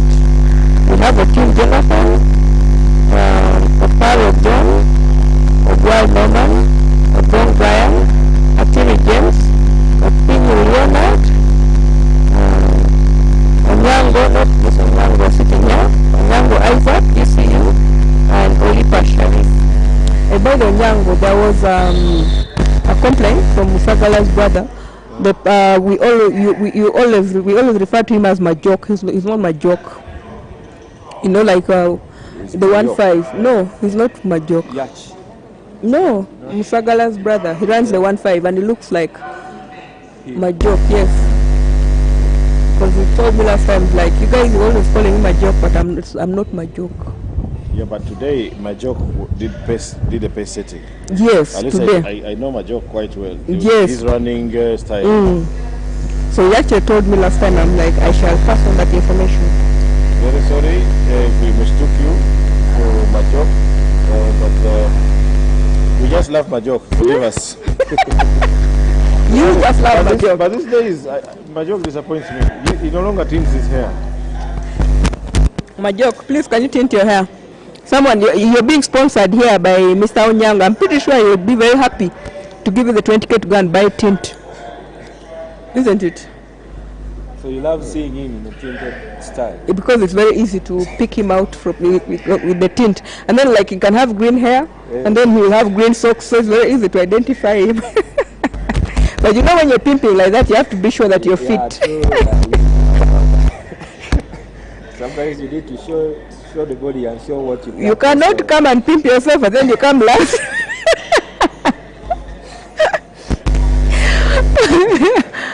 Okay, so we have hit 1 of the men's and we have the senior starter.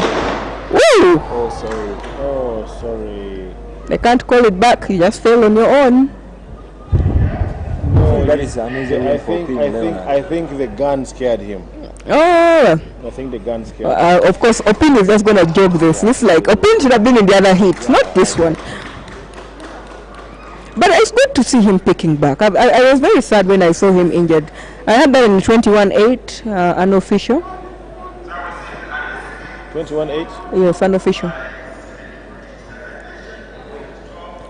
21-8-5.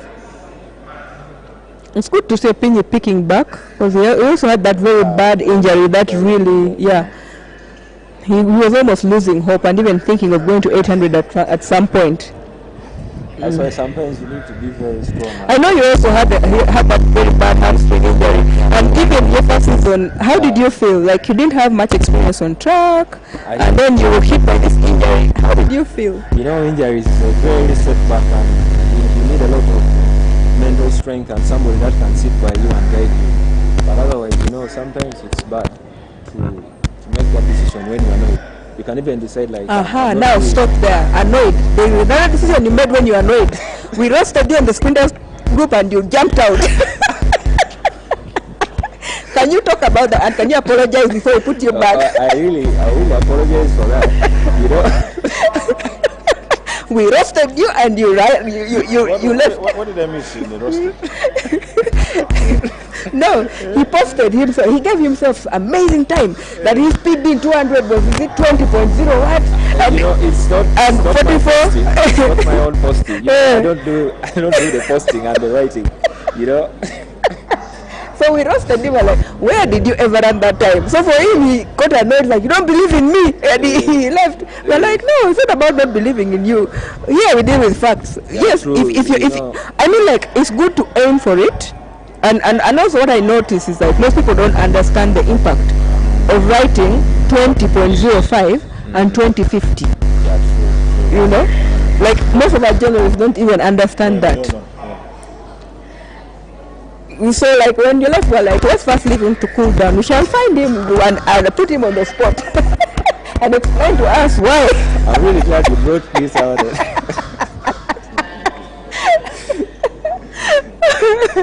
And you know, sometimes when you're running, actually what people need to understand, yeah? When I critique you and I say like, Adoli could have run this, but he didn't do this well, it doesn't mean I don't want you to progress. We're just pointing out some of the things you need.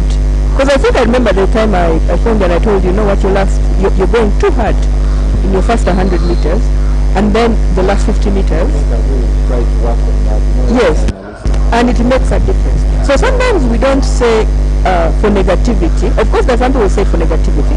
But first, we don't have a reason to be negative. What we want to see is a change, an improvement. Because I don't want to see you here running 46, 46, 46, 46. Because you're going to reach a point. In next season, if you come and keep running 46, trust me, you're going to start questioning yourself like, why am I still waking up in the morning and going and running 1,000s and this and lactic is killing me and the time is still the same, 46. And sometimes it's just a very small difference. A small change in something that would what? Make a difference. Yes. So most of the times when people are telling this and that, it's not that they don't want to see you better. They come in good faith, but sometimes we don't know how to put it across. So this heat has only 3 corresponds. That's what I'm saying. I even felt lazy to read the names, but anyway, we shall read the names. Lane 1, 2 is empty, so lane 3 we have Ojok Justin. Was lane 4 Kibota Harona Msubuga from Sprinters. The Ojok is from Tuku. The other one was in lane 6. Nakamwesigwa Emmanuel from Mbarara. Another Emmanuel. Looks like the sprinters from Mbarara all Emmanuel. Well, maybe he could have done something marvelous in the regionals. And he's coming to test himself with the big boys. Yeah, but I know that I was told that they were looking for the next Wagon. But for some of them who excel at the regionals, they're looking for means of bringing them to running and bowling. No, lane 4 is empty. So lane 5, Emukirati Bram, Nakawa, and Nakamwesikwa Emmanuel from Mbarara. The next replacement for Nwagaba Emmanuel. I don't actually know where Nwagaba is today. He must be somewhere cooking something to come and break that 11-second barrier, which has been absolute to him. There's something that most people don't realize. It is very, very difficult to work and train and come and compete at the highest level. That's one of the most difficult things, you know. And Nwagaba, I know, is now working full time because he runs a printery where they do distribute, printers and all, and he's always traveling up country, going here. Of course, that has a very big effect on your training. You're not going to be consistent. So like Adoli, like you guys right now, you have the opportunity to just come and train. Use it. Don't take it for granted. have run with the one in red, you see like he is learning. You can clearly see that he is learning. He's keeping the technique, and so he hasn't yet got that fast leg movement. So that was a 22.7 unofficial time. So Dolly, are you thinking of playing more time because that's the trend when you look at that time? He has a 9 in 100 meters.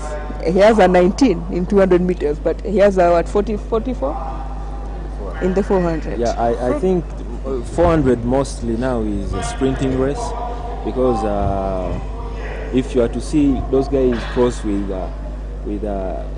32, 31, and it is really hard for somebody who is going to run a 34, and you want to bring time here. And somebody who has a 19 there, he's running a 21. I think that is a joke for him. Exactly, that's a joke for him. But me, I have a 21. You want to bring a 21? That is it's not possible. So they've already beaten you.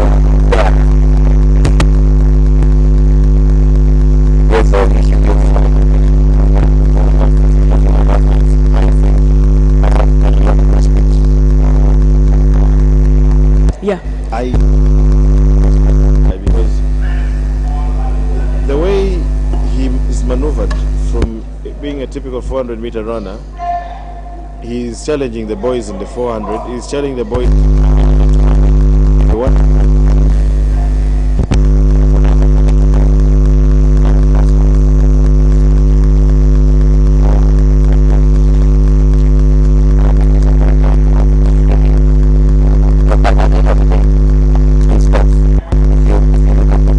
Sports people, the number one thing in sports is discipline. That is one, like it is discipline. Discipline how? Because I remember like Usain Bolt was talking about discipline. It's like, see, the athletes these days, the coach will say, go on athletes.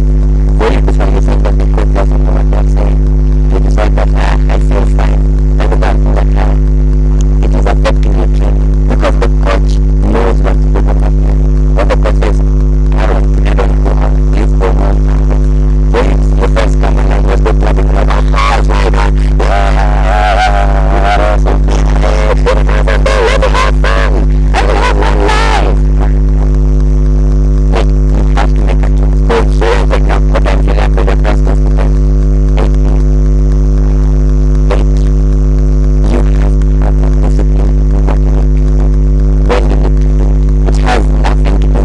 I have a life in the off-season. That's when you do that. You have to make the sacrifice to achieve what you want to achieve. So these mountains, you have to just go and sit out. Like I'm not sitting out with friends, it affects you. You understand? So like you especially like in the season, you need to know when to do what. If it is okay, today I'm having a training session, you need to go home, eat, ice, rest. And just sometimes when just being on watch TV, sitting just stay home. The next day you find that you've recovered more than if you go and you're like, I'm bad. Oh, yeah, because I don't do that. You go home at midnight. The next day you come and you're like, my muscles bad. But your problem is in the transport. And it's those small, little things that consistent with them that makes for big difference. We work on the capacity if coach is not there. And that the coach says, I want to do 200 times. Then, if you're buying, you have to cut and do it. Then you're like, let me do it on those sports coaches with their mind, they are not putting it forward. And that's where athletics is very hard. And very few people succeed in athletics because you have to have the self-discipline to do what has to be done when you're at school. If you're there like, this one here is I'm going to get tired, so I'm going to push. If coach is not here, I'm not pushing. Are you running for coach? Not really. You're not running for coach. And that's actually, I think, for our athletes here, that's what is making us to fail to break through. You're trained with Shida. Shida would have coached for a moment. She's been there. And that is what makes her to keep up where she is. Training with Shida is not easy if you're this person who doesn't follow what doctors, because sometimes you're working with her and you're like, you're still tired, and she's like, but the wrestling interval is follow. It's not about being tired. Yeah. So, you know, sometimes it's not easy, but you need to follow this pattern. Okay, so this is hit 3. We have Haran Bullet in lane 1. Is he a bullet? Yes. He looks to be bulleting, but that is Mutiaba Fred. No, that's Omodung Dennis. Omodung Dennis wins that. Bullet comes second. He's a bullet. Yeah, he's a bullet. You know? Yes, he's a bullet. So with training, by the time they named him Bullet, they definitely knew he was Bullet. Maybe when he was born, he was just Bullet. I would like to ask him why he was named Bullet. Or maybe he just added that name. You know, so we like adding things on our names. Yeah, I think the names also should be, you know, it's like should take people's attention. Now, parents nowadays start names, you know. You want your kid maybe to be an athlete. You're giving something related, like Bolt, something. You give someone the name Bolt and then they can't even run. Like the kid with Bolt is Olympia, something related to that kind. Yes, Olympia. You know, Olympia has a history. Yeah. No, Olympia is like, if you look at the Greek, like if you study the history of the Greek, the Olympics, Olympia. So there's a history to that name. But like also, I think some parents just name. I recently there was a girl who was Tokyo. No, Makwala named the child Tokyo because the child was born when Makwala was in Tokyo. Was at the Olympics. Yeah. So it's like a memory for him. So different parents will name, like somebody may be named Paris, maybe because they were born there. So different parents always name children depending on the circumstances and the situation. Like, of course, if you look at like what does Adoli mean in your language? Adoli is like the last, I think, and I'm the last born. Exactly. So most of the times when you study our names, they are related to something. And actually, I know, like in Nebi, the Catholic Church started refusing certain names. Yeah, of parents, of kids, because like if you look at a name like Achiro-chan, Achiro-chan in Luo means you're there, like suffered a lot. You for you any suffering which is there, you will endure any suffering which is there. And then like for some superstitious things, some of these names follow kids. Yeah, true. You know, true, yeah. And like you find someone being named Arach. Arach. You know, yeah. And you look at the person that actually Arach. They are Arach. The person is really a wrong person. Exactly. So like they started refusing some of these names. They're like, parents, when you're naming children, think of the impact of the name on the child. Yeah, I think parents should look at the naming of their kids also. Okay, so hit 4, we have Nalule Nathan from UPDF, Adome Gabriel from Standard High, Diego Derek from Chambogo, Ambayo Fred from Nampunge, Odikor Andrew from Ndeje, Ajalu Joshua from Nampunge, Oward Dafisi from Tororo, and Wafula Ben On Benyan from Tororo. And looks like a full hit. Yeah, that is a full hit for them.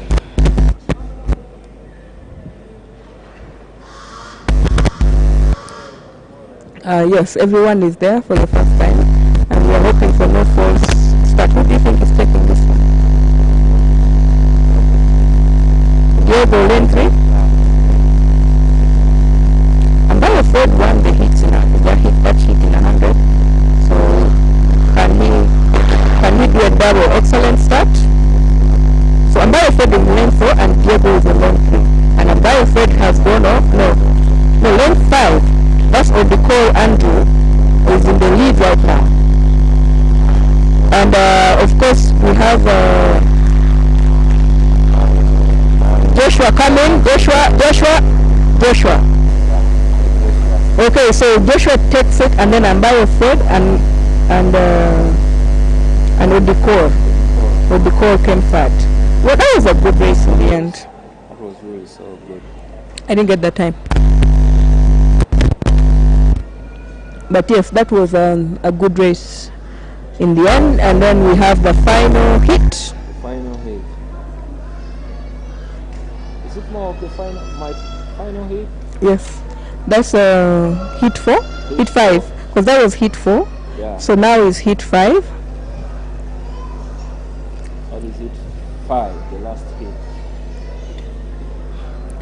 So hit 5, we have Tengwang Edrin, Nampunge, Adomi Gabriel, Standard. No, sorry, that is 400. I'm reading. Chakura Robert, UCU, Goni Emmanuel, Unity, Okiwi Eric, Eric, Uganda Wildlife, Ekwam Zabol Ekhal, Kenya, Abodia Emmanuel, Uganda Prisons, Changweng Godfrey, Uganda Prisons, Musenze Jr., Entebbe, and Obuto Solomon, Uganda Police.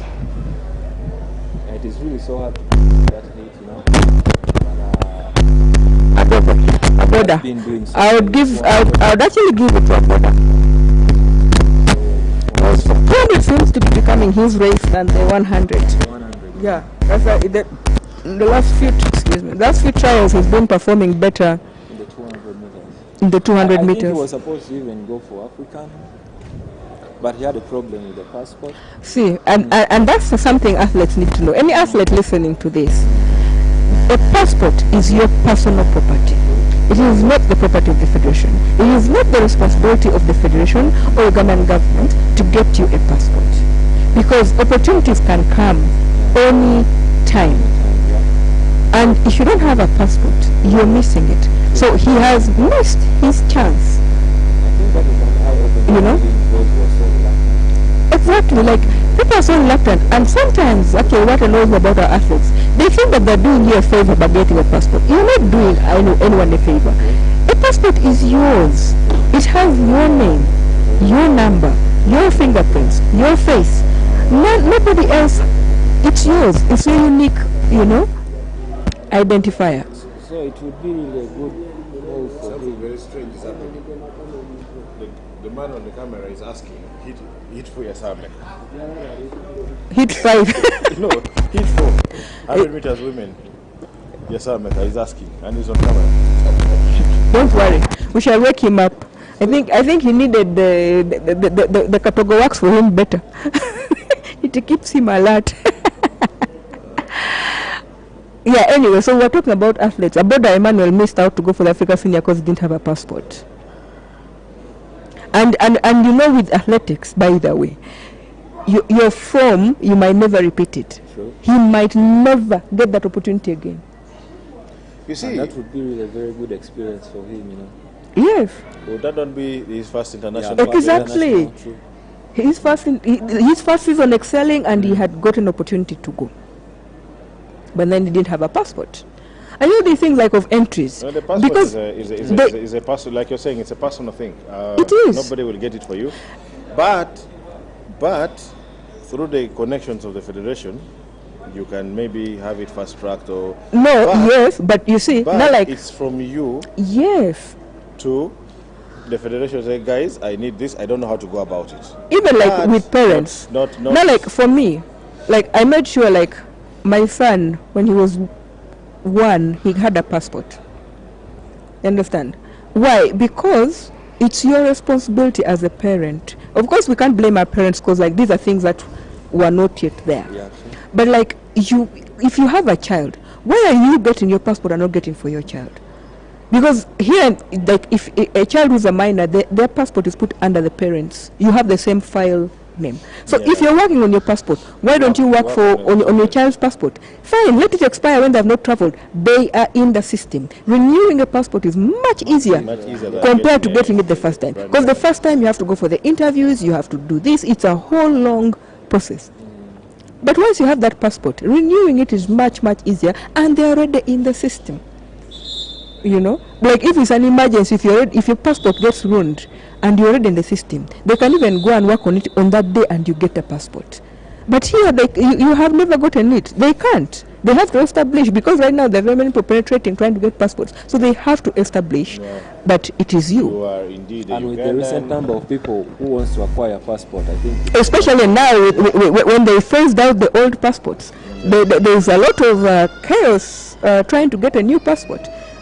And then here you are, you need to travel, and you're missing out on that exposure. Because if a border had gone, you don't even have to worry about the 4x4. A border can do that 4x4 hits. can do it very well.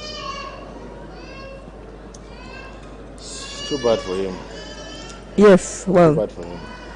I hope he applied and he has got it. Or he's still relaxed and he hasn't got it still.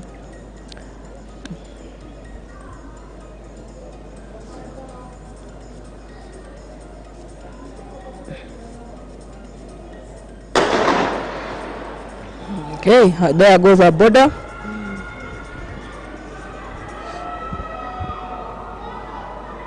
He carved Changwen. So fast.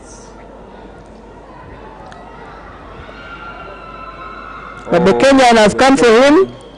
A border faded away so badly. Yeah, the Kenyan takes it. You have the Kenyan in a 21.10 and the border in a 21.29.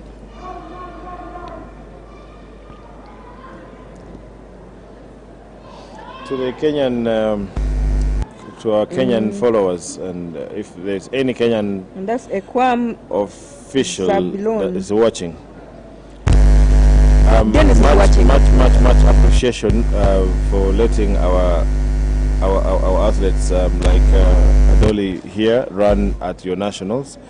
It's good. Just the same way we also let your athletes run here.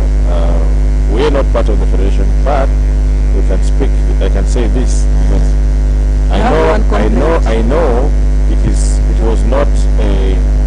was not a bed of roses for our athletes to be allowed to run, and then there were so many issues, and at some point I was told they are not allowed to run the final, even if they Yes, have but that was brought about by a coach who had complained. from the other side. Yes, because they want their athletes to qualify for to get the points. But for me, this is my take on this. Yeah, if you have been invited, if you are willing to let other athletes participate in the nationals, yeah, let them go all the way. Because for me, I believe if you're not good enough to beat that athlete, if you're not good enough to beat Adoli, you have no business in that final. Thank you. Understand? You have no business in that Because final. even if you qualified and went for the next level Yes. somewhere out of the Kenya and you met Adoli there, Because Still, when they come here, when any athlete who comes here, let it be South Sudanese or whatever, when they come here for our nationals, if they are qualified for the final, they are qualified for the final. qualified. Your club Fair is not and winning square. points. That is your problem. If you want to win points for your club, be better than the other person. You understand? These are still the people you'll get out. Yes, You'll get them out there. and coaches need to stop the thing of like, yeah, but this person, that is actually part of discrimination. You know, we always talk of discrimination, but we discriminate so much against ourselves that we don't even realize we're discriminating. Like there's a time I was training one of my athletes, and of course he's not Ugandan. So we had these people walking, these people collect rubbish. So they were in the way and he was going to run. He just politely said that, could you please move aside? You should have seen the insults they hurled at him. You're not Ugandan. Why do you want to rule us in Uganda? So in my head I'm like, but when you guys are out of the country and somebody does that, you said that being segregative, it is racism. But you're doing the same to them here. You know, like respecting somebody and courtesy, it has nothing to do with, oh, I'm in my country. So if everybody, I mean, we travel, if everybody in those foreign countries treated us the same, how would we feel? I think it would be a good feeling. that's not to take away the fact that Ugandans are very, very, very welcoming. No, Ugandans are very welcoming. That was like a one-off, and I felt taken aback by it because I was feeling. There's always that rotten Oh tomato. yeah, they're always there. Those basket. rotten tomatoes are always there. So for me, yes, just to the Kenyan brothers and sisters out there, let's work as a unit. Let's Yes, work we are as East one. Africa. We're East Africa. Let's You know? let's pull and push each other. You know, when you shut me out, and then you want me to also shut you out, then No, what? you want to shut me out, but you want me to open up for you. for you. It doesn't work that way. You know, like you have to give and be given. Like there's never been a chance. In fact, for us, they even win our prize money. Actually, for me, it would be a very good thing. Okay, for us, for example, we know how good we know the Kenyans. I mean, they're good. They've been at it like forever, and so on and so forth. And I would be very happy actually if the federation here could invite Kenyan athletes in certain races where we know they are kind of ahead. Get Kenyan to come and test ourselves better. And also, if I were in charge of Athletics Kenya, or if I were an official, I would also take the trouble to invite my Ugandan counterparts that I know will get a good test to my athletes, so that there is some kind of a actually it's there, but it's not official, but it's mostly through coaches. Because if you look at, there are very many Kenyan athletes who have made a breakthrough from Uganda. Ferdinand Omonyala is one of them. Yes. You know, like before even Freddie was known, he came and competed here and won our national championships. You know, Tieno himself. No, yes, Marco Tieno is another one, and then you have Tazana.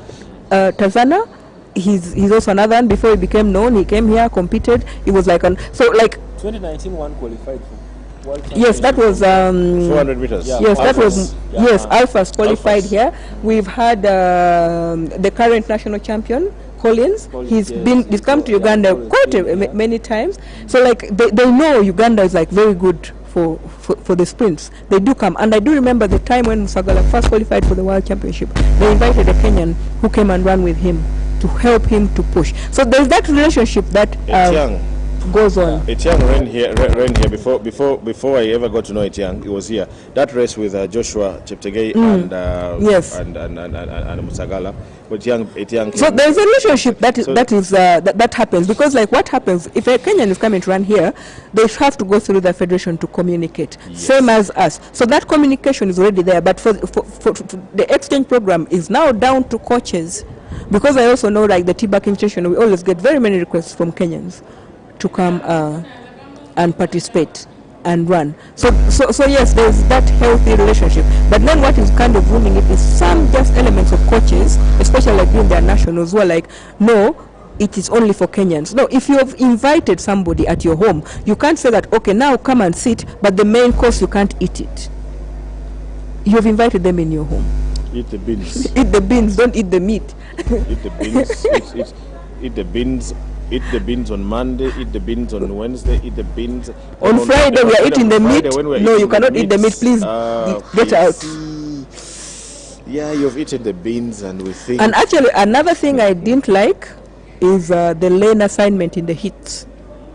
All our athletes were assigned lane 1. All in the heats. In fact, there was a time I even complained. All our athletes in the heats, they were given lane 1. And after when we complained, I think messages got around, and in the semis, they were then given better lanes according to times. If you're inviting somebody for a race, give them the full hospitality. Yeah? Because like if Jacent is having an 11-7, you're giving her lane 1, and somebody who has like a 13 is in lane 6, like really.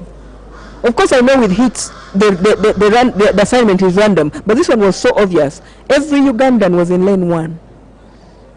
Well, they have had. Ladies and gentlemen, we are live from Nambole, and sorry we couldn't share the link earlier. Some technicalities, but you can always go back and watch the races. All the races are there. Now we are live. There are some issues beyond us here. Thanks to the people who make this possible. Big thanks to our federation, UAF. Big thanks to our friends, partners,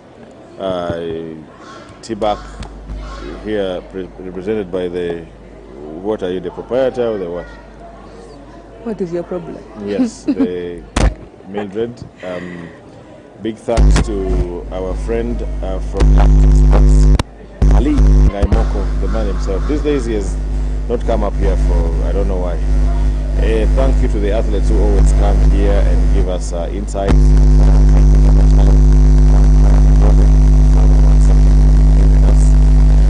one with the 200 meters. I don't know what is.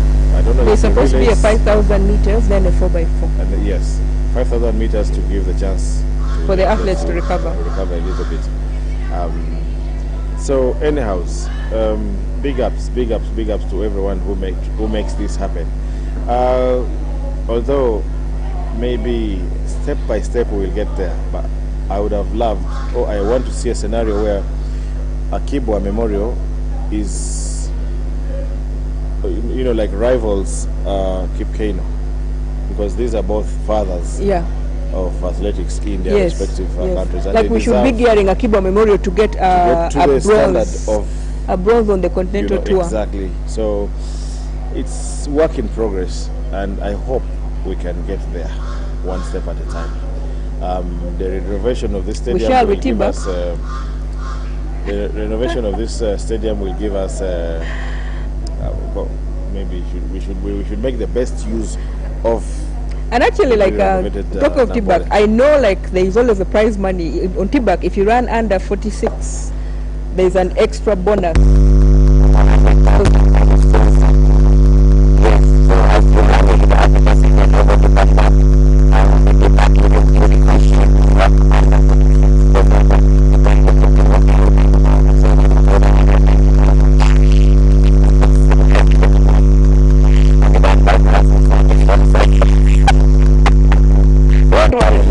We shall introduce you. We shall introduce you the Lusania. So.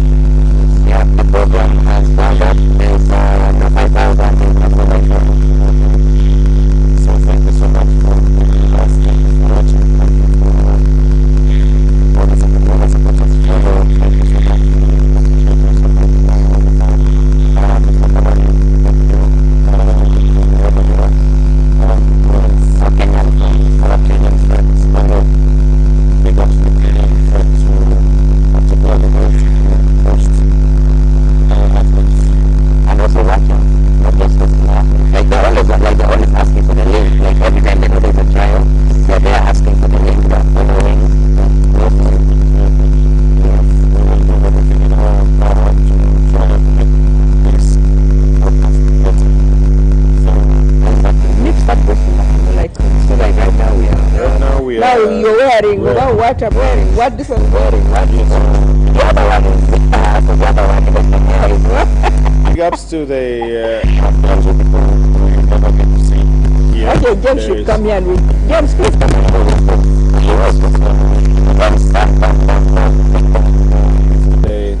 He's on the laptop. He's hiding behind the feet. Cameraman.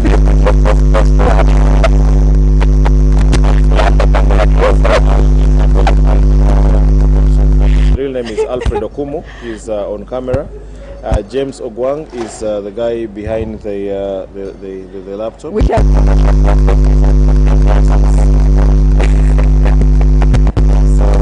These are the people who make this happen, and basically from me, Francis.